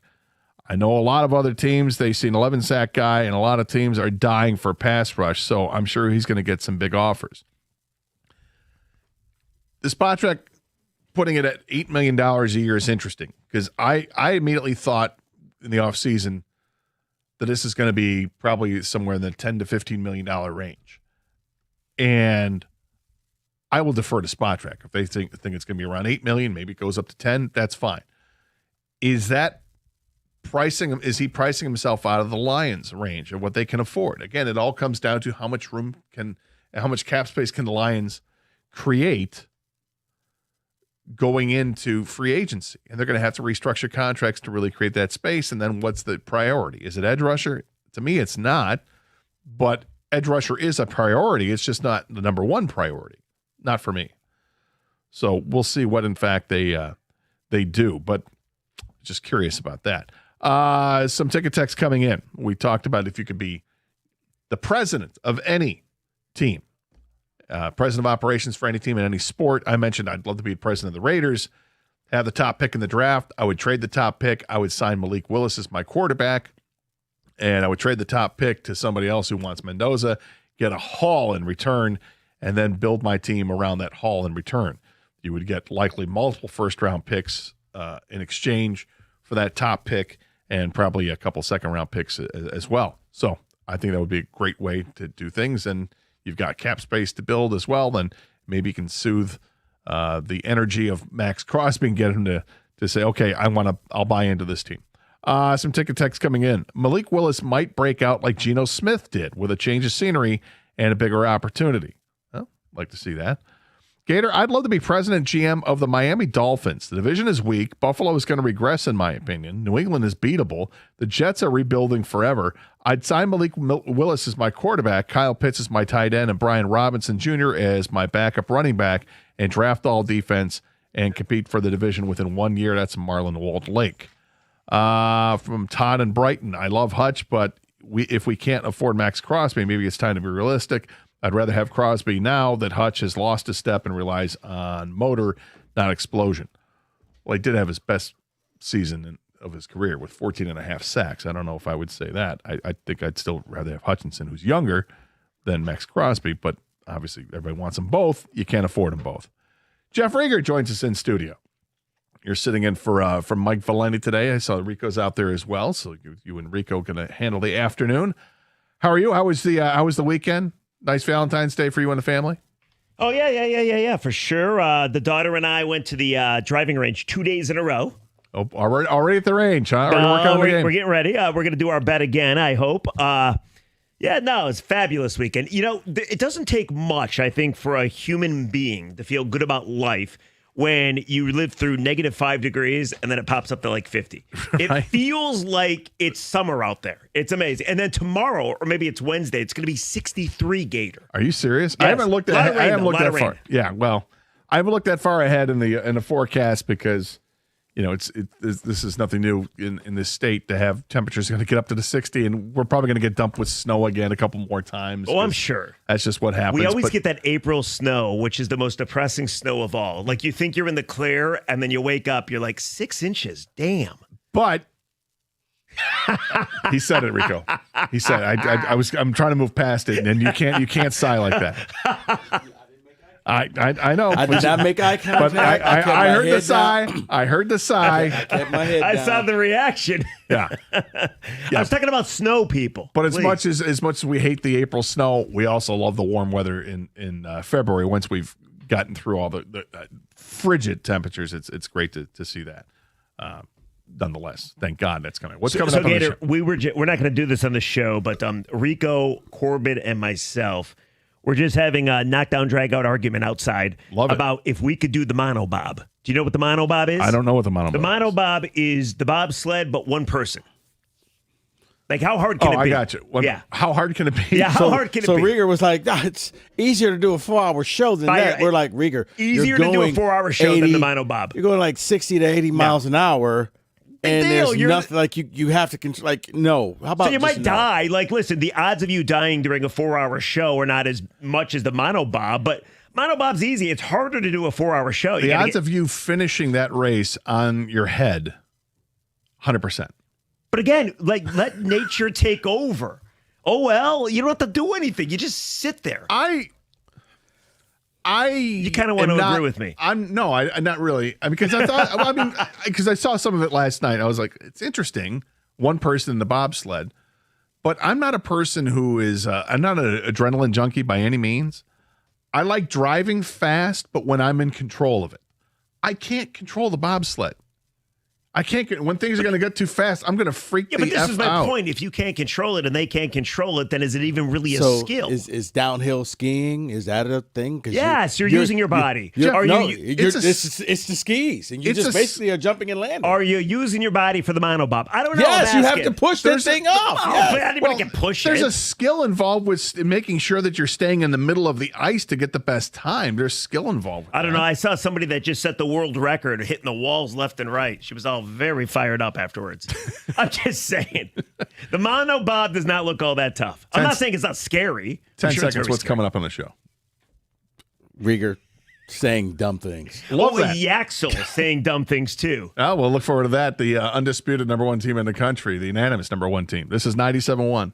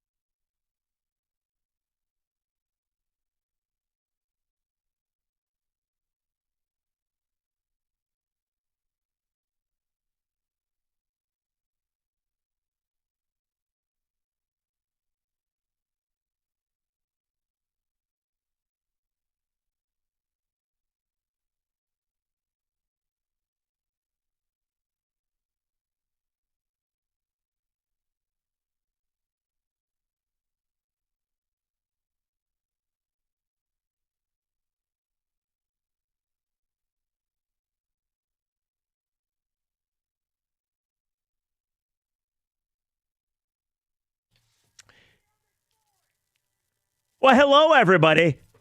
Rico's there. I'm Rieger filling in for Valenti. It's good to be here. Rico, how the hell are you, pal? I'm good, man. You good?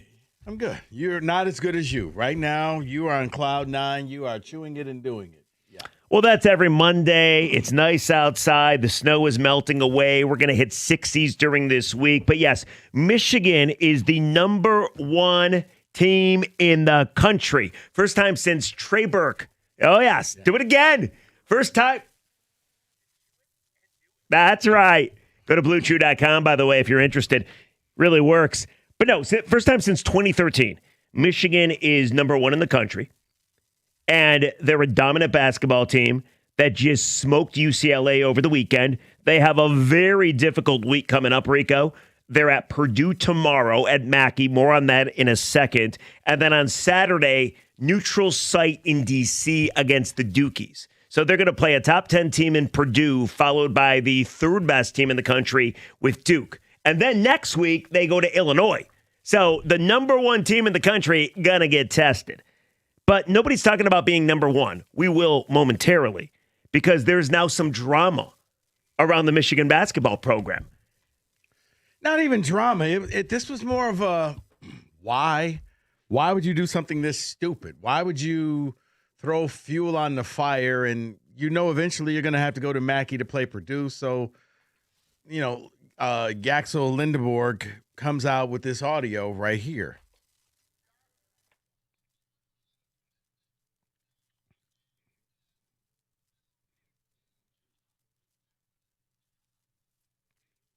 Not great. And of course they released it days before they got to go to Purdue and Mackey. And that place is already going to be a madhouse, and it's even going to be more now. But that was from 4 months ago. I was about to say, before the mouth breathers come out, that was 4 months ago. Don't care when it was. This is just something that you don't do. It was so stupid that when you first sent that to me, I'm thinking, that's AI. Yeah, you thought AI. A lot of people did. I was hoping it was AI. Nobody's that dumb to just say something like that. And it's like, dude, then he comes out, that's not how I talk. Actually, it is. Well, there's a backstory. 4 months ago, he had just signed with Michigan, talking about Yaxel. Apparently, his Purdue buddy got him to say something on video about how they're going to kick Purdue's ass because at the time, Purdue was the number one team in the country. That's a great buddy right there. He waited to release that video. And then they wait. They wait until yesterday at like 5 o'clock. College basketball on social media, it was like College Basketball News, something to that ilk, had it first. And I saw it, and I'm like, oh, no. I immediately thought of Iggy Brazdakis. Yeah, remember that dude? We want Duke. Yeah, he was playing great. Michigan was 17-0. They had a practice on a Monday before going to Wisconsin on a Tuesday. How were they not number? Were they? That's when the. How were they? They were not number one. It was the same type of deal. There was another team that was undefeated that they were like number 2 or 3, and Iggy Brazdakis said, "We want Duke." Well, the next day they were playing Wisconsin. They went to the Kohl Center in Madison and got rolled by 100. And I always think about that. Like Hunter Dickinson's another one. That dude talks so much smack. He never said no to a podcast. He said the dumbest crap. He was a good enough player for Michigan, but he was never able to back it up. And now Yaxel, who I love, and this basketball team is number one in the country, says that crap, and it drives me nuts. Don't say anything. But I know what Michigan fans are going to say. It was 4 months ago, so shut the hell up, Rieger. I want to play you Dusty's explanation before we get into it. Dusty May was asked about it today. Here's what he said.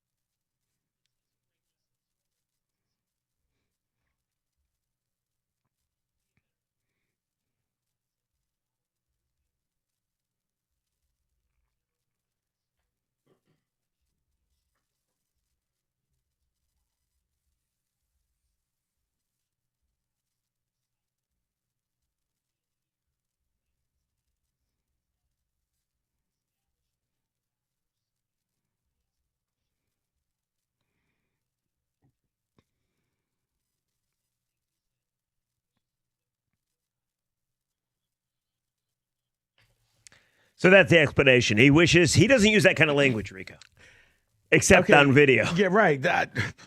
Miss me with the whole I don't speak this way. Actually, you do, because it flowed out of your mouth so easily. It says, this is how you talk. Now, right, but he didn't say anything awful. It's not like he was using a slur of any kind. It was just swear words. Rieger, he didn't. But don't come out and say, I don't even speak this way. Actually, you do. Okay? Just own it. You said it. Now, here's the thing. You got to win. You got to win. I don't mind when players call their shots. You put the pressure on yourself. Heck, it's the reason why we all love Rasheed Wallace, because he guaranteed a victory. The guaranteed. The guaranteed. And they won. You back it up. You're a hero. Harbaugh did it back when he played. He backed it up. He's a hero. So now the pressure is on you, Axel.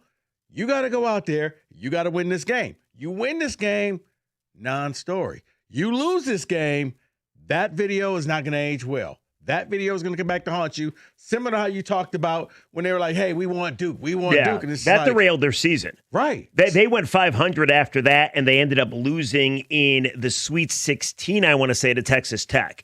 A same Texas Tech team that beat you guys in the Final Four later on. But I hate it. I despise it because I think back to Iggy. I think back to Dickinson. I just hate it, and I've never been good at it. I talk a lot of smack in my life, Rico. I've never been able to back it up. Now, maybe Yaxel goes off tomorrow for 30 at Mackey, and if he does, awesome. He's a good enough player that he can. 100%. Now, and that team's good enough to still beat Purdue. You're going into Mackey, one of maybe the toughest place to play. It's a weird arena.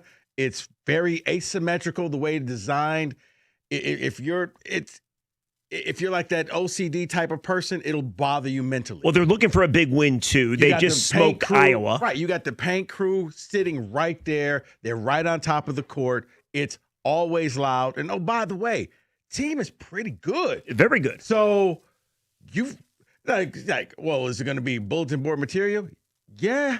It's going to be bulletin board material. Well, that's why it was released when it was. And you're right. And Dusty later on in that cut said, listen, Purdue has a bunch of killers on that team. It's not like this is going to be bulletin board material or add extra motivation. Of course it is.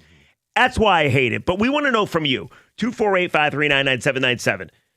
Does this bother you as a sports fan? Do you want your athletes talking the smack before big-time games?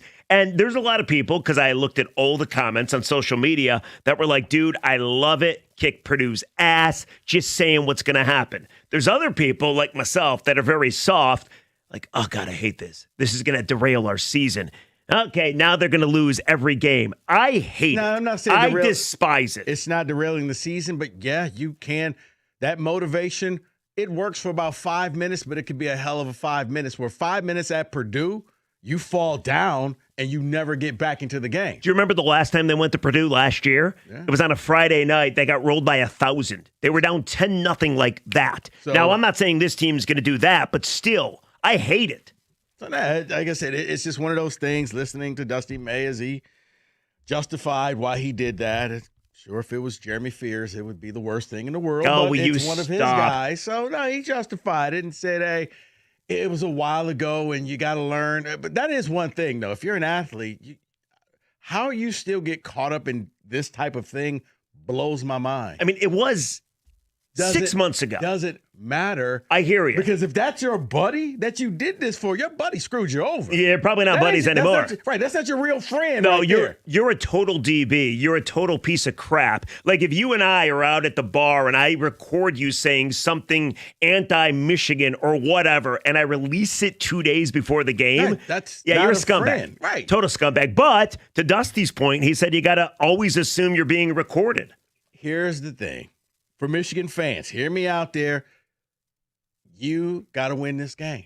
You must win this game. Okay. Now, can you? Yeah, I think Michigan's going to probably be favored by 2 points in this game. They're a 2-point favorite going into the game, I believe, if I saw it correctly.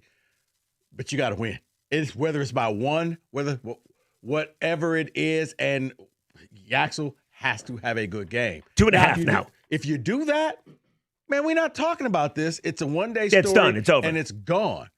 You lose, and Purdue fires it up, and all of a sudden you go into the Duke game, and now things start to change. Well, could be like when Iggy Brazdeikis. at 17-0. That's number one. That's number one. Also, Rico has an opinion on the number one team in the country that I don't agree with. I don't know that you will either, but he's going to sell that to you as well. We'll take your calls. Do you like your athletes talking the talk? I hate it. I despise it. Nah, I'm just soft, though. I admit I'm very soft. You know this about me. I mean, Rico will tell you his thoughts next. 97.1. The trade deadline is over, which means NBA teams are gearing up for the playoffs, and so is Fanatics Sportsbook. Here's the deal, guys. You guys have heard me talk about the fan cash, and remember, every time you bet with Fanatics Sportsbook, you're earning up to 10% fan cash, whether you win or lose. So even if your bet misses, don't worry about it. You're still stacking fan cash. Fan cash unlocks value that you can't get at any other sportsbooks, like more bets, unlimited profit boosts from your favorite player props, authentic NBA gear, game tickets, access to exclusive Fanatic events like the Fanatics Fest in New York City. But that's not their only play. The good times roll on with Fanatics Fair Play, a policy protection that turns losses into wins. That's right. If you love player props like I do, your legs are protected across the entire first half of every game if an injury takes place. Make the switch to the sportsbook that gives you more to play with. Winning hits different here. Got to be 21 or older. Gambling problem? Call 1-800-GAMBLER.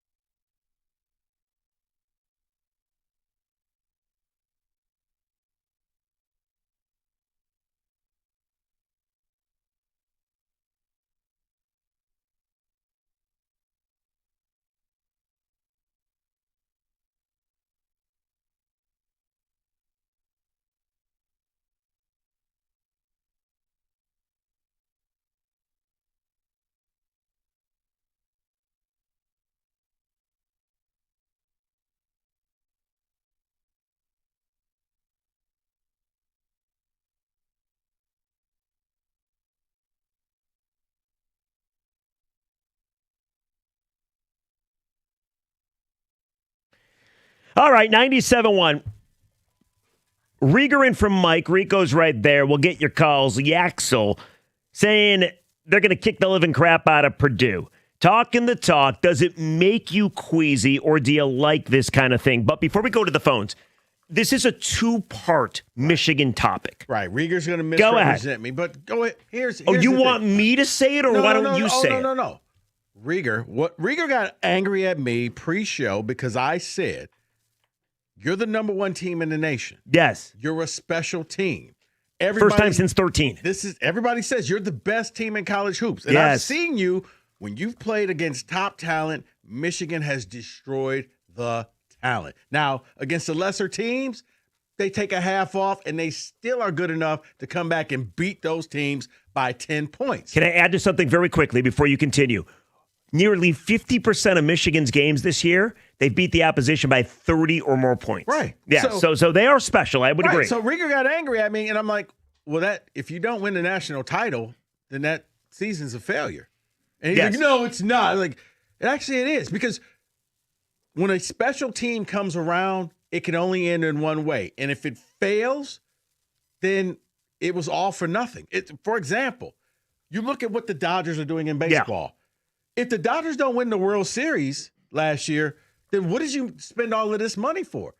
What we talk about the Mets using baseball, spent all of this money, didn't win the World Series. Okay, but Rico, it was a failure. Sticking to college hoops. Remember when Duke had the super team of Zion and Reddish and you guys beat them. R.J. Barrett. Yes. But they were the team to end all teams. This was the team, and they didn't win it all. It's a failure. You look at every sport. When you contract that team that is that good, there's only one outcome that's satisfying. You can't say Final Four with this team because this team is better than a Final Four team. But hold on a second. This team beats people by 20, 30 Understood. points. But you guys, speaking of Michigan State, the last time they were ranked number one in the country was 1920. Now, COVID canceled that season. Well, 1920 or 2020? 1920. Yes. Oh, I thought you meant maybe you were number one in 1922. That was a hell of a team. Izzo was on that team, I think. That was his first year coaching. But the year before, 2018-19, you guys were also number one in the country. You went to the Final Four, but you did not win it all. So was that a successful season? Rieger, that's apples and oranges. No team that I've seen. The way Michigan is beating opponents, yes. It's not even fun. It's not UConn did it for 2 straight years, and they won the national. Right, and for UConn, there was no runner-up. There was nothing. For UConn, they played so much better than everybody else. Even when they went to the Final Four, the other 3 teams were all garbage. They let the other 3 teams know you have no shot at winning this thing. Number one, I have no problem with the expectations. No problem at all. I also do hate when people say, "Oh, it's title or bust." Like, what is bust? Like, nobody's going to get fired. No, nobody's. They're going to come back and play next year. That's what I said. It's a season's a failure because you didn't win it all. Okay, fine, but I find it funny. I'm just going to say this, and I think it's true because you're not the only one. I was talking about Michigan yesterday being number one after their big win against Mick Cronin and UCLA, and I was met by Michigan State fans saying one of two things. They either said, "Congratulations, the best team money could buy," as if that's an insult. That's college sports. Okay, so exactly. So do it well. Anybody or don't be mad about it. Anybody upset over that is just being an idiot. Okay, but the second part is I got a lot of this. You do realize if you don't win it all, your season's a failure.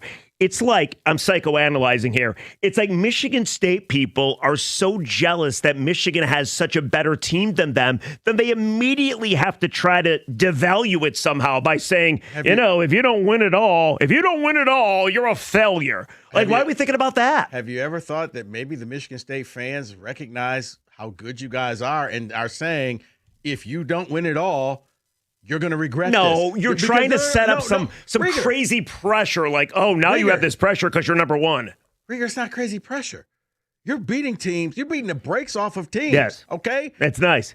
If you don't, then what was all of this winning all of these games by double digits and 20-point victories? Yeah. What was it all for if you don't win it all? Like, a team like Michigan, like the UConn, when they went back-to-back, was probably the last time I've seen a team like that where you look and say, you have no shot. Like those Florida teams back in the day. Right.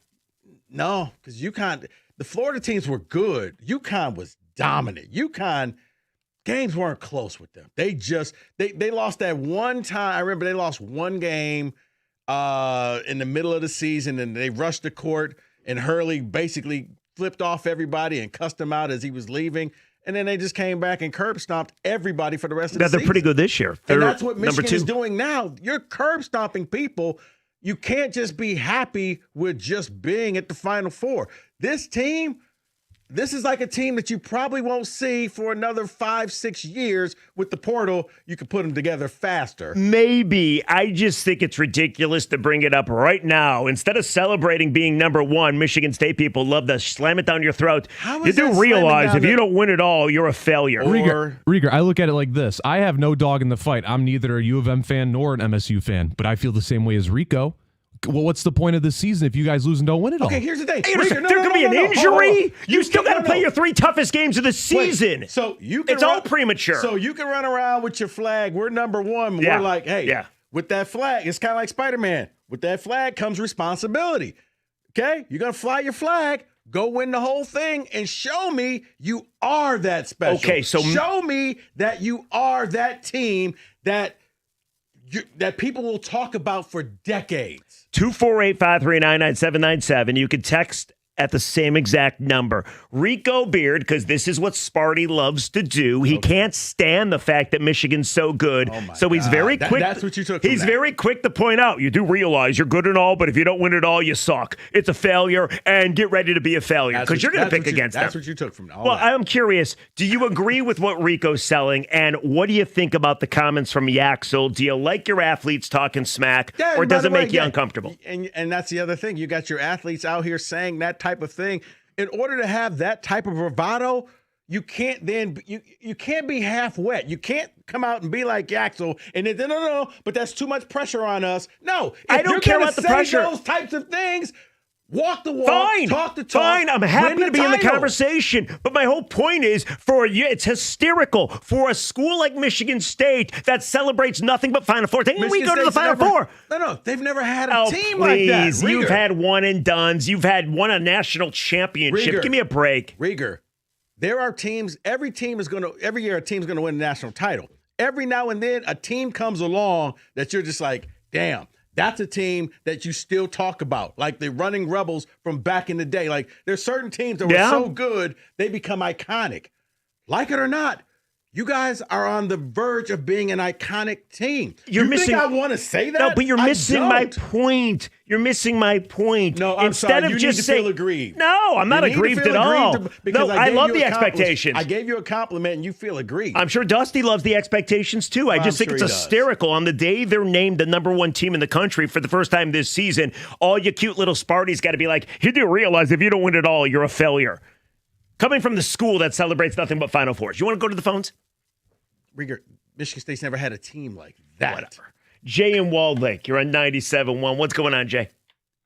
Reek, as much as I love you, my guy, I love you. I gotta agree with Rico. And reason being is because Michigan is on the verge of doing something historical, right? I mean, they're just bludgeoning teams, and you've seen it. I mean, there's not really a team that seemed like that they were on Michigan's level besides Duke, maybe in another. I don't know. They two, barely beat TCU and Wake Forest and Penn State. They sleepwalk against bad teams because they're bad teams. Yeah, absolutely. I mean, last week weren't they down like by 16 points against Northwestern? They were. But then they had to come back and make another big comeback. So it's just like you have to look at that and say that this team is good, and every team that they're coming across, they're showing that they're better. That's why they have the leeway to go out and actually take that half off. But do you think Dusty May and those kids in that locker room, those young adults in that locker room, are saying, you know what, hell, we're the number one team, let's just run with it, and if we lose, we lose?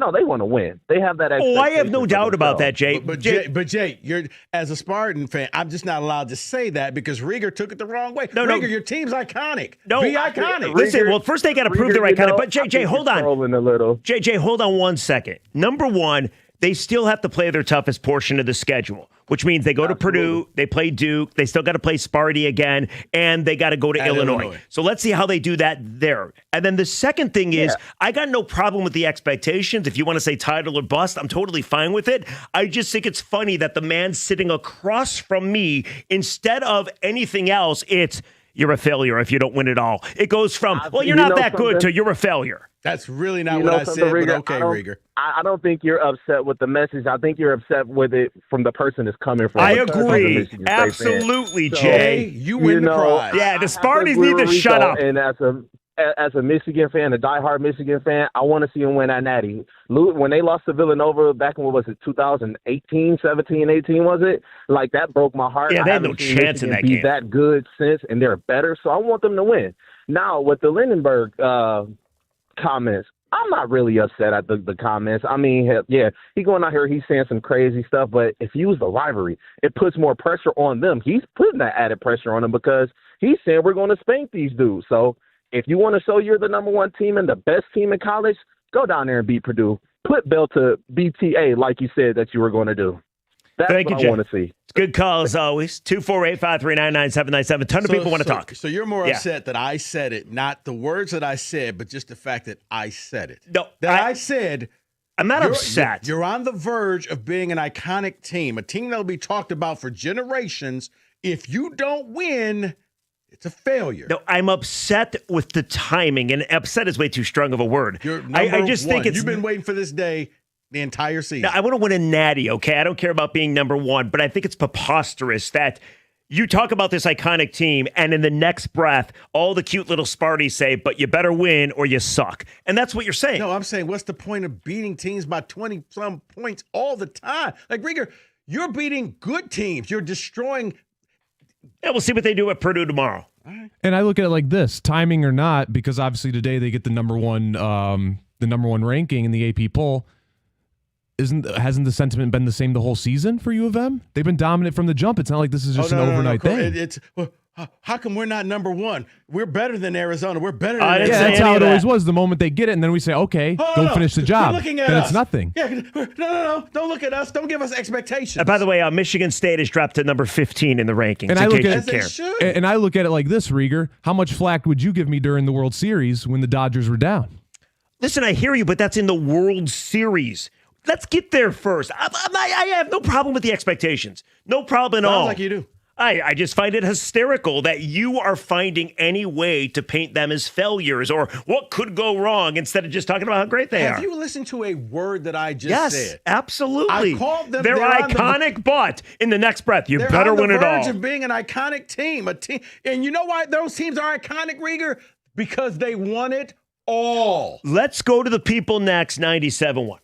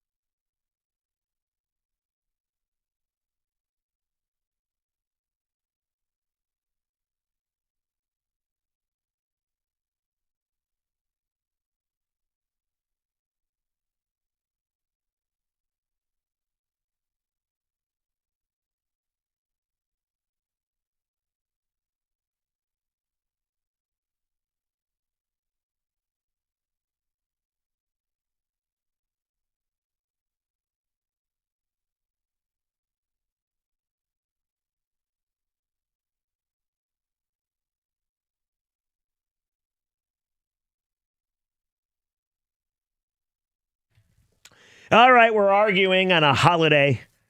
What holidays are made for? We got two things out there. First of all, Yaxel's comment about Purdue. Apparently, it was several months ago. Do you like your athletes talking smack, or does it make you feel queasy? And then number two, Michigan, number one in the land. Arizona lost their last two games. This is the first week that Michigan is number one. Rico says they're iconic, and to prove they're iconic, they better win it all or the season was a failure. Do you agree with that sentiment? And I got no issue with the expectations. My whole point is I just find it hysterical that a Spartan fan is bringing that up right now. It's almost like, congratulations, now you have more to worry about because if you lose, you're a laughing stock. Or the Spartan fan realizes you just became number one 2 hours ago, and now go out there and show you're not going to give it up. You're iconic. Win your games. And this will be a team that'll be talked about forever. What if they make the national title game and lose to a team like Wisconsin that shoots 23s? It doesn't. No, then you're failure. Then you know what? You put them right next to all those teams that were close. Right. Didn't get it done. Right. Considering the season's still going and we have no idea how it turns out. Put them next to your every Fab Five. other number one team in the country over the course of college basketball, you know what? They don't have the same expectations that this Michigan team does because they're iconic. Rieger, you're really missing the boat here. I am not. Do you even listen to yourself, or you just dip? No, you people do whatever you can to devalue Michigan, and that's exactly what you're doing. The compliment because I graduated from state. No, so because it's followed. Rieger, Arizona wasn't beating people the way you're beating because people. It's followed by nonsense is what it is. It's followed by you better win it all or it's a failure. Case in point, and at the Lions, 15-2. Yeah. And then they lose to Washington Commanders. Yeah, they had their whole defense out. Season? Yeah. Failure. Yeah, sure. Failure. I mean, to lose that game, if they would have made the Super Bowl, it would have not been a failure. 15-2, if they made the best record, had they made the Super Bowl, and they still don't win it all. No. Case in point, you're old enough to remember. They had everybody injured on their defense, and then Amik Robertson broke his arm. The Bulls, and that time they won 72 games, and they won the whole thing, right? And the Golden State Warriors won more, right? And they didn't win it all. And that's Golden State Warriors 73-9 team isn't the best. Why? They didn't get the ring. They didn't get the ring, Rieger. We don't talk about that the way we talk about the Bulls winning 72, and they won the whole thing. And Scottie Pippen literally wore a shirt throughout that whole finals that said it's nothing without the ring. I've seen a lot of dominant college basketball teams in my day, a ton. And I'm not ready to say Michigan's there yet. They're number one in the country. You know what? You're sandbagging now. Now you're just being a troll. Let's go to Brian in Detroit. You're on 97.1. What's going on, Brian? How are you, bud? Oh, fellas, how y'all doing this evening? Wonderful. How you been? Brother Rick, it's hard coming from Final Four University to say you have to win it all. There you go, Brian. Well said. It's man, I love you and Mike, but some days I don't like you fellas. Okay, it's amazing. Brian, see, Brian, I like the fact that you call because you don't call us enough. But Brian, because sometimes Rico, I have to be on hold forever. That's why I can't, stay on the line with you guys. They're very popular. So Rico, how can y'all hold the whole city of Lansing is Final Four? It's the greatest thing going. We successful. We one of the top, whatever.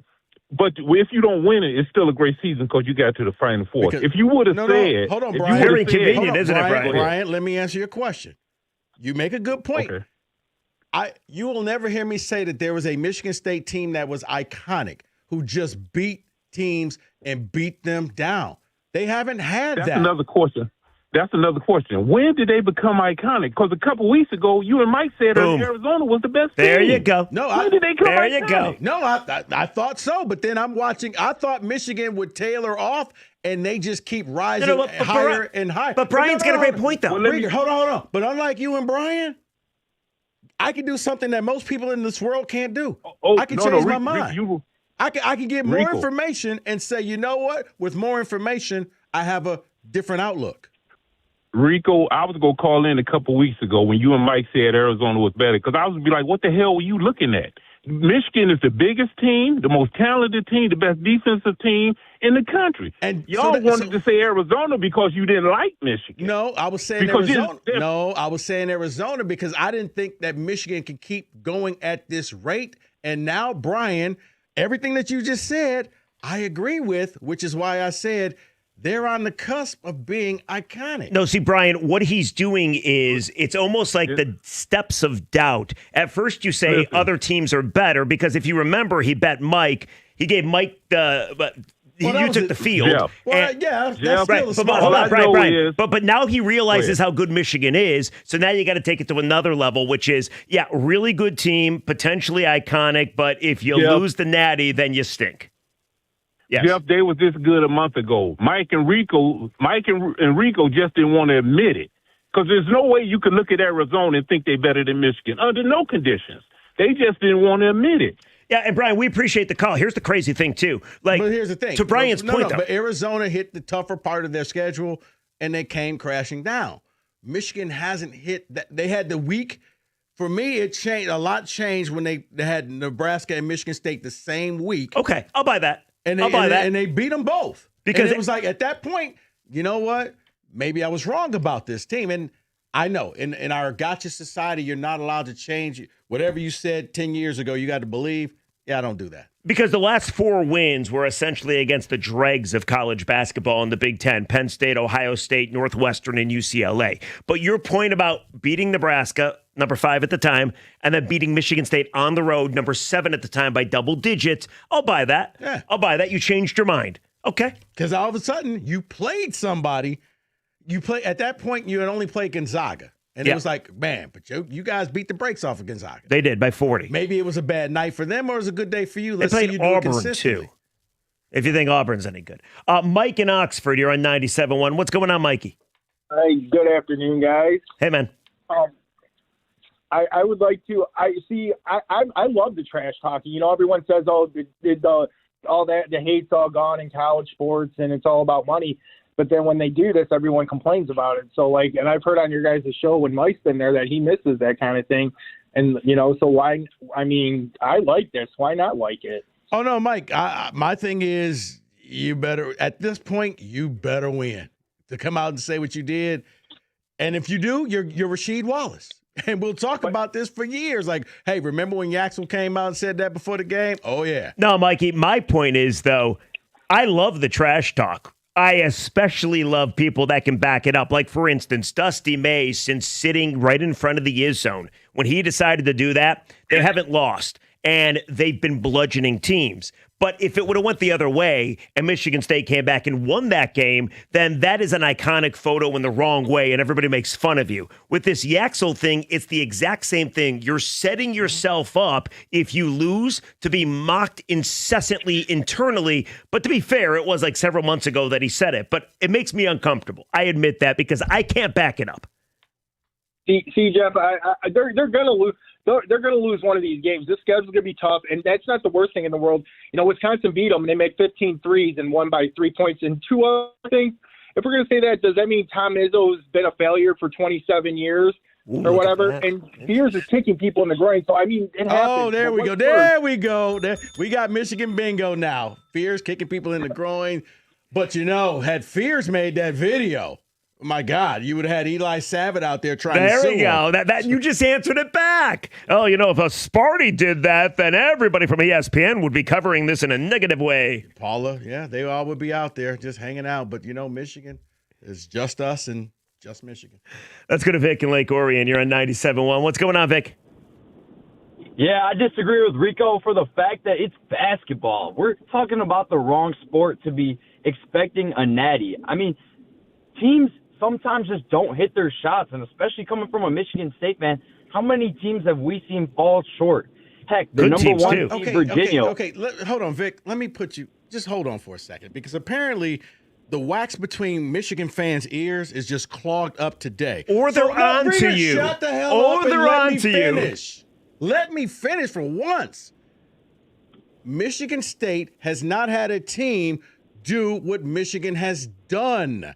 It's as apples and oranges. So to sit there and say, well, what's Michigan State done? They've never had a team like this. The closest they had COVID took that team out. So we'll never know what happened in 2020. But what I'm saying is you're really, really exceptionally good. You got to get the ring in order to become iconic. Vic, let me translate. It's the classic Spartan long game. You know what? They're going to tell you how great you are, and then if you happen to lose, then they're going to make fun of you because how dare you waste that great opportunity. Or it's the simple-minded, I really don't follow college basketball, but for about 2 weeks a year, and then, wins the spring game. But you can't deny this, If you want to, no, Rieger, you're not even listening, and the sad thing I've heard everything you've said. No, you're not. Your minions are like, well, what about state? My minions. I'm sitting here trying to say, yeah, things changed when you knocked off Nebraska and Michigan State, and now you can't take the compliment because it's too much pressure. No, don't give me the pressure. Stop That's pressure. Too much pressure. No, what if we lose? You're not supposed to lose. You're that good, you don't lose. I know your playbook. No, I know your there's playbook. No playbook. Yes, you build it up, and then the second they slip up, you trash them. From the same team that just had your star player saying, F Purdue, F Purdue, Yes. F Purdue. Yes. But if I say something, I see what you're trying to do. I just told you I was uncomfortable with that, too. All right, 248-539-9797. You can text us at the exact same number. Rico and I don't think we'll argue the entire show, but we've started off arguing. I love arguing. What side are you on? 97.1.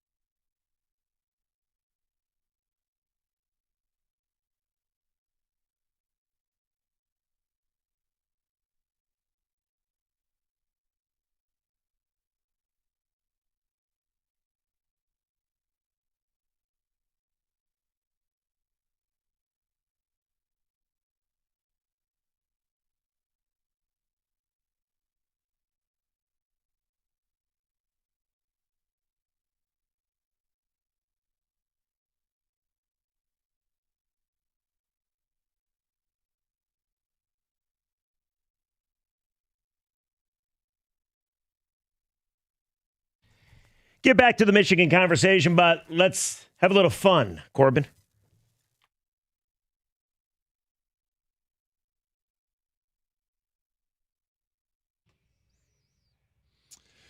Yes, gentlemen, it is now, this is going to be good because Corbin is doing my bit, so you better not screw this up. No, not at all. Not at all. I studied this. I thought about it long and hard over the weekend. We got some questions, within the world of sports, obviously some Detroit and Michigan ties. Nonetheless, let's get right into it. Gentlemen, can we say that the NBA finally figured out a functional all-star game format? No, I can't. If it takes 3 teams in order to get this thing right, then no, you haven't. It's confusing. Sorry. Just really didn't care.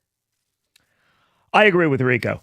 I watched yesterday. Good for Cade. Good for Duran. Good for CJ. Right? Like, all the Pistons rolled, or JB rather, not CJ. But it was boring. Like, here's the problem. I think we're all just desensitized to it all, whether it's the dunk contest, the three-point contest, or whatever they try in the All-Star game. It's all just boring. Here's why you said that. Because they were playing defense and they were out there actually trying.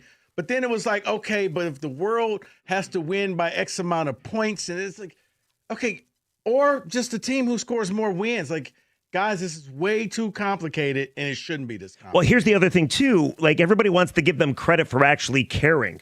Like, that's a baseline minimum. Like, ooh, Corbin, you cared today. I'm so proud of you. I'll give you a promotion. I do agree that I still think it should be fixed. I will say it definitely was the better one in recent memory. But I don't know. Just, I guess, keep throwing Band-Aids on it. We'll see what happens. Or you can just cancel it because it's reached that point where we just need to take it Did you watch on Saturday? Yeah. Oh, the dunk contest was a joke. They need to stop that. Yeah. I'm like, wait. Is Jason, did he just knock himself out? Did they take him to the hospital? Like, what are we doing? Gave himself here? a concussion. Keeping it on topic, though, with the NBA. One more for the NBA here. Can we say that there will be a proper way to combat tanking in the NBA after this past weekend, after the Jazz got fined, and I believe it was the Pelicans, if I'm not mistaken? The questions are out there. The solutions are out there from, media analysts or whatever. But is there a proper way to do so? If you want to tank, if you want to fine, you have to make the fine hurt. You have to make the fine so, like, oh, we're going to fine you $10 million. To a team, that's nothing. Now, you go in there and you say, hey, here's the thing. If we find out you're tanking, we're going to fine you $100 million. And you're going to lose your draft picks for the next 3 years. You'll get different results. But it's almost like there was the city of Cincinnati Bengals. You weigh the fine versus they had to remove the snow. It was less to pay the fine than to remove the snow for the game. Right. So you know what? Leave the snow. We'll pay the fine. That's where these players are. In order to do that, you got to come up with something better, whereas maybe everybody's in the lottery, so it doesn't matter. And if you really want to fix tanking, I'm sorry, Rieger. Oh, you're fine. Make it so that the top 3 teams who really legitimately deserve it get it. Because when the Pistons 2 years in a row, it's fair. They would have had Victor Wembanyama. They just were that bad and got the 5th pick. Could you do something, and I ask you this, Rico, and I have not thought it through completely, but I just ask you, okay? You know how the NBA loves to do these play-in tournaments, and they got the play-in in the middle of the season tournament? Could you do a first overall pick tournament where you decide it like that? I've been saying that for a year, Rieger. I've been saying it for a long time. Every time in every team in the lottery, you single elimination, the winner gets number 1, and of course the players get a lot of money. I think people would watch. I think it would be interesting. It would keep every fan base engaged. I'm not saying it's perfect. Okay, but here's the thing. If you're a bad team, think about those Pistons So you're teams. saying they would have no chance? Think about those Pistons teams that should have got Wemby. You can put them in it.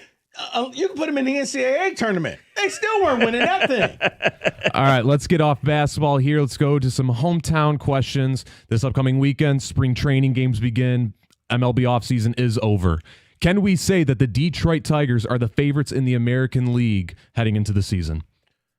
I'll let you go first. So I love the pitching staff, obviously. I still worry about the offense. The favorite in the American League. And I would say there's nobody in the American League that really blows my socks off, if you will. So, yeah, I could say that. I mean, are you worried about Seattle? Are you worried about the Yankees?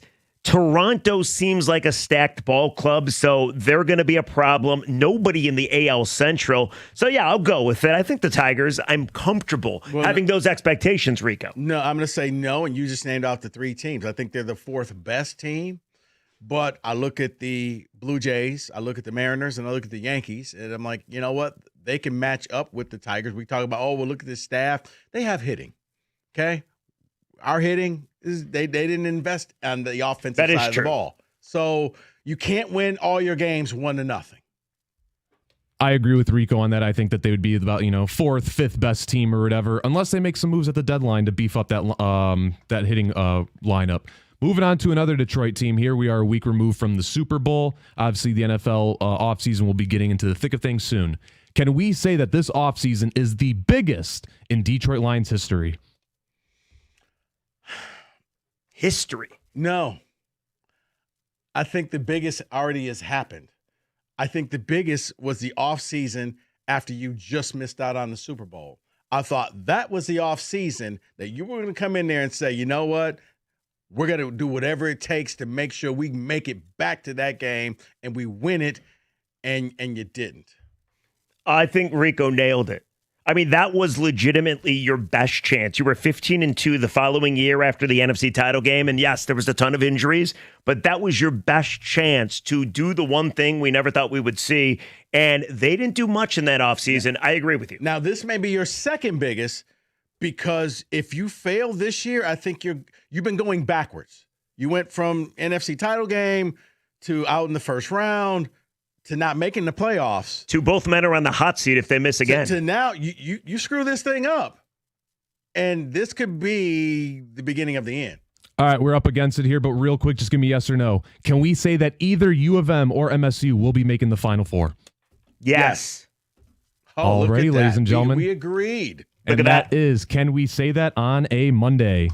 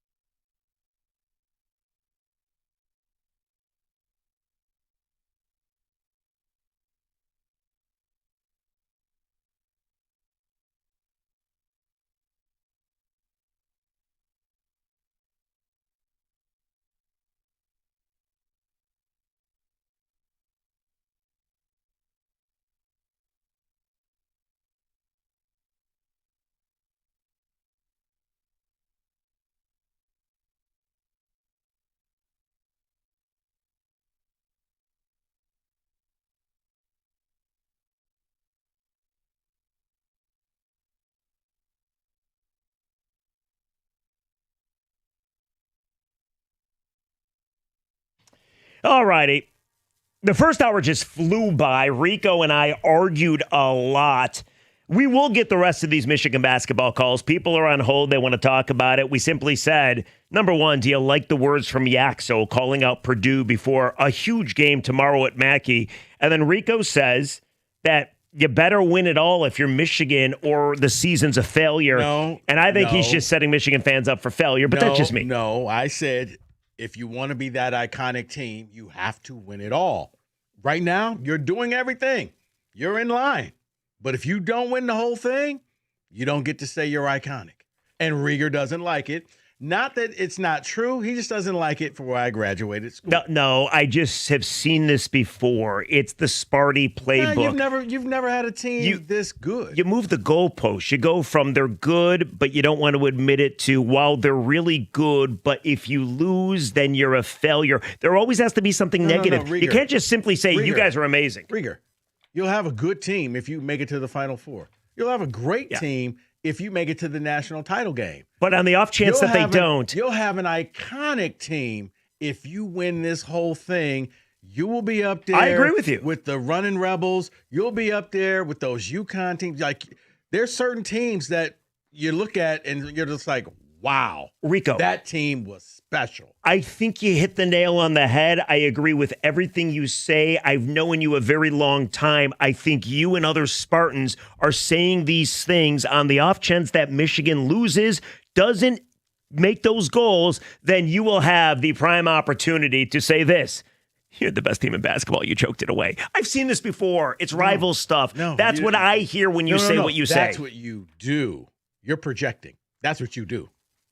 All right, so we'll get back to the calls momentarily. However, very interesting stuff. Can you say from Corbin, where he asked the question, can you say that this offseason for the Lions is the biggest in the history of the Lions, or at least like recent history, right? And we both said probably not.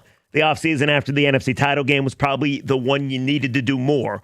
But it begs the question. Rico and I were talking at the break.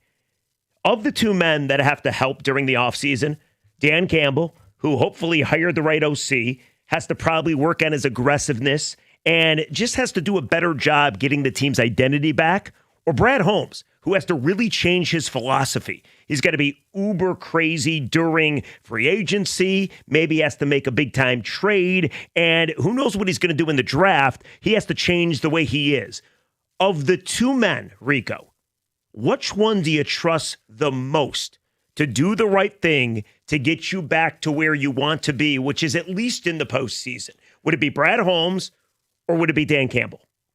And I can't say neither. Oh, you don't trust either? Well, there's different, if I have to pick between the two, I'm going to say it's Campbell, because Campbell is using the talent that he has and they're winning games. Now, they lost some games they shouldn't have lost this year. But I think a lot of that is because of the groceries that Brad Holmes went out and bought. They were expired. They were not good. Expired. I think of the lady in there. Expired. Your corners the ants. Expired. Yeah, expired. Your defensive lineman expired.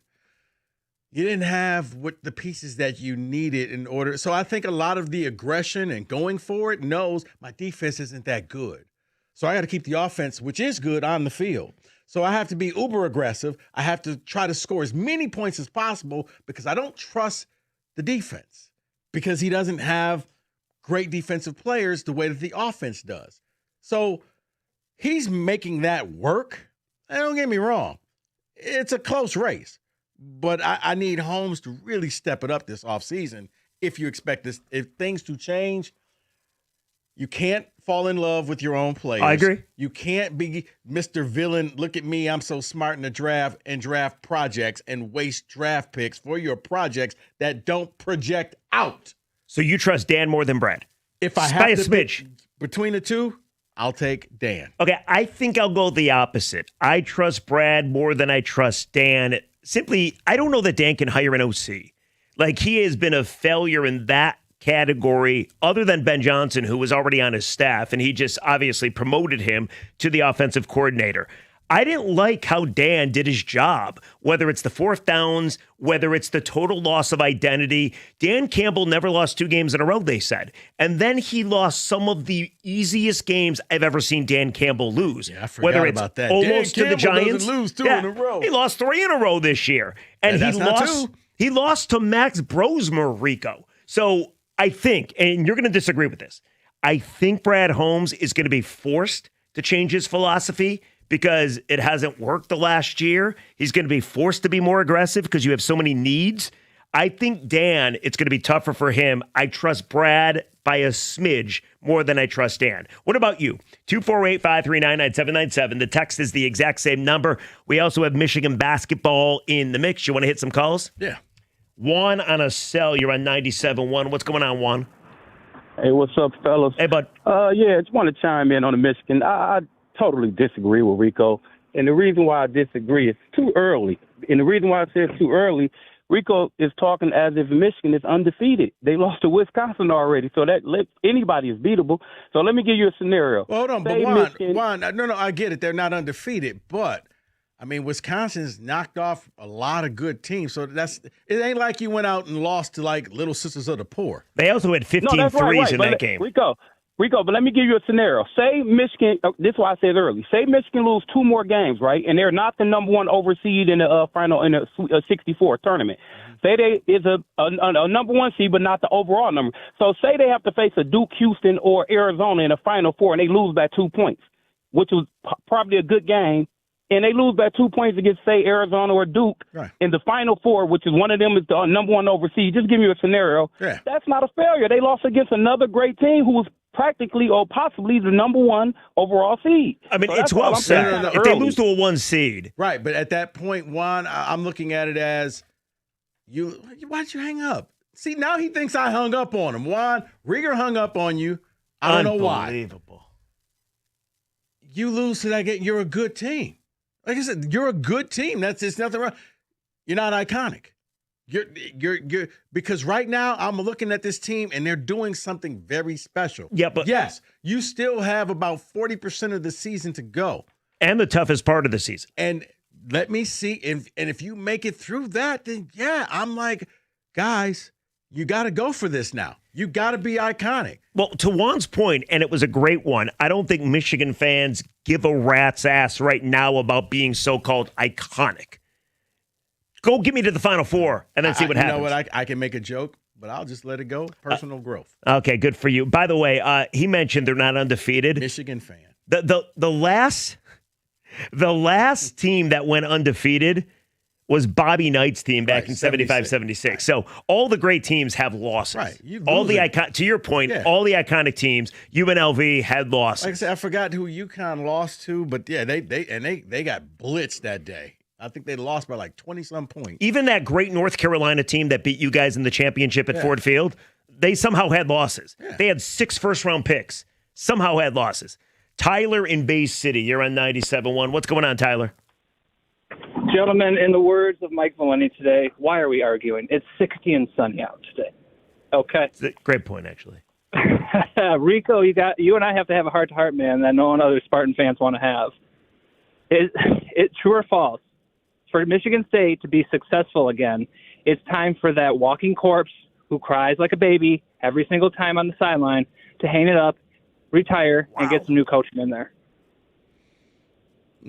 I don't agree with that, Tyler. I think his time is coming. Now, if next year they're bad, then, yeah, it may be time to go. But I laugh because it's you know what? I quoted Drew Sharp, Rieger. The great Drew Sharp. People treat this is the worst 20-5 Michigan State team ever. Like, that would always be Drew's line. This is the worst 20 and whatever ever. No, Tyler, careful. All I'll say is careful what you wish for. Tyler, listen, this is a Michigan fan sticking up for Sparty. So you've lost 3 of 4. You looked horrendous in a couple of those games. With that being said, over the course of the last 20 years, Izzo always, in February or early March, has a little losing skid, and that always helps them moving down the stretch. Now, I agree with you on one accord. This team right here is like Jeremy. Go on. Oh, no, he was breaking up. No, it's just like, look, he hasn't been successful in years. Michigan has passed him by, and it's great. Michigan's just better than Michigan State now. It is what it is. It's one season. Tyler, hold on. Tyler, how old are you? Michigan passed him by from one year? Why did you hang up on Tyler? Because he's breaking up and we got a break. Why are you yelling at me? They won game. That's how you do radio. They passed him by. I didn't say that. Tyler's got to be like 18 or 19, if that's the case. He sounded older. He did not. No, he says he's a Michigan State fan. Do you believe that guy's a state fan? No. I'm saying he's a young Michigan State fan. Gotcha. Well, he said some very mean things about Izzo. What do you call him? The Crypt Keeper? I'm just saying, careful what you wish for. Dinosaur? Hey, Michigan football knows. Careful what you wish for. We need to fire this coach. And then you go into the wilderness for 10 years. Listen, all I know is throughout the course of my life watching Tom Izzo, he wins a hell of a lot more than he loses. He's won Big Ten titles. He wins Big Ten tournaments. He goes deep in the tournament. If Izzo, you fire him, then disband the Big Ten from the NCAA tournament because they haven't won in going on 26 years now. To put things in perspective. You do realize if Michigan is iconic as Rico apparently thinks they are. I'm just saying. They would be the first Big Ten school to win the title, not including Maryland. Yeah, do you count Maryland? No, they were. Which, ironically enough, they played a Big Ten team. They played Indiana that year. Right. Mike Davis was the coach. All right, 248-539-9797. The Michigan stuff is out there, and also with the Lions facing the biggest offseason of their life, their history. Who do you trust more to get the job done? Brad Holmes or Dan Campbell? 97.1. All right, guys. You trust me? You should. Because when it comes to your basement, listen, you can get that thing fixed up, and it can be done in about 6, 7, 8 weeks if you go through Matrix Basements like I did. They took a totally unfinished basement, and they had it all set and ready for me, and I was watching football games in my brand new tricked out basement. Go to matrixbasements.com. And when you go there, you're going to see they're offering the Build Now, Pay Later program, absolutely zero interest and zero payments into the year 2028.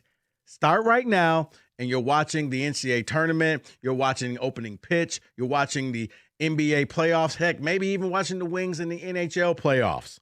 But you need to go to Matrix Basements right now, get that free consultation. And the next thing you know, you sign up for that Build Now, Pay Later program, zero interest, zero payments into the year 2028. Build now, pay later, and enjoy your beautiful new basement sooner.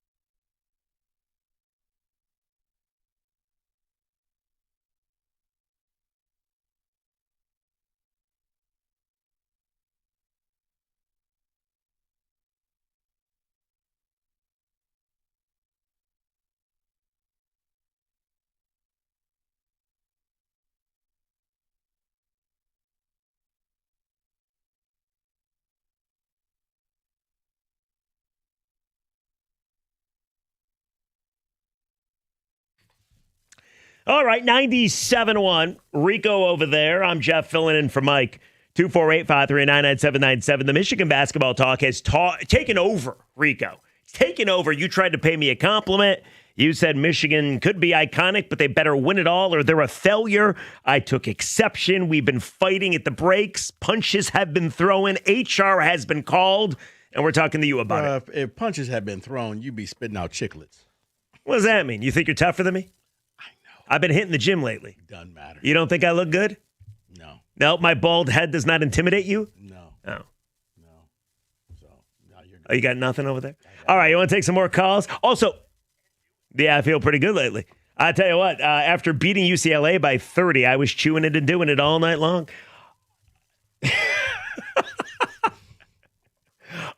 We also brought it up, since this is such a big offseason for the Lions, we're trying to do dueling topics. Who do you trust more, Brad or Dan? That's out there as well. Let's pick up Joe in Westland. You're on 97.1. What's going on, Joe? Hey, it's not really changing the subject. It's the difference between Sparty and Michigan. There was an article in the Detroit News or the Free Press yesterday about trying to get into NIL or trying to raise money for different issues. And they want the trustees to sign a non-disclosure agreement and fine them $250,000. That's how Sparty handles the modern world. Wait, I'm sorry, what? Repeat that. There's an article in the Detroit Free Press yesterday that they're trying to get into the NIL, Sparty is, to bring more players to their team. And they want their trustees of their board of trustees to sign non-disclosure agreements because they don't want anybody to know what they're doing and how they're doing it. Okay. I mean, they already got $400 million for NIL. Not to mention, Joe, Izzo has been on record saying how important NIL is and how they have to start being better at it. And to Rico's point, they have that huge trust. They're rebuilding Spartan Stadium. It seems like Michigan State is taking NIL pretty serious now. Why do they want their trustees to sign non-disclosure agreements? I think they just want their trustees just to do other stuff and leave them alone. I don't know where that I hung up on Joe, too. You good with that? That was fine. Oh, that was fine. That was fine. I have no idea where Joe was going with that. Because the trustees need to go and get their nose out of athletics. Whenever they meddle, bad things happen. The $400 million check is there. Divvy it up. Like, Izzo took – well, this is what – he took the money and he paid his current players to stick around and stay. And he went out and got some others. Dusty took the money that he had and he went out and brought in new players. Right. Both coaches spent money. I think Dusty may have spent a little bit more, but they both spent money. It is interesting. Spent it on their own. I don't know where he was going. So, like Carson Cooper, Jackson Kohler, Jeremy Fears, and Cohen Carr, they've been at Michigan State a combined 14 years. Which is crazy this day and age, right? Then you look at Michigan and Yaxel and Mo Johnson and Adai and who else am I missing? Elliot Cadeau. They're all first year at Michigan and they're the number one team in the country. So it's all how you choose to do it. Both teams are spending money. I think Michigan has spent a little more money. But see, this is where I get fed up with people that say, oh, you got the best that money can buy. You still got to be able to coach these kids. They still got to get better. You still have to build some form of culture to win, and Dusty's done a hell of a job at that. You got to find the right chemistry because if not, you just bring in top people and you're they Kentucky. don't do anything. Right, and you're Kentucky where you're struggling to stay in the top 25, whereas he brought in the right group. He's got the right mix. He's got the NBA player. He convinced Yaxel, hey, don't go to the league and be a bottom first-round pick. Come here, improve your stock, be a lottery pick, and that's working. You know what I love the most about Dusty May? There's two things.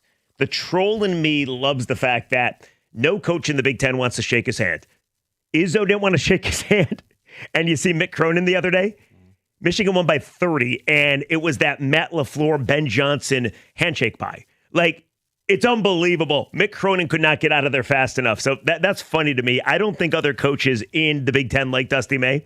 But the second thing I like about Dusty, and he said this, he's like, listen, we understood where we were soft down the stretch last year. So we decided to go out and get players that made us better. And he's done a tremendous job.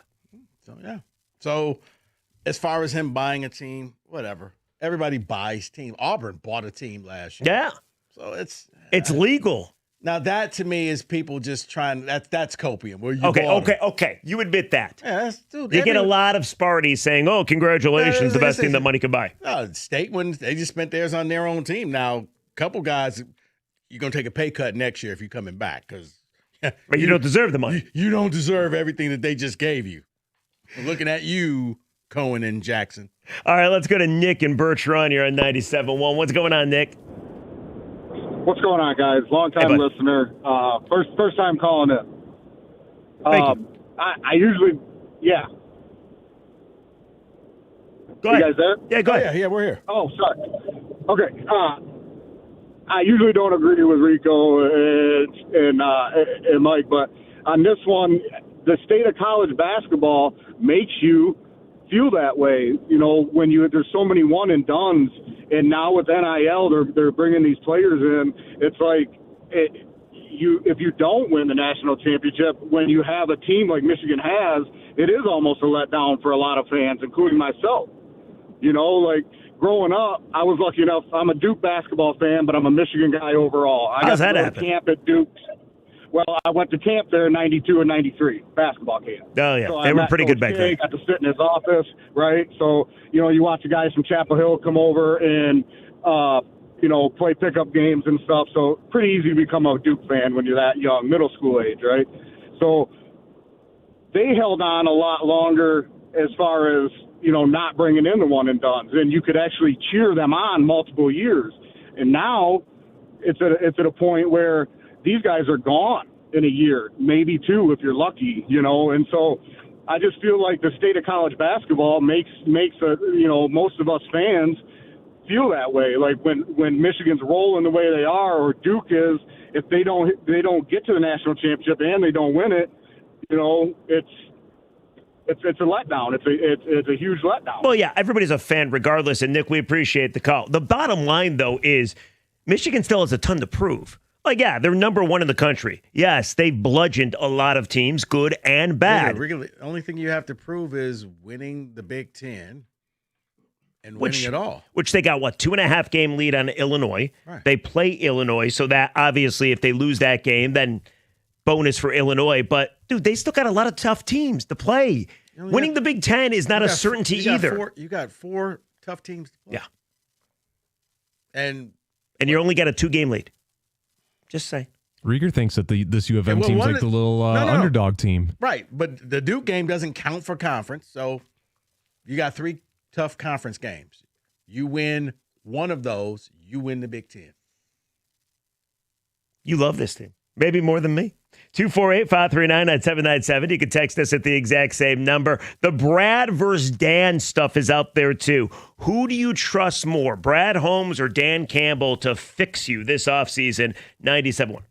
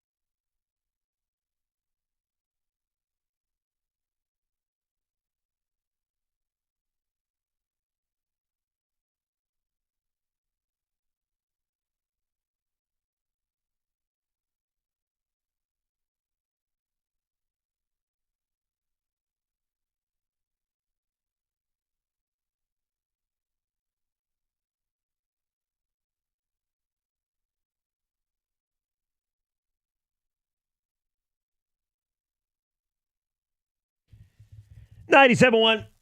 The Valenti and Rico show rolls on a Monday.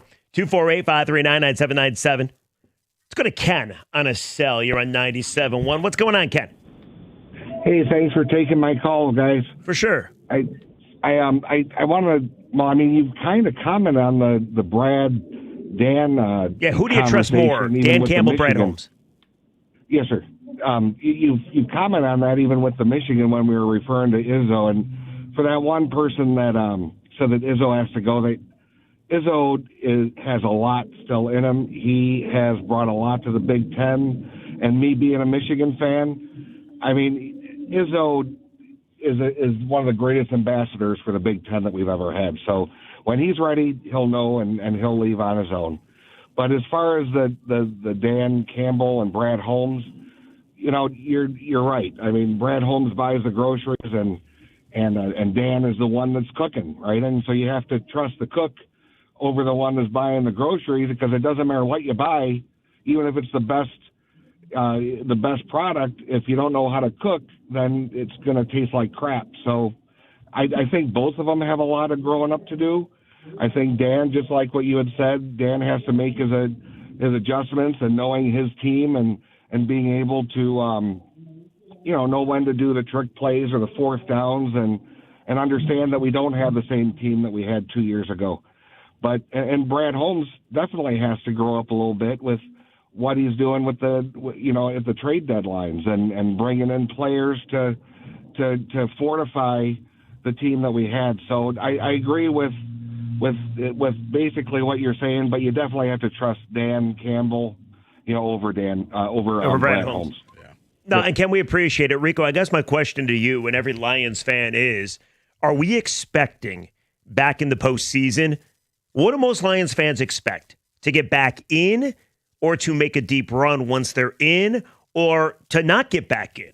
Because the NFC North is getting tougher. And I was listening to Gator driving in, and he was reading Bill Barnwell from ESPN, who was doing trades that could happen in the offseason. And one of the trades that could happen is Max Crosby going to the Bears. Now, that would throw a wrench in things. But also, Mac Jones may be going to the Vikings. I guess my point is, the NFC North is only going to get better. Caleb and Ben Johnson together will never be worse than they already are. So what's the hope? Like, what is the realistic hope for the Lions? To get back in the postseason? To go to the Super Bowl like we said 2 years ago? Or just flirt with it? No. You got to win this thing. Yeah. You have to win this thing because the NFC when you say North, win it all. Win it all. Super Bowl. You have to win the Super Bowl. And it's not because Sam Darnold won. It's not because of that. Because you said it, Rieger, Chicago and Green Bay are better than you right now. And I know that's tough for Lions fans to swallow. Minnesota is too. Standing-wise, they beat you twice. Minnesota is a quarter. Yeah, well, you know what? Those are facts. I can't argue that. But Minnesota's a quarterback away, whether it's JJ or whether they go outside and get somebody else, from being really good. I mean, Flores, they retained him for another year. Yeah, that's huge. That's kind of like when Ben Johnson came back for one more year here. Your window is closing. Now, I know a lot of people in Allen Park don't believe in windows. I do. I've seen windows open and close all the time. Yours is closing. I can recognize that. Now, that means you have to have a seismic shift in free agency and in drafting, and you can fix this and keep this thing going, but you gotta make some moves that fans aren't gonna like. Your Super Bowl championship teams have all made moves that fan bases of that city were like, wait, you got rid of that? We love that guy. I know, but we also brought you a title. So I don't want to hear it. I mean, case in point, the most recent, DK Metcalf, gone from Seattle. Geno Smith, the same deal. Right. I mean, they spent $205 million in the offseason. DK was beloved. Yeah. He was Mr. Seahawk, and they traded him. Why? Well, it was a business. Philly's probably going to trade A.J. Brown, wouldn't you think? Yeah. I mean, and Philly's the kind of team that after winning the Super Bowl and then losing in the first round of the postseason, you know they're going to go, as your point, the seismic shift moves. So I wonder if the Lions are capable, or if they're capable, of course they are they willing to? And I do wonder, like, what do fans expect? Like, do Lions fans expect back to being talked about like a Super Bowl team, or do Lions fans just hope they get back to the postseason? Right now, you're hoping to just win the North, but I don't think you're going to win the North anytime soon. You need to get back to the Super Bowl in order, because we've seen everything. We've seen you make a deep run. We've seen you go 15-2.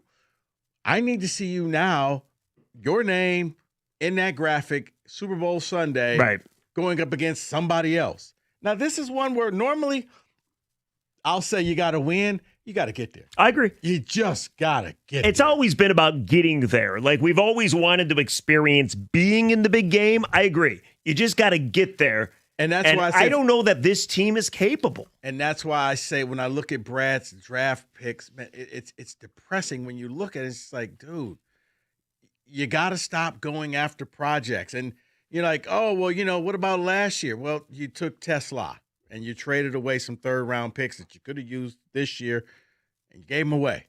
And, yeah, your depth, like, just don't be the smartest man in the room. Brad, draft the best player that's there. Have a game plan so that Dan Campbell has something to do, so that Dan doesn't have to go for it all the time. Because I think that's why he knows. If I lean, like Seattle, the most conservative team in the NFL last year. You want to know why? That defense. We can go ahead and punt the ball. Doesn't matter. You're going to go 3 and out. That's how you can win with Sam Darnold, right. who leads the league in turnovers. So, hey, Sam, don't worry about it. We'll get the ball back. Go down there. If you can score 17 points, we'll win this game. No, I think, and I give you full credit for this, even though you and I argued and bit each other's head off in the first hour about Michigan basketball, I give you full credit. I was on the air with you, filling in for Mike, when the Lions drafted Gio Manu. And this was a kid out of British Columbia that didn't even have a draft profile. He had the egg. Yeah, exactly. Nobody knew who the kid was. And Brad Holmes said after the draft, it's hard to make this team, so we're going to draft projects, and hopefully they turn into something. And you were incensed by this. And I actually agreed with Brad. Fast forward a couple years, Manu, I don't think, is going to make this team. Whoa. Even worse. What do the Lions need right now?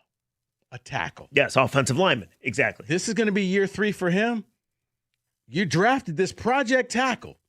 He's not ready. How do I know this? They said it. Brad said it would be unfair to ask him. Yeah. Unfair? You're paying this man money. How is Fourth-round that pick, unfair? too. How is it unfair? He's had 2 years now where he was injured. Don't care, man. You took somebody that you're probably going to get rid of, because think about it. If he was ready to go, that's one less thing you got to worry about. You don't need to go into free agency. You don't need to draft anybody. Right, if he worked out. You'd have your right tackle all set and ready to go. And you know what? You look like a genius. Isn't it funny, though? It went from, we are so good, my draft picks can't make this team, and I'm taking projects, to, we have so many freaking holes. Mm-hmm. Really, in 1 year. You want to know why? Because you traded away all those draft picks that could have filled all of those holes. I'll admit I'm being a little overreactive with this take, but I'm purposely being that way for the sake of this show.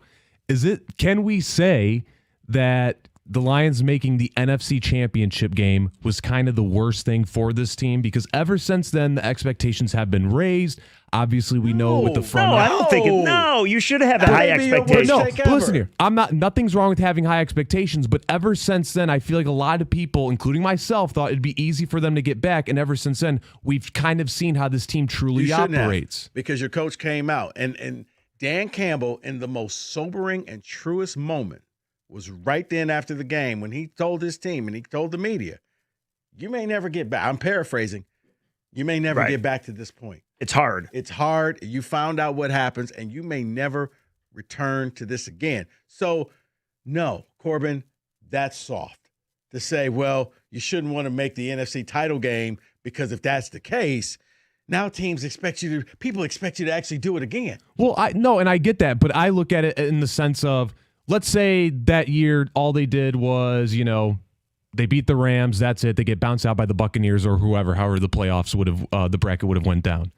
and let's say they lose, and then ever since then afterwards, like, all right, just keep building, just keep building, just keep building. Kind of a little more, I don't want to say organic because they built the team organically with picks and whatnot, but it's like the moment they were 30 minutes away from a Super Bowl, but things Corbin, they wanted that too. Like, first of all, don't blow a 17-point lead in the NFC title game. But let's not forget the next year when they went 15-2, Brad Holmes, Dan Campbell, Sheila Ford Ham, they all said Super Bowl or bust in one shape or form. So, no, they had the expectations, and they earned those expectations. And right now, I'm just curious how far back people think they can go, and who do you trust more to get you there? You want to go back to the phones? Yeah, let's go back to the phones. Sean hanging in Atlanta. You're on 97.1. What's going on, Sean? Hey, what's going on? I'll make an analogy nobody is saying. I'm going to have to put my trust in Brad because Brad is going out getting the groceries and Dan is bringing them back to cook them. Okay, so nobody is saying that. So that's what I'm going to say. He has to fill these holes.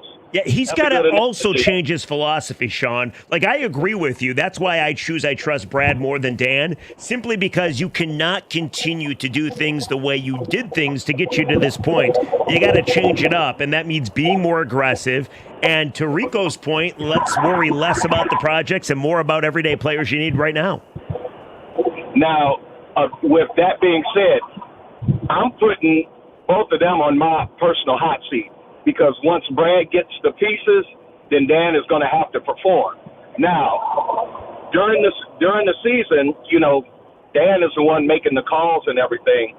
So when it's all said and done, I think every game to them should be like it's a playoff game. If we lose this game, we're out. When I was wrestling back in Michigan in high school, my assistant coach always put that in my mind. He said, wrestle as though you're in a tournament. You lose and you're done, even if it's during a weekly meet. And that was always in my mind anytime I wrestle.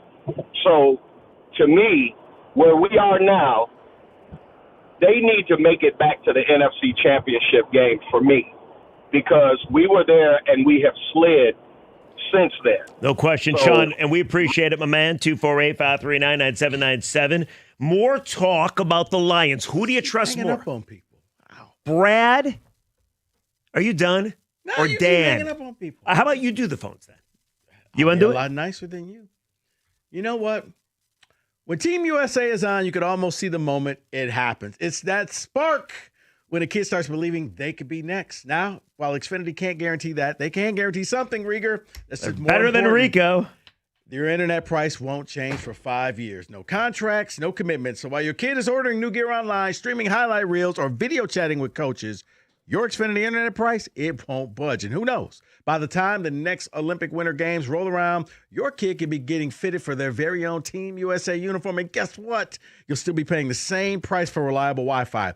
And there's even more to enjoy with the Xfinity Gold Medal celebration now through February 22nd.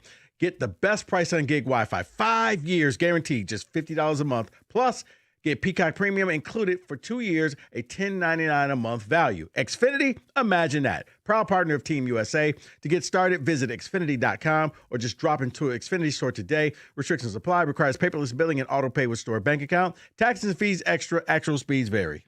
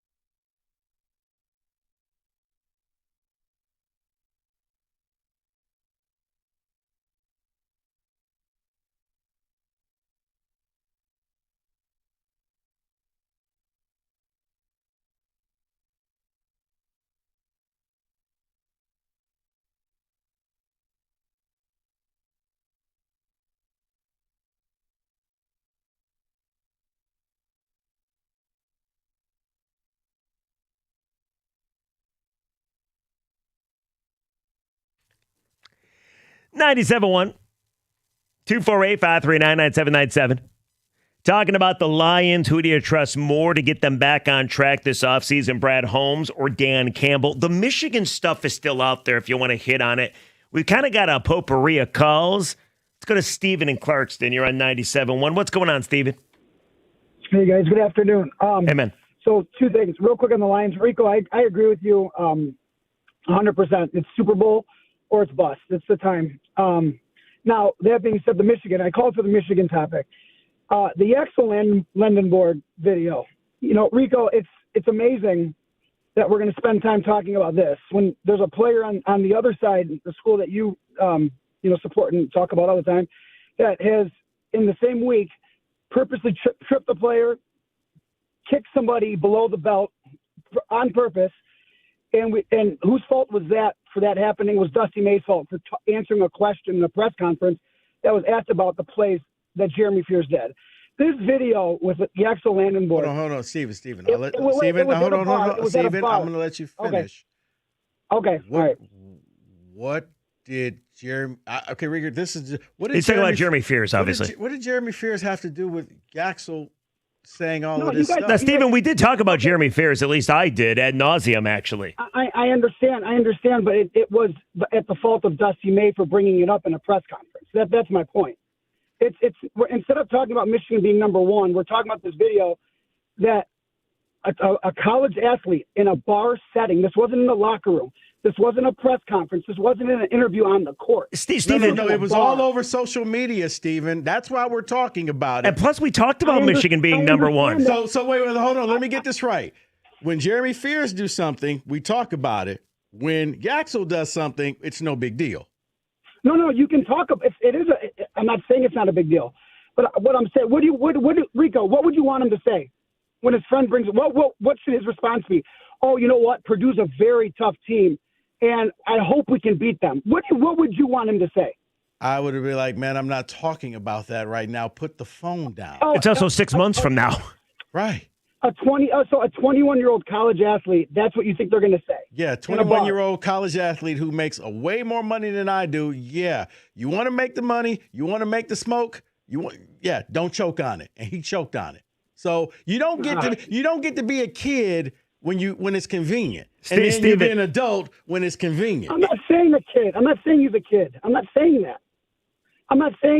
I'm saying we've all had times in the past when we were adults. Maybe you you know what? He has to own it now that he said it. And then don't come out and say, well, I don't really use those words. Actually, you do, Yaxel. We heard them. And Steven, I hate to stick up for Rico here, but I agree with you on that. Okay, forget it.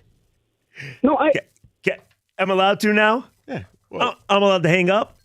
Rieger hung up on you. Well, you've been yelling at me all show long. I'm hanging up on people prematurely. Now, I was going to give you credit because Steven accused you and I of just talking about Yaxel and not Michigan being the number one team in the country. The entire 2 o'clock hour was all about how you think they can be iconic as long as they win the national championship. Because Rieger, when it comes to it's party lines, it's just politics. You hear what you want to hear. So all he heard was I said Yaxel. Oh, it's all. I said, I think your team could be iconic and you have to win it all.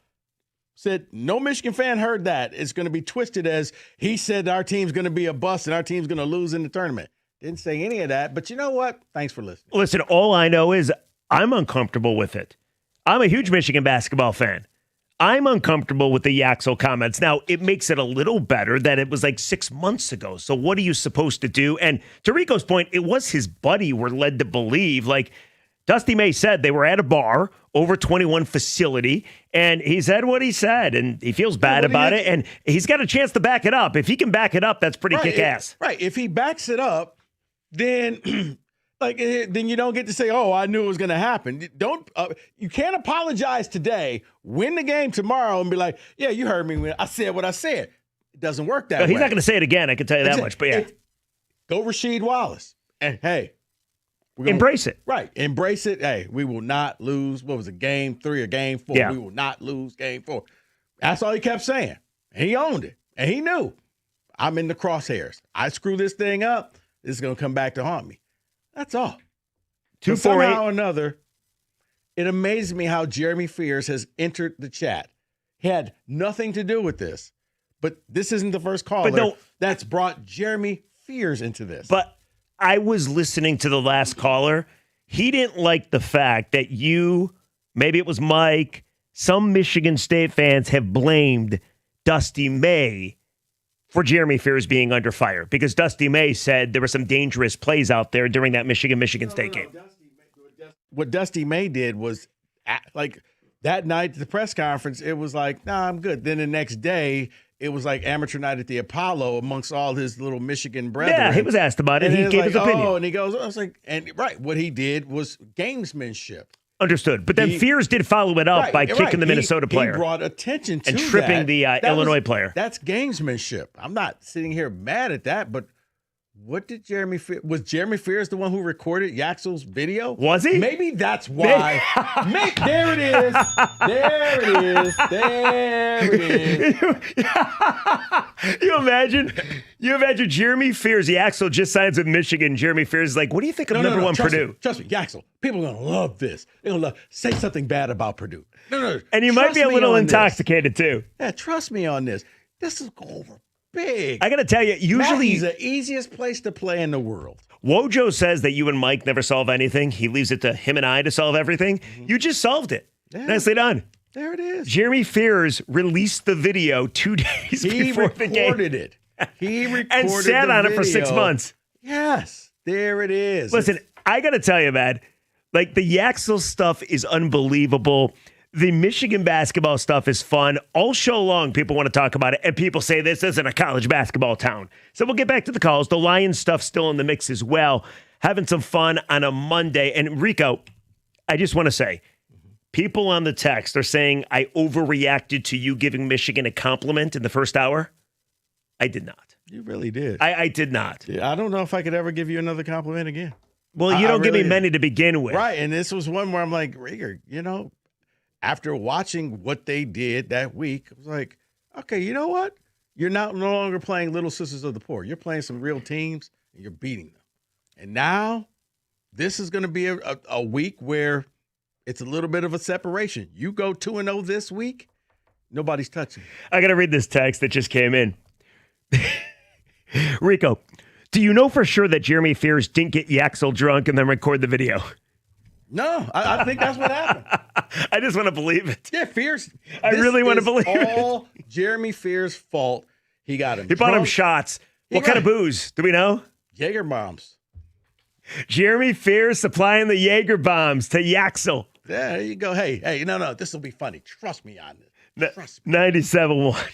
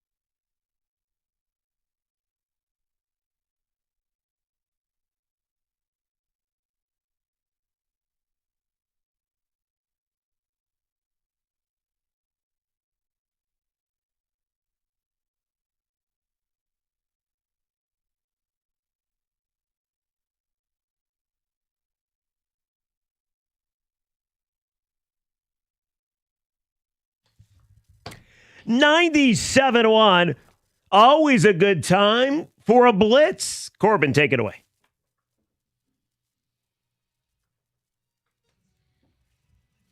All righty. As I said earlier in the show, we are about a week out after these Super Bowl matchups. Clearly, a ginger can win a Super Bowl as well. Shout out Mike Valeni. So, what we are going to do here, we're going to have some fun. I am going to go down, give you guys a couple teams, and all you're going to do is give me a sentence or two on what this team needs to do to have a successful offseason. So, with that being said, let's start with the team with the first overall pick, the Las Vegas Raiders. Well, they're going to draft Mendoza, obviously. They need a quarterback.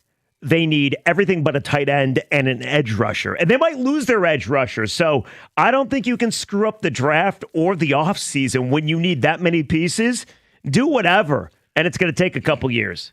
I don't think they're as far away as you think, Rieger. You get the quarterback in Mendoza. You got the running back last year. You got the tight end. You somehow managed to keep Anzalone.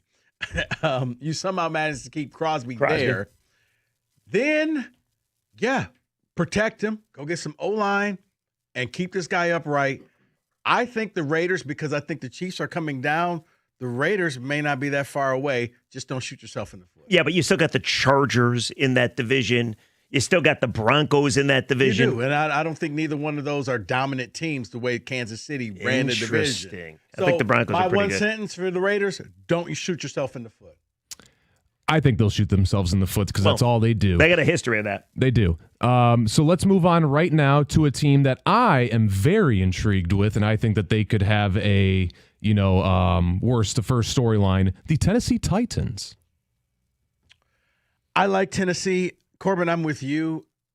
If you're Tennessee, you have to heavily invest in Cam Ward. You have to surround him and give him weapons, and you have to protect him. I think you're going to see that. I think Salah will get that defense better. But my one sentence, protect Cam Ward at all costs.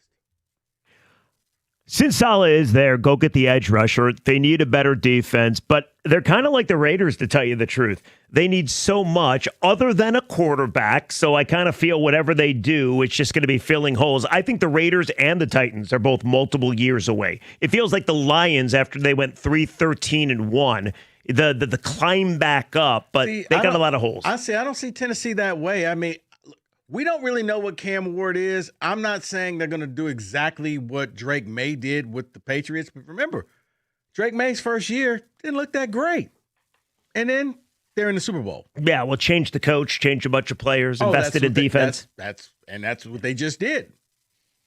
So I'm going to move on to another team that I have seen a lot of people say is kind of the belle of the ball in terms of going from worst to first. Mike Valeni's New York Giants, who I honestly think, just like the Titans, I think that they have a legitimate chance to do that if things fall their way. What do you guys say?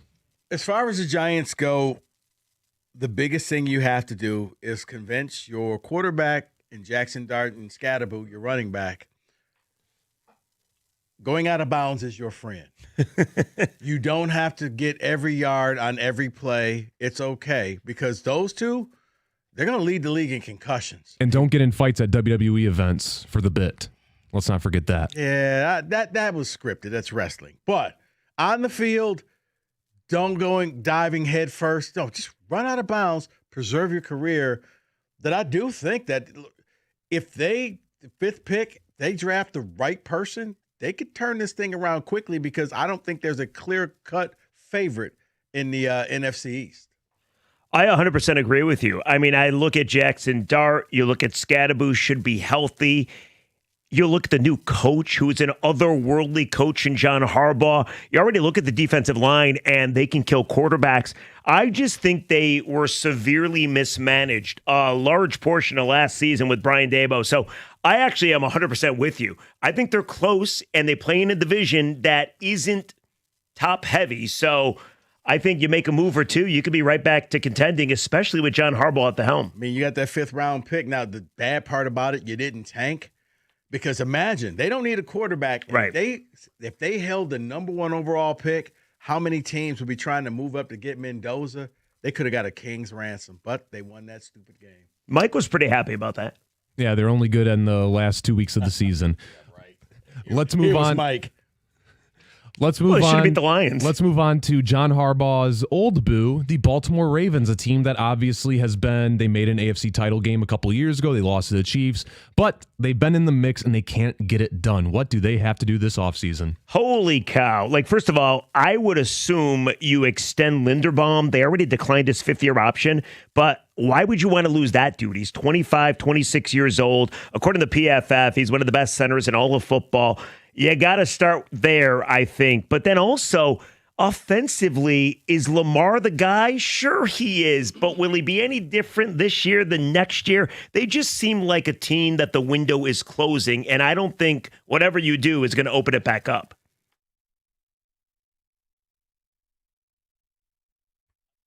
There you go. I think for the Ravens, you got to figure out what do you want to be when you grow up. You got a new coach. Where are you going? Is it Lamar? Is it Linderbaum? Where do you want to go and figure that out? Is Lamar and Derrick Henry going to be a part of what your plans? And if not, maybe you try to work something out and you trade Lamar. I know that sounds ridiculous, but you could probably get a good jump start for your team if you let him go. Your defense is horrible. There's so much to do. If you're the Ravens, hit the reset button and just trade off as much assets as you can and start over. I do wonder how many people want Lamar. Do you remember what a bleep show it was before Lamar went back to Baltimore? Nobody wanted him. Do you remember this? Lions fans were saying, hell no, we don't want you. I do wonder 3 years later what the trade value for Lamar Jackson would be. I think there's definitely a team out there for him. That would want him necessarily because I think he fits well in the Ravens. But I kind of agree with Rico a little bit. A slight little blow up. You got a new coach or whatever. Maybe shake things up. Yeah, you're in your honeymoon period, so this is the only year you'll be allowed to do that. All right, let's get to a couple playoff teams real quick. Let's go with the only losing team in the playoffs. Lost to my Rams. Little nod there. The Carolina Panthers. What do they do? Keep building offensively. How about a couple more weapons for Bryce? And I actually think Carolina reminds me of the Lions of a couple years ago, taking those incremental steps. Out of the blue, they found out that their quarterback is good enough. I think their defense is pretty good. And let's be honest, they almost beat your guys.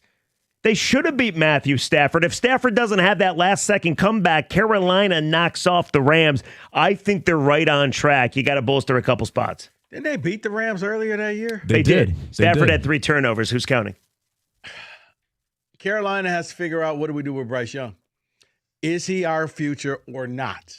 What do you think? You think he is? I think he is. I don't think he is. I think he is. He had a great season. The only thing he has great games. Well, I was just about to say the only knock that I would put on him is he's very inconsistent. He is one step forward, one step back guy. Just when you start to think, no, he's got it, he does. All right, so we had 3 more teams here, and since we're up against the clock, let's just speed around it a little bit. Let's go to a team who I think, and if I was a betting man, I would put money on to win the AFC, the LA Chargers. Get your offensive lineman back, and you should be fine. And you upgraded your OC and Mike McDaniel. Get Herbert more weapons. All right, point. I'm not a big Charger fan. And it's not because of the coach. I'm just hates Jim. No, because I love the uniforms. It's the best one. I remember when before the Lions show that one day you and I agreed on that. The Houston Texans. What do they do after a pathetic send-off? Weapons for Stroud. Offensive line for Stroud. Is Stroud the guy, though? I think he is because he's shown me he can. He had nothing. No offensive line, no weapons. Yeah, I mean, Danielle Hunter and Will Anderson kept them in it. Their defense is fine and at times dominant, otherworldly, so upgrade the offense. And I don't think it's that tall of a task. No, they could be like Seattle. Is Tank Dell still alive? Anyone know that, by the way? He'll be back. He will be back this year, finally. All right, one more his leg was backwards and foot. Yeah, come on. All right, one more right here.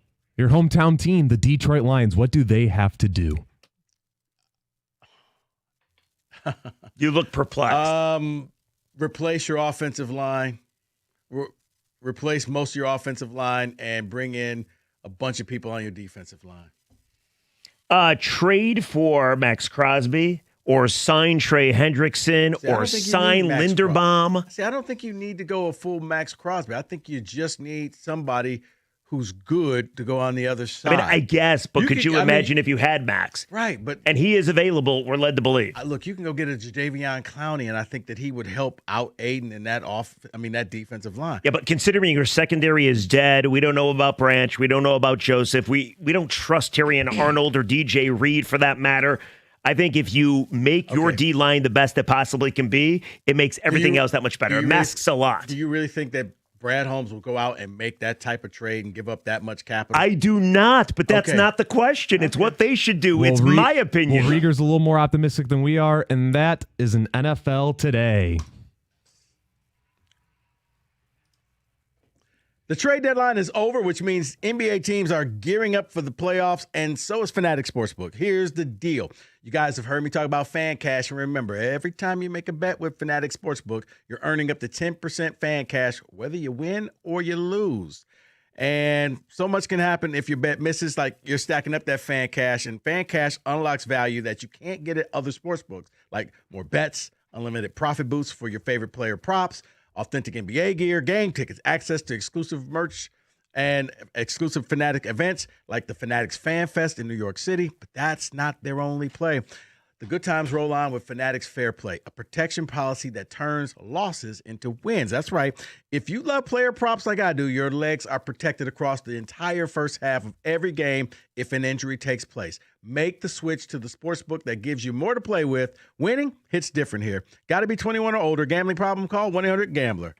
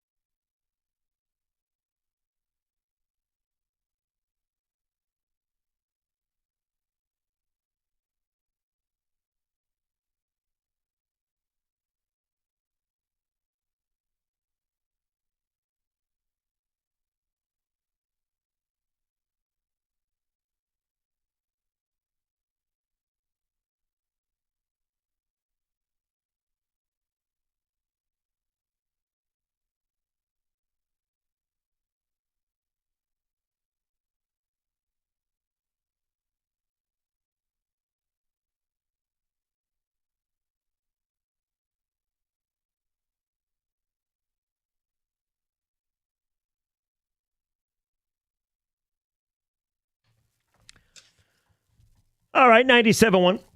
Hanging out on a Monday.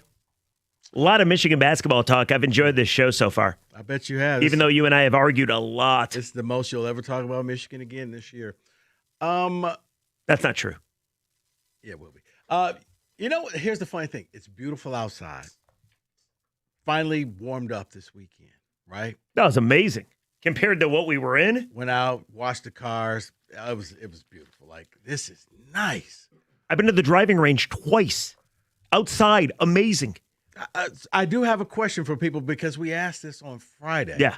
Now that the weekend is over and the weekend was so nice, what did you do with yourself this weekend with no football? What did you do this weekend? This is the first weekend with no football going all the way back since August of last year. What did people do? Because it was nice out. Did you go to the driving range? Did you hang out outside? Or were you watching the debacle that was the NBA All-Star Weekend? It was on Saturday, the slam dunk. I didn't realize it was in the middle of the day. Yeah, because of the Olympics. I turned it on because I was watching Arizona play college hoops against Texas Tech. And I'm like, wait a second. It's like 6:35, and they're already done with the dunk contest. Right. Like, I saw Jace Richardson almost concuss himself. And I'm like, what the hell's going on? Then I realized, I guess the Olympics. So 248-539-9797. What'd you do? You know what the funny thing was? I ended up, like I said, I washed cars, got everything, just started cleaning up outside because the snow's starting to melt. And I went to this high school camp, Sound Mind, Sound Body camp on the east side of town. Here's the funny thing. Rieger, high school students, I've never felt so old in my life. But we are old.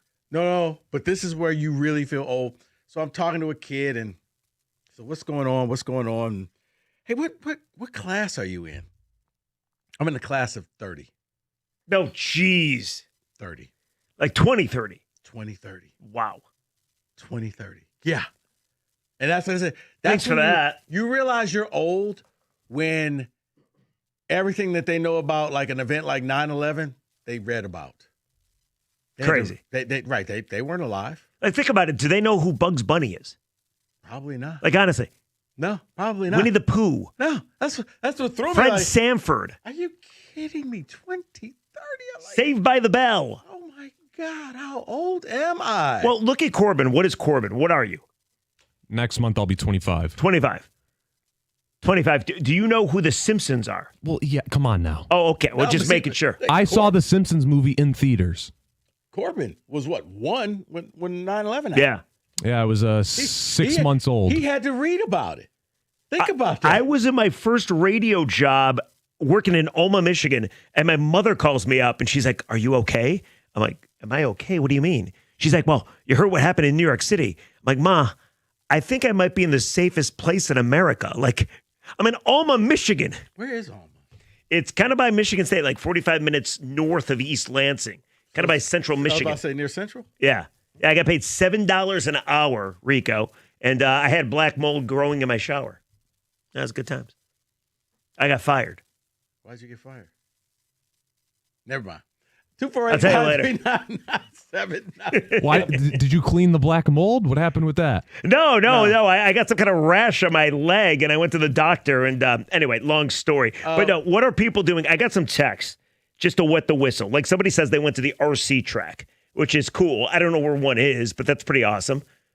Here's another one. Driving range, Olympics, yard work, kids. The driving range was packed. I figured it was fantastic. Watched Germany versus the United States. Took a walk with my wife. And Victor and Wayne says I simply drank alcohol, which there's nothing wrong with that. Okay. All right. 248-539-9797. I was just curious of what people did over the weekend. Because did you miss sports? There wasn't much. It wasn't much, and no. I mean, I was turned off. I mean, after watching MSU get firebombed on Friday, and it was bad when I was wishing that Gus had actually done the game because Benetti was awful. So Jason Benetti was awful. Oh, he was awful. It turned into the Wisconsin love affair. Like, dude, I don't care this much about Frank Kaminsky. I learned way too much about Frank Kaminsky. Hey, Jason, games going on. Wisconsin's winning. How about you tell me about that? I'm just saying, Instead, man. he's just going on and on. I blame and on. you guys. You guys got your ass kicked. You didn't give them anything to talk about. The last time I saw that was when Gus had Sharon Moore on. He was like, it turned into the Sharon Moore hour. It's like, hey, guys, can we just give the game and not the commentary? You're the play-by-play guy. You're not the color analyst. We don't need to hear all the cutesy stories. Just tell us what's happening. Literally, I was like, I can't do this. I had to periodically turn the volume back up to hear if he was done talking to Frank Kaminsky. They were talking about him golfing in Phoenix. Oh, nice. How's Frank's golf game? I don't care. I would want to hear about that. I don't care. Yeah, Steve Smith was also there. So Yes. it was like Rafferty was there too. So it was like 4 guys. No, Rafferty, no. Oh, wait, was he not? Smitty so was there, Smith, but- and so it was 1 rep of each school. He tried to interject, and that I guess he realized, hey, I don't get paid by the word. So you know what? You two have at it. This is the easiest money I'll ever make. Somebody said they went to church, came home, and then the Daytona 500 was amazing yesterday, Jackson West Bloomfield. I can't wait to watch the car racing on TV. I just can't. I got a buddy of mine. I've known him for a long. He loves it. I'm just like, I would fall asleep so fast. Speaking of my first radio job, part of my responsibilities was to run the NASCAR races on radio. It was awful. They were like, yeah, so-and-so, Dick Trickle's in first place, but I got to tell you, there's a great race going on for 19th and 20th spot. Like, when I had to call my brother at one point. I'm like, when it says the Indy 500, does that mean 500 miles or 500 laps? Because we're only on lap 100, and this is awful. It just, over. It's miles. Okay. Yes. Have you guys ever been to MIS? No. Yes. It's a fun time. When I was very young, I used to be a massive NASCAR fan, big Dale Jr. fan, had all the merch and whatnot. There's a picture of me with buck teeth before I got braces. It's a fun time. If you drink, it's fun. I went to MIS because I often thought, like, this would be the perfect place. You couldn't do it for parking. I get it before you send in the text. But, like, if they did a Michigan State game on the infield. Oh, that'd be cool. That would be cool, but getting in and it would be it may be the worst way to leave an event, or because traffic is backed up. You're going to be sitting there for a long time. I am not doubting that going to Brooklyn, a NASCAR race. Brooklyn, Michigan, right? Yeah. Correct. Yeah, so yeah. I'm not doubting it's fun because I'm sure being in the infield, partying, drinking, hanging out, eating, I'm sure it's a great time. Trust me. It does nothing for me to watch a bunch of cars go around the loop. You know what? It's like the people that don't like golf, the individual sports that people don't like. I can watch golf all day long. Like Pebble Beach was yesterday. Colin Morikawa won it. I could totally watch it. I dug it, but I can't do the NASCAR. It's boring as hell to me. It's like, all right, so what place is he in? They're going still. All right, cool. Maybe every now and then go a different direction. Yeah, I had to do it in my former life when I was at Fox 2 covering it out there. So, yeah, it was interesting. I can say that. And the crashes seem cool as long as nobody gets injured. Trust me, I was easy to find when we were out. What does that mean? What does that mean? I was probably the only brother out there that day. Oh. It was a handful of us. That Black was it. people don't like NASCAR? I just, Is that right? I'm just saying that day it was like 3 of us. So, yeah. Maybe now things have changed. 3 of us. Rico's right. When I went, it was a lot of white people, Happens. NASCAR's a white person sport? Yes. Yeah. It originated in the South. Okay. I'm like 99% sure on that. No, yeah, I am know not. Why, you know how it originated, right? I have no idea. Why Are don't you tell me? serious? NASCAR? Yeah. No, but they had a bunch of gas, so they figured out the quickest way to use it is have a bunch of fast cars drive fast. Moonshine. Oh. To outrun the cops. Wait, so that's how they made the sport? Yeah. They had souped up cars because they were running moonshine. And, yeah, you had to outdo the cops. So then it was, my car's faster than yours. Okay, let's prove it. Turn it into a sport. There you go. I just summarized it. I probably over-summarized it, but yes. Learning a lot with today. moonshine. Rico giving compliments to Michigan and how NASCAR was born. All right, a lot of people want to talk about a litany of issues. We'll talk to you next. 97.1.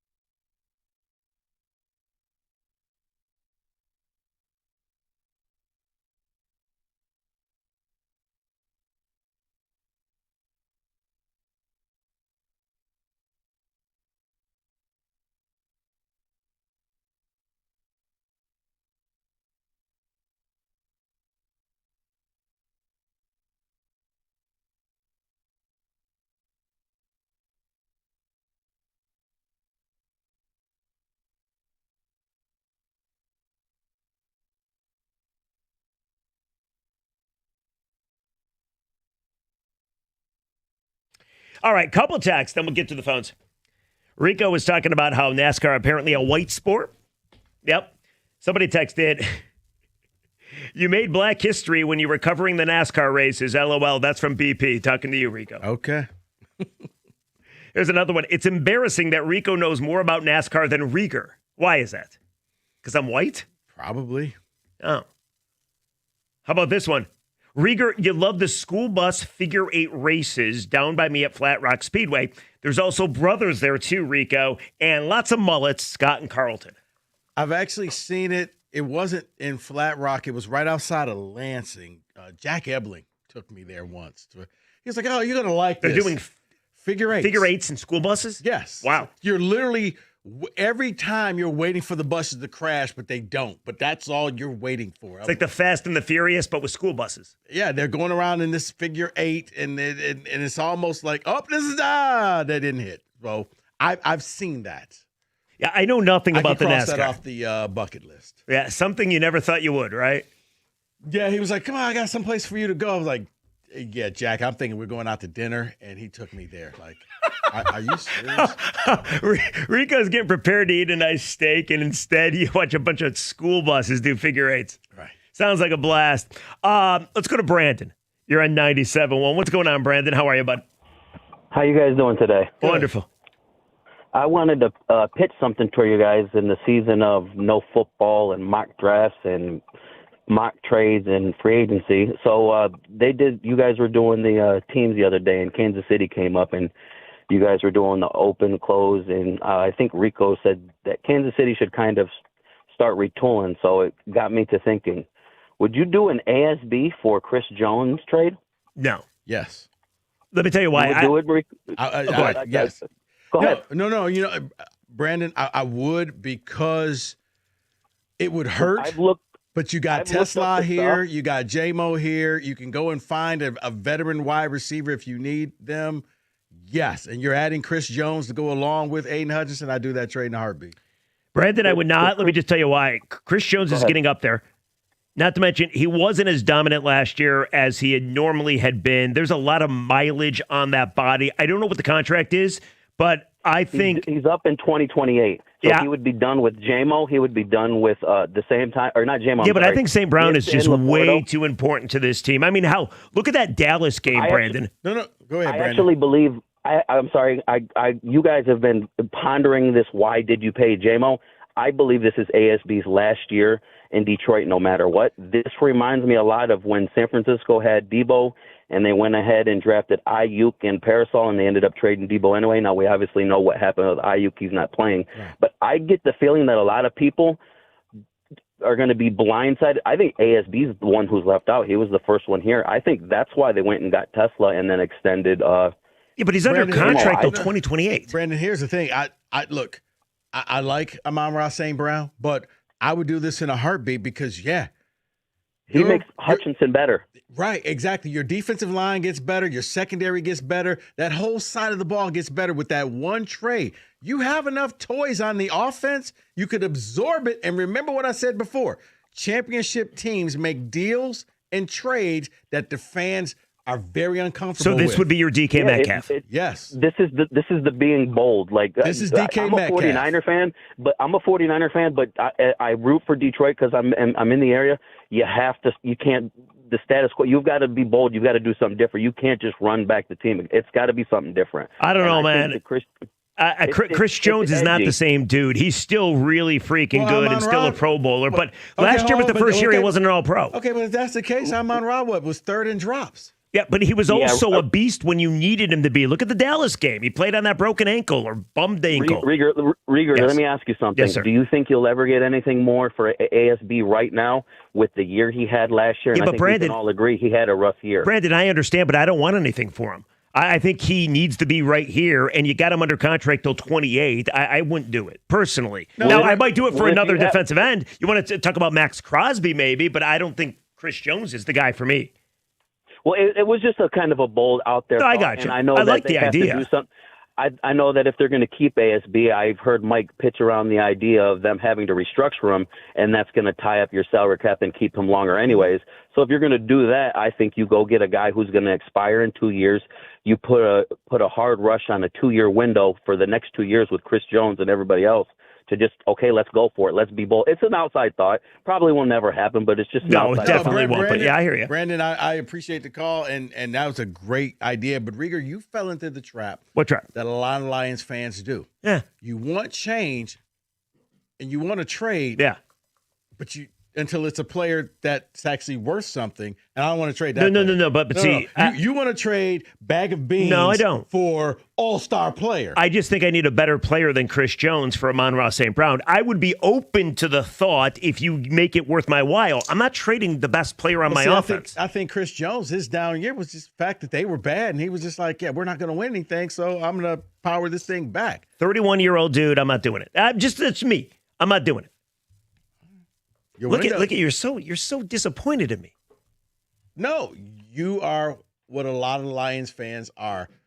I want to make this trade, but I only want to make this trade for this person, but I only want to give up this person. Just some guys you don't trade. Let's go to Chris. But hold on. It's why I said championship teams don't hesitate. Yeah, but that's not a blanket statement. It doesn't always work. They're not afraid to swing and miss. For instance, you mentioned DK Metcalf, who is nowhere near the receiver, at least in my opinion, that St. Brown is. And it's not like Seattle traded their stud secondary. They traded a receiver. But they traded he was their Amon-Ra. Yeah. He was everything. Not as good, though. Not as good and older.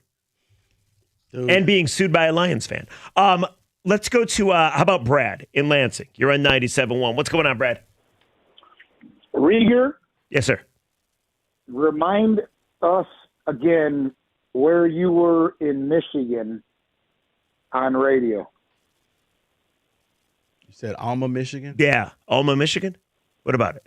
Alma? Is it Elma? Alma? It's probably why I got fired. Where are you from? What do you mean? It's not Alma. It's Elma. Oh, for crying out loud. What do you want from me, Brad? That's probably why I got fired. Nobody knows who you're talking about when you go Alma.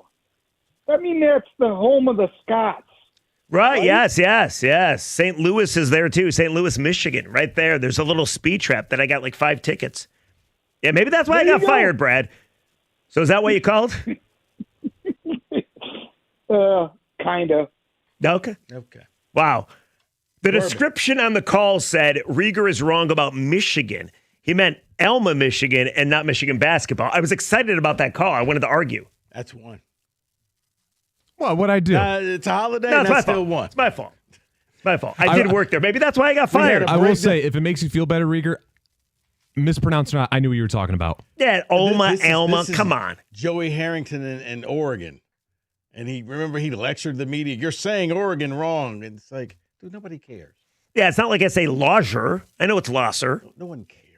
Fine. Chris. We gave Alma way and that's it. We'll probably never speak about Is Elma on the network? I don't. That we're on? We're in Grand Rapids. We're in Kalamazoo. We're in Lansing. Are we in Elma? Don't know. Yes. Don't care. I did great radio in Elma. I did the farm report every noon, Rico. Every noon I did the farm report. Do you want to? So it's raining out? No, you had to talk about like the price of cattle and corn and all kinds of nonsense. Yeah. I did sports reports too, but local high school. You don't know about NASCAR? No. I had to run the NASCAR race. Can I? You want to hear the story why I got fired? I'll tell you the story why I got fired. You want it? Sure. I'll give it to you. What the hell? This is a long time ago. So I get the job, and I was making $7 an hour. My mother was very excited because I got health insurance. So I'm doing my job, and my whole job was the noon hour, from noon to 1. I was responsible for like a sports report, a news report, the farm report. It was a country music station. It was a big deal, right? This is my start. This is how it all gets going. Anyway, first day on the job, it was a little overwhelming. I didn't really know what I was doing, and I screwed it all up. And it was told to me that this hour of radio was like the biggest hour on the station, so I couldn't screw it up. So I really wanted to make a good impression. I was worried about getting fired to begin with because I didn't know if I could make it in radio. So I totally butchered that hour, and I played a couple commercials incorrectly, and I played the wrong spot in different spots, and I totally butchered my sports and news report. And I was so frustrated that when it was finally done, I yelled out at the top of my lungs the F word, like really loud. On your first day? My first day. But I didn't think the mic was on. And then I look over and I see this red light. The mic was on. So I yelled the F word on my first day as loud as you could possibly yell to everybody in Alma, Michigan, right? Like the people at the Walmart could hear it. So you got fired after one day? I did not get fired after one day. So my boss never said anything about it. And it was like hanging over me. Like, did he not know? He always listened to the station. He owned the station, for crying out loud. In my spare time, I made extra money by mowing his lawn, for crying out loud. That's what kind of radio job it was. So I went 8 months and I totally forgot about it. And then one day I asked him, I'm like, hey, am I good enough to move on? I kind of want to get out of Elma. And he said, yes. And he's like, use whatever resource you want to help you find your next job. So I went on the internet and I'm looking for jobs. 2 weeks later, I come in on a Saturday to do my sports reports, and my boss is there. I'm like, that's weird. And he whacks me, fires me. And I'm like, why are you firing me? His reasoning for firing me was 8 months previous, me yelling the F word on the air. Like, why didn't you fire me the next day? You know why? He's like, I didn't have your replacement. Now I have your replacement. Oh, I was about to say that fine hadn't kicked in yet. So kind of like that, one of those things. What's the fine or keeping Rieger? So you can pull the statute of limitations card or whatever? No, he whacked me. I think why? Because he knew I wanted to leave, and he probably found somebody to take the gig. So I left, and now you have me cut here. his grass? It's a great. Maybe he's got a service. I don't know. But yes, the first day I yelled the F word. I was so frustrated. I mean, I don't blame you for that. I mean, I blame you for not knowing that your mic was on necessarily. No, but I mean, I there were so many things being thrown at me. Go back to your first day. You got all those buttons in front of you. You don't want to screw it up. My first day went perfectly fine. Okay, well, you know what? Note to self: don't use the F word on the radio anymore. I haven't done it since. So is it Alma or Alma? Probably another reason why I got fired. Alma. It's Alma. Okay. I think. Okay. Anyway. I don't care. Whatever. 97.1.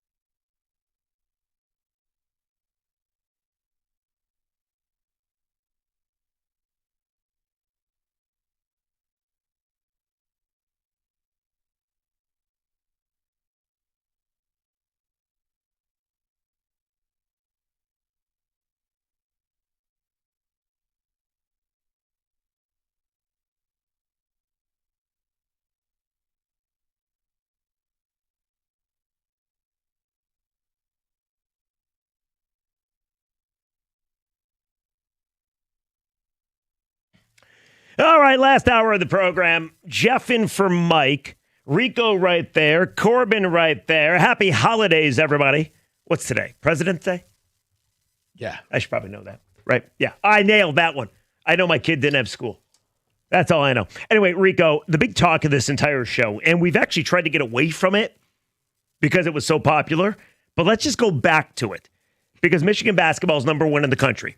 And they play Purdue tomorrow at 6:30. And you couldn't be happier. Well, of course. I'm very happy. I've been a Michigan basketball fan for a very long time. But, so Yaxel Landenborg, who is awesome, had a great game against UCLA. Yaxel is, well, he was, I guess this was 6 months ago. He was caught on film, on video, trash talking Purdue. As the story goes, he was outside of a bar. A Purdue buddy of his said, hey, what do you think about Purdue? Yaxel may or may not have been inebriated, and he said this.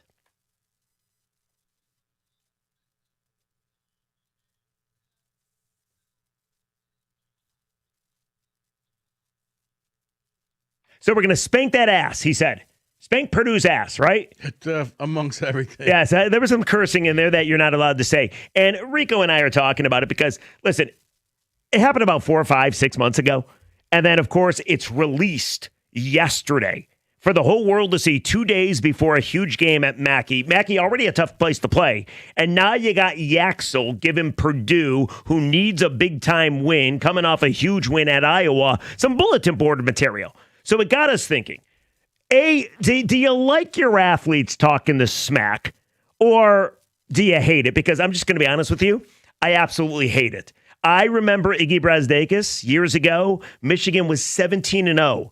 They had a practice before they were going to fly to Wisconsin, and somebody said, hey, you guys are pretty good. You're 17-0. And Iggy said, we want Duke. Now, I don't know why he's talking about Duke, because their next matchup was against the Badgers. They went to Wisconsin. John Beilein was the coach, and they lost by 100.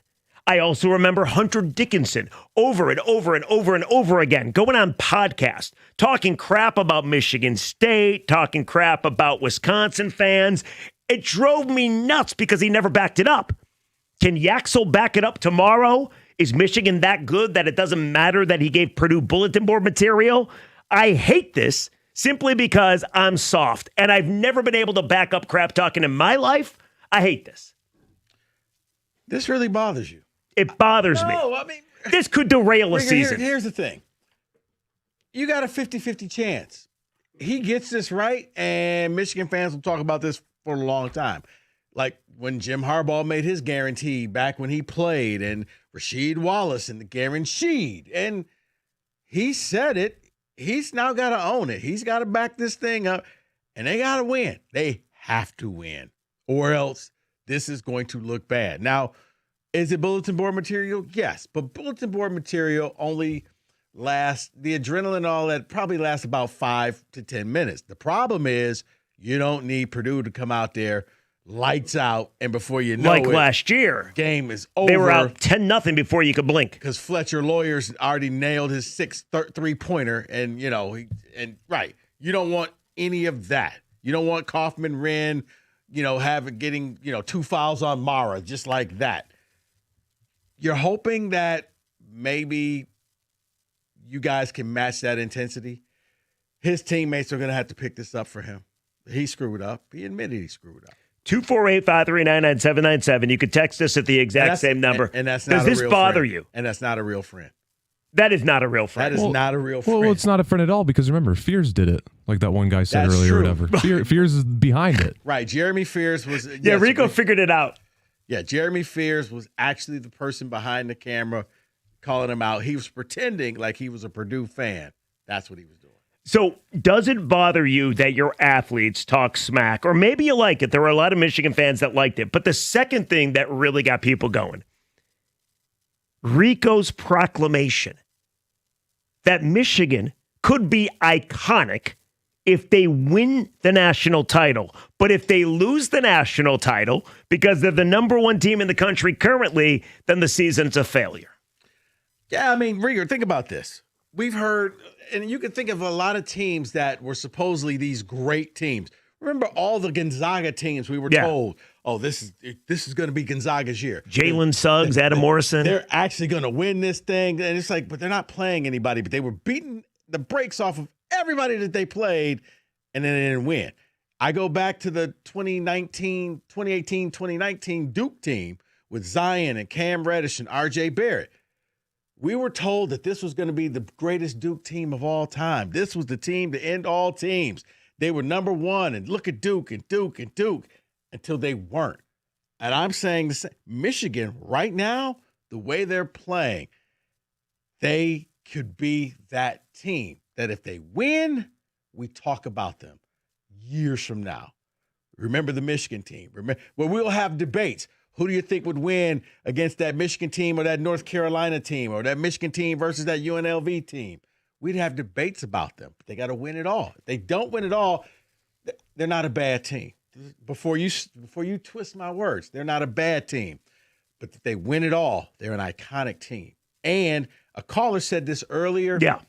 With the way the portal and everything works and nobody sticks around, there's no guarantee. Like, normally you could say, well, they'll all be back next year and they got another chance to do it again. This is it. You treat every season as one and done, that everybody on your roster is going to leave and you got to start all over again. Dusty May has put together quite a collection of players. You don't want to waste this opportunity. See, this is what I took exception to. Oh, boy. And you can feel free to comment at 248-539-9797. Corbin, I heard everything that you said. Before you talk, Rico, real quick, Rico said it earlier in the first hour, and I think he's on point with it. The thing that irritates me the most about this discourse with U of M fans, and I've dealt it with my friends in group chats and whatnot, is all season long, they're so dominant. Why are they not number one? The moment they're number one today, then you make the sentiment of the season will be a failure if they don't win it all. Then all hell breaks loose. You're full of it, though. You're both full of it because I don't know any Michigan basketball fans. Rico's going to laugh because there aren't any. But I don't know any Michigan basketball fans that were like, oh, my God, what an injustice. We're not number one, and Arizona was. Because up until this week, Arizona was undefeated, and Michigan had the loss to Wisconsin.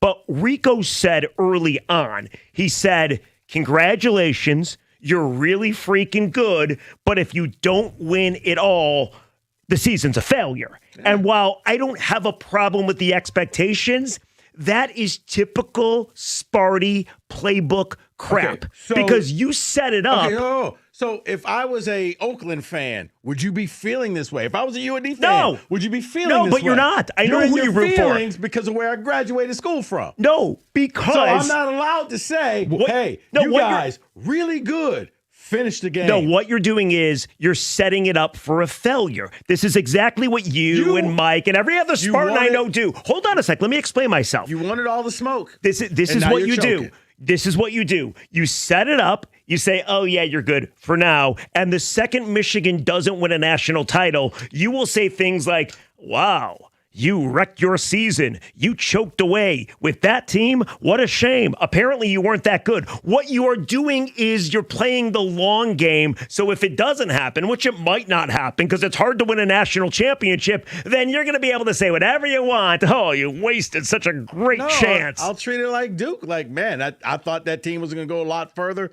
and it didn't. I was told how great it was. They went out there and they won a ton of games until they didn't. I don't want to hear it from you. But here's the thing. I don't want you to speak on it. Any other fan base can. So there it is. Yeah, I don't want you to speak on it. But I feel like that's unfair, though, because look at, like I said earlier in the show, I'm neither an MSU or U of M fan, but I say it, so that's fine. But I share the same sentiment as Rico. I don't care about the expectations. You know what it is? He doesn't want to hear from my kind. No, you're kind, yes. I just think it's hysterical. You're kind that doesn't like NASCAR, apparently. Wow. At least I know more about it than you. That's a good point.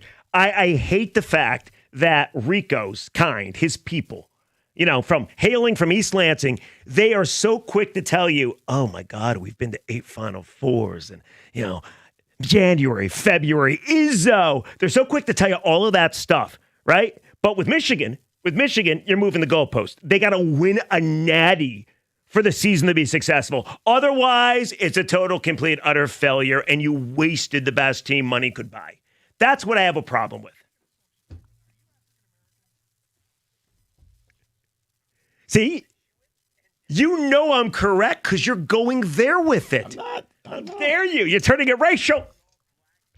TJ, please. 248-539-9797. We got two things. Number one, Yaxel's comments. Nobody's saying they're a big deal. But do you like your players talking smack? Or does it bother you? You know what? Here's the thing. And then number two, is it really, it's championship or bust, apparently? As far as the Yaxel, I'm okay with my people talking smack. Now, your people. Yeah, because, according to you, I'm not allowed to talk about your people.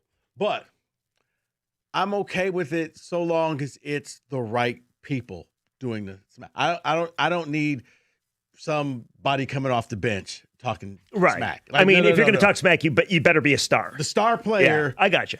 But when you go as far as what he said, bruh, you better have the game of your life. You better win. Especially because they got the documentary crew following them around all season. That's a good point. They do. It's them in Kansas, right? If not, they lose, I'll be waiting for that chapter in the documentary. 248-539-9797. It's kind of a two-parter. Number one, do you have an issue with your players talking smack before a game of this magnitude? It's still a big game. You're number one. You want to remain number one. If you get popped by Purdue, you're not going to be number one for long. And then number two, feel free. Are you of the Rico Beard school of basketball?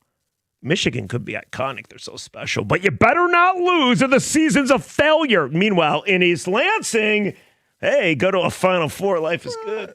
They're not beating teams by 20 and 30 points. 97-1.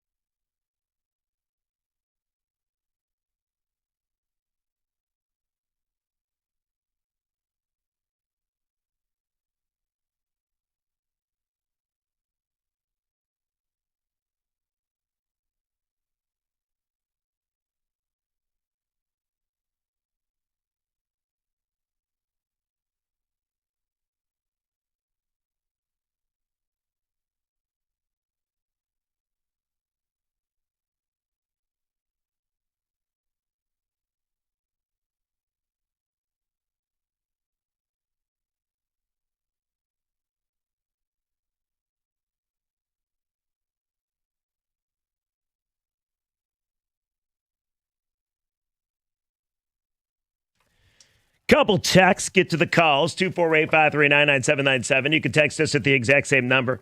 Somebody says, I can't believe neither of you have brought up the perfect comparison, the Fab Five. I'm a huge Michigan fan. Love watching the Fab Five, but to me, they were a failure. And all I do now is look back with disappointment.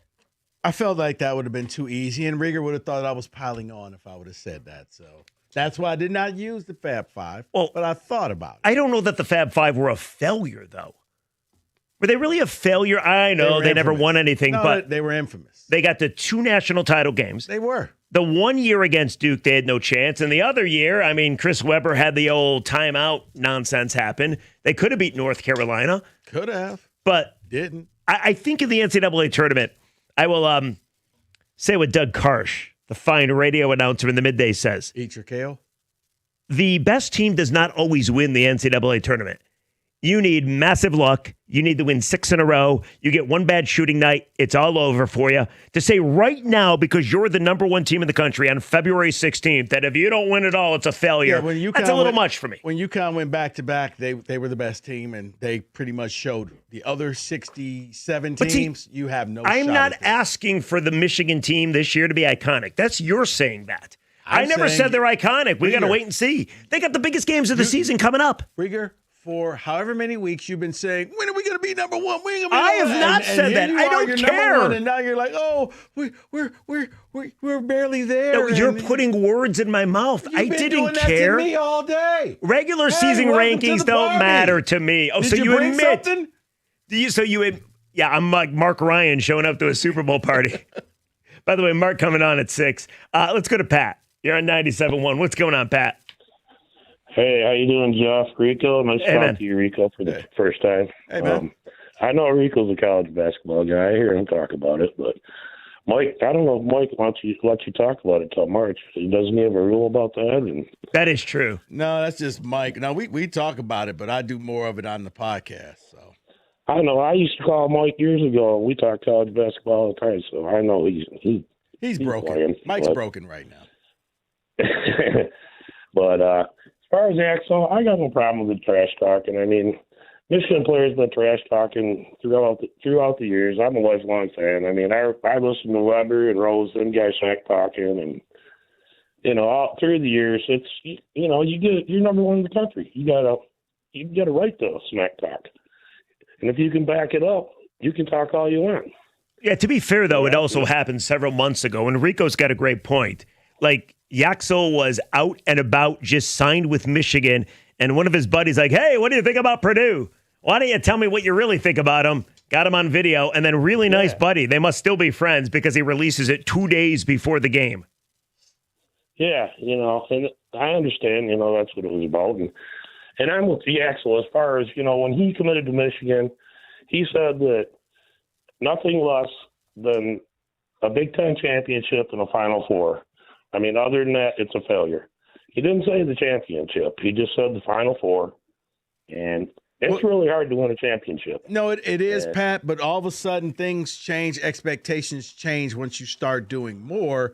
And I think for Michigan and for Yaxel, the expectation is now changed, whereas getting to the Final Four would have been something to do. But now you should be striving to do a little bit more because you are the best team in the nation as of right now. This week is going to prove a lot. You come out of this week 2-0, Rieger. I don't want to hear any of that talk of yours. Well, they still know at that point. I will be super confident. You go and you beat Duke and you go into Mackey and you beat Purdue, then yes, I will pound my chest as well and say you better win a championship. Would I be allowed to say that, or I still can't say that? You still can't say that because you're waiting for their failure.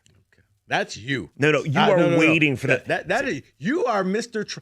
Between you and Costa. Yeah, it's like a guilty pleasure. Corbin, if you ever want something funny, after every game, just go and see what Rieger had to say and read what Costa had to say. Wait, are you saying we say the same thing? Close. No. Jim's very intelligent. He won't want my opinion. Jim is very smarmy. You are just very trolly. What's the difference? Well, Jim kind of comes across and makes it seem like he's actually putting out a real tweet. Yeah. Like, oh, no. I'm giving you information. Yes. Really, yes. he's not. Okay. He's being What smart. do I come across as? Troll. Live under a bridge. What does that mean, though? That means you are just out there trying to push buttons to see who you're going to piss off. Oh, no. Yes, you did. It was, I forget which game it was. It may have been the one Rams versus Panthers when Stafford had 3 turnovers. Because I remember I got on you about it the next time I saw you because you put out a tweet being like 3 turnovers, MVP has 3 letters, stuff like that. That's a troll. That's a great post. Did I? That's clever. I'm very proud of myself if I had that one. No, you're clever. You're a clever troll. Oh, thank you. Thank you. No, listen to me. I am not trolling anybody. I think Michigan is a really good team. I'm just pumping the brakes on the whole, you got to win a championship. I don't want to think that the season's a failure or not. I want to enjoy being number one until you play your next game. You want to fast forward to the very end. Oh, you better cut down the nets. No, you better be focused in one shining moment or it's over. You can go ahead and enjoy the moment, but at this point, it has to end with you cutting down the nets in order to feel satisfied Rico, about you said it yourself. Season. Despite them having won almost half their games by 30 or more points, okay, they've rolled teams, but you said it yourself. The only legitimate teams they've really played, they beat Michigan State, they beat Gonzaga, they beat Auburn, okay? So I'm not saying... Nebraska. They beat Nebraska, but they were missing their 2 best players, people tell me. So I don't know that one counts. They got their big games coming up. This week is huge. So let's pump the brakes a little bit and see how good they really are. That's all. Okay. Now that you're number one, we got to pump the brakes. Okay. Quick text. Attaboy, Jeff. Call out Rico for his slanted BS opinions. Slanted, saying your team's iconic and you should win it all. God, I'm so slanted, Corbin. Did you know that? Seriously. Because I went to state, I could seriously give Michigan people the cure for cancer, and they'd be like, we don't need your stinking cure. I would take Who do you think you are? Rico, you have been pro-Michigan this whole show, basically being like, hey, they are a championship caliber team, and they do not want to take it. Right. But what do I get? Oh, no. Here's another one. Rieger, STFU. No program ever talks more about the past than their slightly above average accomplishments in Michigan, especially in football. Chuck B. Okay, yeah, that's fine. This isn't football. And I'm not talking. Rico put words in my mouth. Never once did I say, oh, are you kidding me? Arizona at 1 again over Michigan? I don't know who would win in a game between the two. I can't wait to watch, though, if it so happens. That means it's probably deep in the tournament. Maybe the Final Four. Anyway. And by the way, here's one. Here's a good one. Jeff Rieger. I know. The portal, NIL, hired mercenaries. They say college hoops stinks, but tonight reminded us why it's great. Such a fantastic, tense, physical, awesome game. Huge win for Sparty. Jeremy Fears, 26-15. Oh, and Michigan now atop the Big Ten. Yeah, you guys helped out Michigan. Trolly. You are slimy, Jeffrey. That was a fact. You guys had a great win. You haven't won since. You had a great win. It's a backhand against compliment. Illinois. Right, and see, but you helped out Michigan. That's you right there. You put Michigan in first place all by themselves. Thank you for that. Rico could do a full 4-hour show of just naming off the troll tweets in your entirety on Twitter. Did you guys see the Wojo tweet after the Super Bowl? No. How he congratulated Wake Forest alumni Kenneth Walker for winning the MVP? Let's see, once again. That really triggered Michigan State people. Oh, my God. Right, but it's like, it's just like, you did it. That's good. I can't lie. That's a good one. You did it just to upset It was having fun.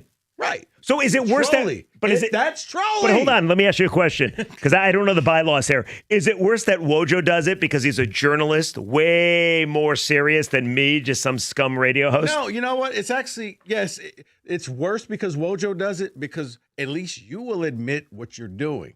Wojo comes across as, hey, what do you mean? I just, I just put this out there. I forgot he went to Michigan State. Oh, yeah. And that at least you'll admit it. Like, yeah, I don't like you guys. Wojo tries to act as, no, I'm fair and I'm this and I do that. And yeah, he knew what he was doing. 97-1.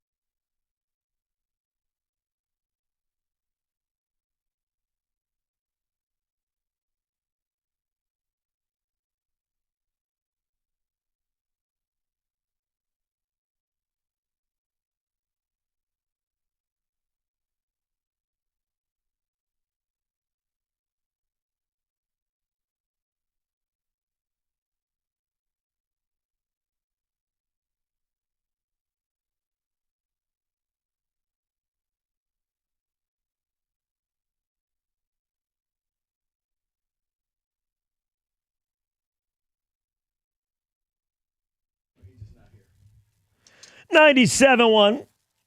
Mark Ryan comes your way at 6 o'clock. You want to grab a call, Rico? Yeah. Let's go to Paul and Fraser. You're on 97.1. What's going on, Paulie? Hey, hi, guys. How are you? Rico, Jeffrey, always a pleasure. What's going on, Paul? Hey, Paul. Well, I was going to comment on the whole Michigan thing, and I guess I will briefly. I don't want to get into it, but it's okay to recognize how good they are. I mean, I watched the game the other day at halftime. They were only up by 2, and then they killed them by 30. Mm-hmm. I mean, yes, you get through this week and you win a few more, you are that good, and I think they are. But I want to have a little fun if I can to close out your show. Mm-hmm. Rico mentioned using the Wayback Machine, going to the east side and asking the kid about, what is your class? 2030, and that's how old you really are. Now, Rico, quick question. When you came on to the Lenny program, was Mike Sullivan still there? No, he was gone, right? left. Yeah, he had just left. He had left with Kyle Bogey to form the business. Okay. Well, when he was there, a similar topic came up of how old you are. And I called, so let's use Corbin with this, because Corbin is 25. And I asked Sully, no Googling allowed, Corrigan, who were the 4 Beatles? The original iconic band from the 60s. Do you know this, Corbin? The 4 Beatles? Yeah, go ahead. Yeah, you had Paul McCartney, John Lennon, Ringo Starr, and George Harrison. Nicely done. Paul, what do you think about that? You did it. Sully couldn't do it. Sully couldn't do it. Wow. It took him like 5 minutes. He could not. Well, get Paulie, all there 4. are certain things in life, I feel, that are that iconic that even young people that were not around for it know, right? But he couldn't do it. It was amazing. So, Rico, I mean, 2030, I'm going to be 70. So, yeah. I mean, I've already got a part-time job driving seniors around in a little smart bus. And I'm going like, Jesus Christ, I'm going to be that age? Paul, holy mackerel. Trust me, when he said that, it was a gut punch. I instantly was like, wait, when did 87? Oh, dear God. How many years is that, Rico? Enough. Thank you, Paul. Wow. Well, it makes you feel any better. I think Paul's older than you. Looks like the Tennessee Titans will be embracing their old Houston Oilers roots. Ooh, I like that. New logo. I kind of don't like how they took away the flame. I like the flame a lot on their old logo, but the new one, I enjoy the colors. Yeah, they're. I guess they're like, look, they didn't want the Houston Texans to use them, so I guess it was use it or lose it. Rico, here's a text for you. There you go. Well, I like that, actually. Here's a text for you. Rieger, usually I enjoy your shows, but you're such a hypocrite. If this was Izzo's team, you would be all over Rico saying this year would be a failure if he didn't win a natty from Michelle. Yeah, I totally agree. You would, but you're a troll, Rieger. That's just how it is. Now, listen, I think Michigan's pretty good. I can't wait to watch tomorrow. I got the day off tomorrow. I can't wait to watch both you guys and, of course, Michigan. So, if Michigan loses, yeah, are you going to stick around and watch the state game? Of course. Really? Yeah, it's the Peacock double dip. Okay. Yeah. In fact, I have your Peacock. That's the only reason I'm able to watch the game. I'm logged into your app. You know you can watch it on TV. Oh, really? Yeah. I got YouTube TV. Can I watch it on YouTube TV? No, the NBC channel. I don't think I have that. Yes, the NBC. I know, SN, right? Like it's the sports. Yeah, I don't know that I have that. By the way, people are very upset that you said Ringo Starr. Apparently, Peter was the best original drummer before Ringo Starr. So there you go. Wasn't he still part of the Beatles? Hell if I know. I don't go that deep into the Beatles. They're making a movie. They're literally making 2028. They're dropping 4 movies, each one focus on one of them. So really? I don't know. Yes. Like documentaries? It's a biopic. Yeah. Oh, okay, good. I like the biopics as long as it's not like the Springsteen movie. Anybody see that biopic? That was horrendous. I haven't seen it because I heard it was bad. Oh, my goodness. You come off that Bob Dylan movie, which was sensational. They announced Springsteen. I'm like, this is going to be great. The Bob Dylan one was bad. The Bob Dylan one was great. Nah. Oh, Chalamet was, I know he's a Knicks fan. Unbelievable. That was a great movie. Chalamet was better than Marty Supreme. Yeah, the Queen one was good. The Queen one was great. The Elton John one was awful. I didn't see that one. You guys going to see the Michael Jackson one? Yes. I went to a movie the other day, saw Crime 101 in IMAX. Not a bad movie. Check it out if you want. They showed the Michael Jackson with trailer. Your movie review. And if I'm going to go to an IMAX, I'm sitting directly in the middle. You get the whole big screen. Michael Jackson movie doesn't look that bad. I'll go see it. I'm all into that Michael Jackson movie. I'm surprised it took this long, actually. I'm not. I mean, you probably had to go through a whole bunch of legal stuff and Well, who has the rights. It's funny you say that. You guys want to know a fun fact about it here? So that movie was kind of in production hell for a little bit because after that they were initially done with it, they had to scrap a lot of the second half because in it they mentioned the kid that he, allegedly all that stuff by name. Nobody knew that in a lawsuit by the family, no documentary, no nothing, they couldn't use him by name. So after they're all done, they rewatch it and someone was like, you can't do that. So they had to redo a lot of it. Fun fact for the So day. who's next? I'm just curious. They've done Springsteen. They've done Queen. They've done Dylan. Who the hell's next? Jay-Z? No. Who's next? David Bowie? David, I don't know if he's interesting enough. I mean, I'm sure he is. It's going to be very interesting, and I don't know that it'll ever get done because it'll get caught. There's so many people caught up in the legal stuff. But Marvin Gaye. Marvin Gaye would be good. His That'd be a entire good one. story, basically he gets killed by his father. Like, it's a tragedy. Yeah. What about Metallica? Bunch of kids from San Francisco changing the music world. I don't know. Long hair, heavy metal, It would the be kings like me of it. watching Bohemian Rhapsody. Like, I knew nothing about. I mean, I knew the songs, Freddie Mercury, but I didn't know how the whole band went down and how he joined them and all of that. Yeah, I don't know. Oh, man. look who decided to join us. Mark Ryan in the house. Mark's got a busy day. I just saw his post we on didn't social have media. A Super Bowl party, so he didn't want to bother showing up. That's a good with point. us. He definitely didn't bring anything. Had we had a Super Bowl party, he would have been here. He said that was the best time he's had in Detroit since he's been here. I know. He was very diplomatic, too, because he was talking about one of the spreads. Like, oh, look at this great spread. I'm like, where? I'm like, they got crackers. And teach their own. Crackers and a Rice Krispie treat and a 7-layer salad. Some Snicker candy bars. This is very hurtful, Rico. Very, very hurtful. I said you were very diplomatic. Very hurtful. You were like, oh, it's a great spread. Like, where? Yeah. They had... Other people might have said the same thing. They had tiramisu. They had a Cocoa Crispy marshmallow treat football. They had charcuterie board. What else do you want? You're just talking it up because you know they might be listening. Oh, well, absolutely. And I want my invite back the next year. Wings, of course. Pizza, charcuterie board? Well, is that too frou-frou for you? Yeah. Is that too hoity-toity? I think a good charcuterie board every now and then. I would as well. Yeah, absolutely. So what's coming up, bud? Simple. Pizza, what are we talking about? Pizza, wings. Pizza, wings. I'm a big Frito pie guy. You like Frito pie? The hell's Frito pie? Fritos, chilies, caramelized onions, cheese. We're doing too much. Once again. Yeah, I mean, once again, you haven't had it. Simple. You haven't had it. Is that a Rico. South Carolina thing? It's a me thing. Oh, and I need to make it a you thing. Okay, so let's do it. Is that the stuff you eat in the bag? Oh, that's a walking taco. You're talking about a walking taco. You don't know what that's Fritos also are? really good. I know what Fritos are. I said, no, I've seen somewhere like you eat it in the bag. Like they cut the bag, they put stuff in there, and you eat it right that out is the a bag. walking taco. That's right. Well, here's what's coming up. Yeah. When it comes to us, oh, how the mighty have fallen. You know how like the mood you're in right before you start prepping on the show is how the whole rundown ends up?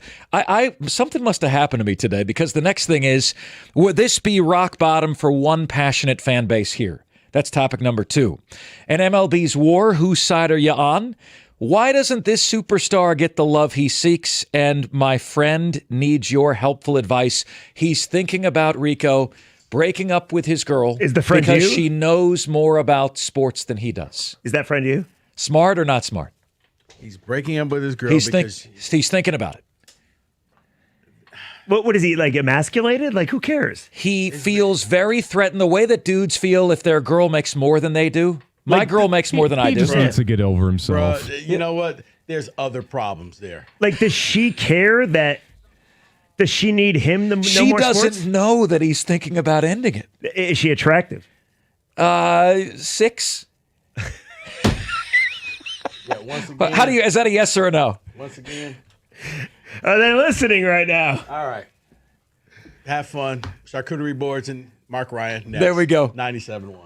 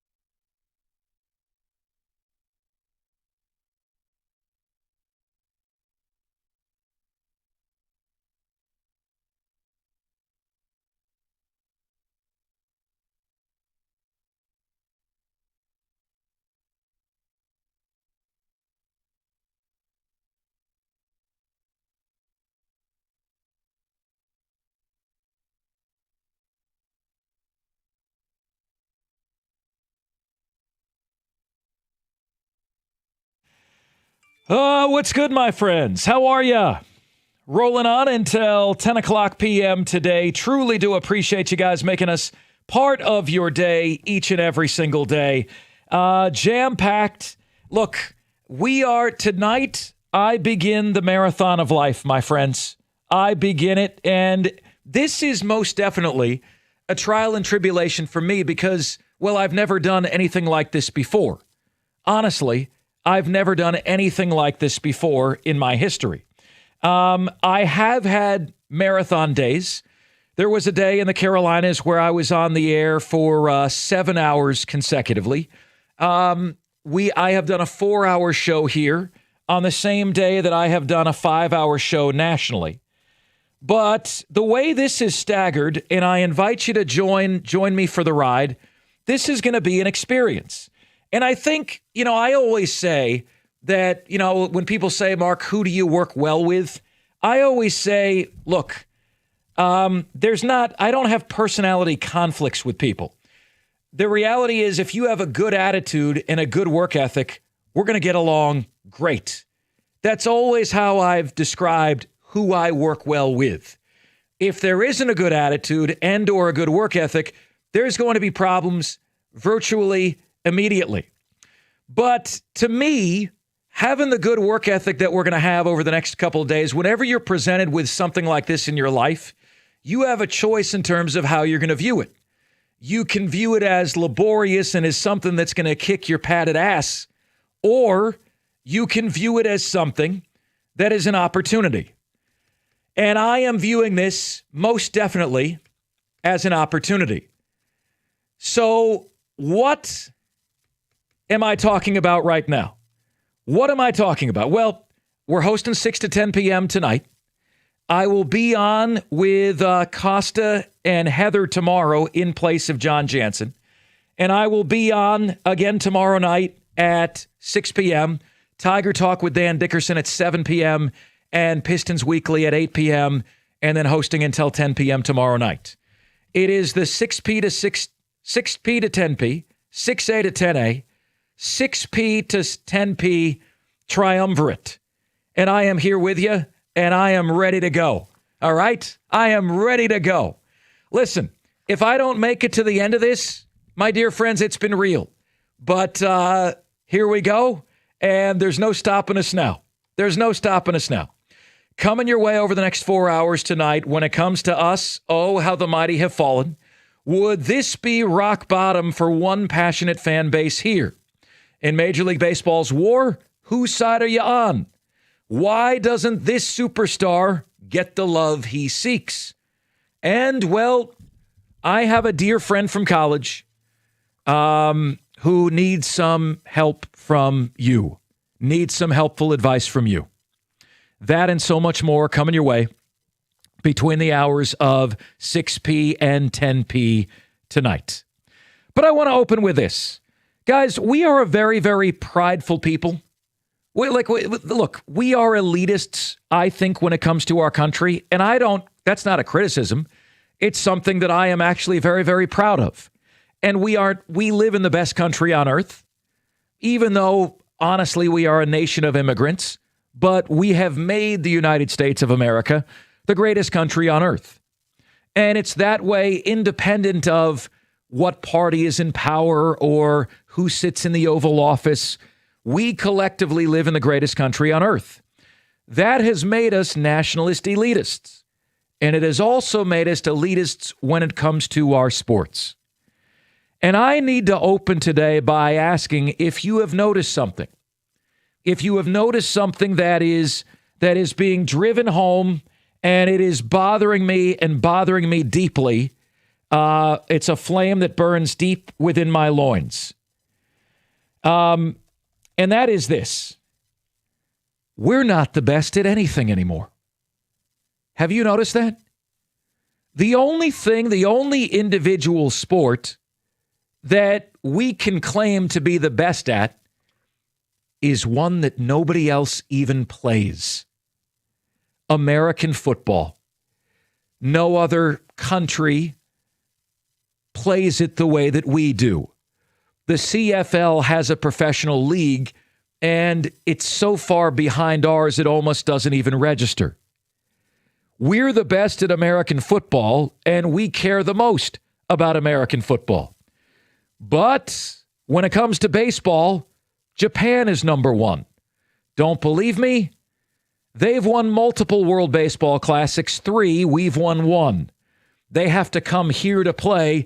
Jet lag, new time system, new language, new food, sleeping out of their own beds, and they kick our tails just about every single time they're here. Basketball, NBA. What would you say if I told you that the most respected ranking of players in the NBA today has a top 5 players, all of whom are not from here? All of whom are not from here. Number 1, Nikola Jokic from Serbia. Number 2, Shai Gilgeous-Alexander from Canada. Number 3, Luka Doncic from Slovenia. Number 4, Giannis Antetokounmpo from Greece. Number 5, Victor Wembanyama from France. The 5 best players in the world are not from here. Hockey. Canada is 14-5-1 against us in international competition. Is the pain rising to a level that hurts you yet? Because I can continue. Golf. Europe has won the Ryder Cup 6 of the last 8 times. The Ryder Cup, 6 of the last 8 times. Tennis. Jake Sachs, my producer tonight, is a veritable sports encyclopedia. He doesn't know that I'm about to do this to him. Jake, name me 3 male American tennis players. Go. I don't think I can. Veritable. Don't feel bad. I can't either. We have the number 8 and number 9 best tennis players in the world. Women's side, none of the top 3. Ladies and gentlemen, what has happened to us in terms of our sports dominance? Like, we used to be the big bad bully on the world sports scene. And you know what precipitated this feeling within me tonight? You know what led me here? Is that I was looking at the medal count, and again, I put my head in my hands. 3rd behind Italy. 3rd behind Norway. Italy has 2 of the 5 best men's tennis players in the world. We have number 8 and 9. Italy is 2nd in the medals count. Norway is 1st. Should we just get used to finishing 2nd and 3rd in everything we do? Because quite literally, the only bloody thing we are number 1 in is the thing no one else plays. And that's what we're hanging our hat on today. Oh, but we got football. Yeah, no one else plays it. Do we have soccer? No, we don't. Do we have women's soccer? Not anymore. Every single thing sports-wise that we hold near and dear to us has been stripped from us. And I'm opening tonight by asking you how that makes you feel. Does it bother you? Are you okay with it? You know, I think one of the reasons is that in other countries, their Olympians are nationwide superstars. In our country, if any of our gold medal winners walked down the street, you and I wouldn't recognize them. The old Cheers song says you want to go where everybody knows your name. It's a really big deal in these countries. These people will never pick up another tab wherever they go anywhere for the rest of their lives.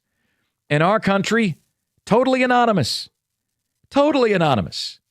So I open by asking you quite simply, how does it make you feel that essentially our title has been stripped from us in just about everything sports related? Baseball, our game, no longer the best. Basketball, international players now the top 5. Hockey, Canada is 14-5-1 against us in international competitions.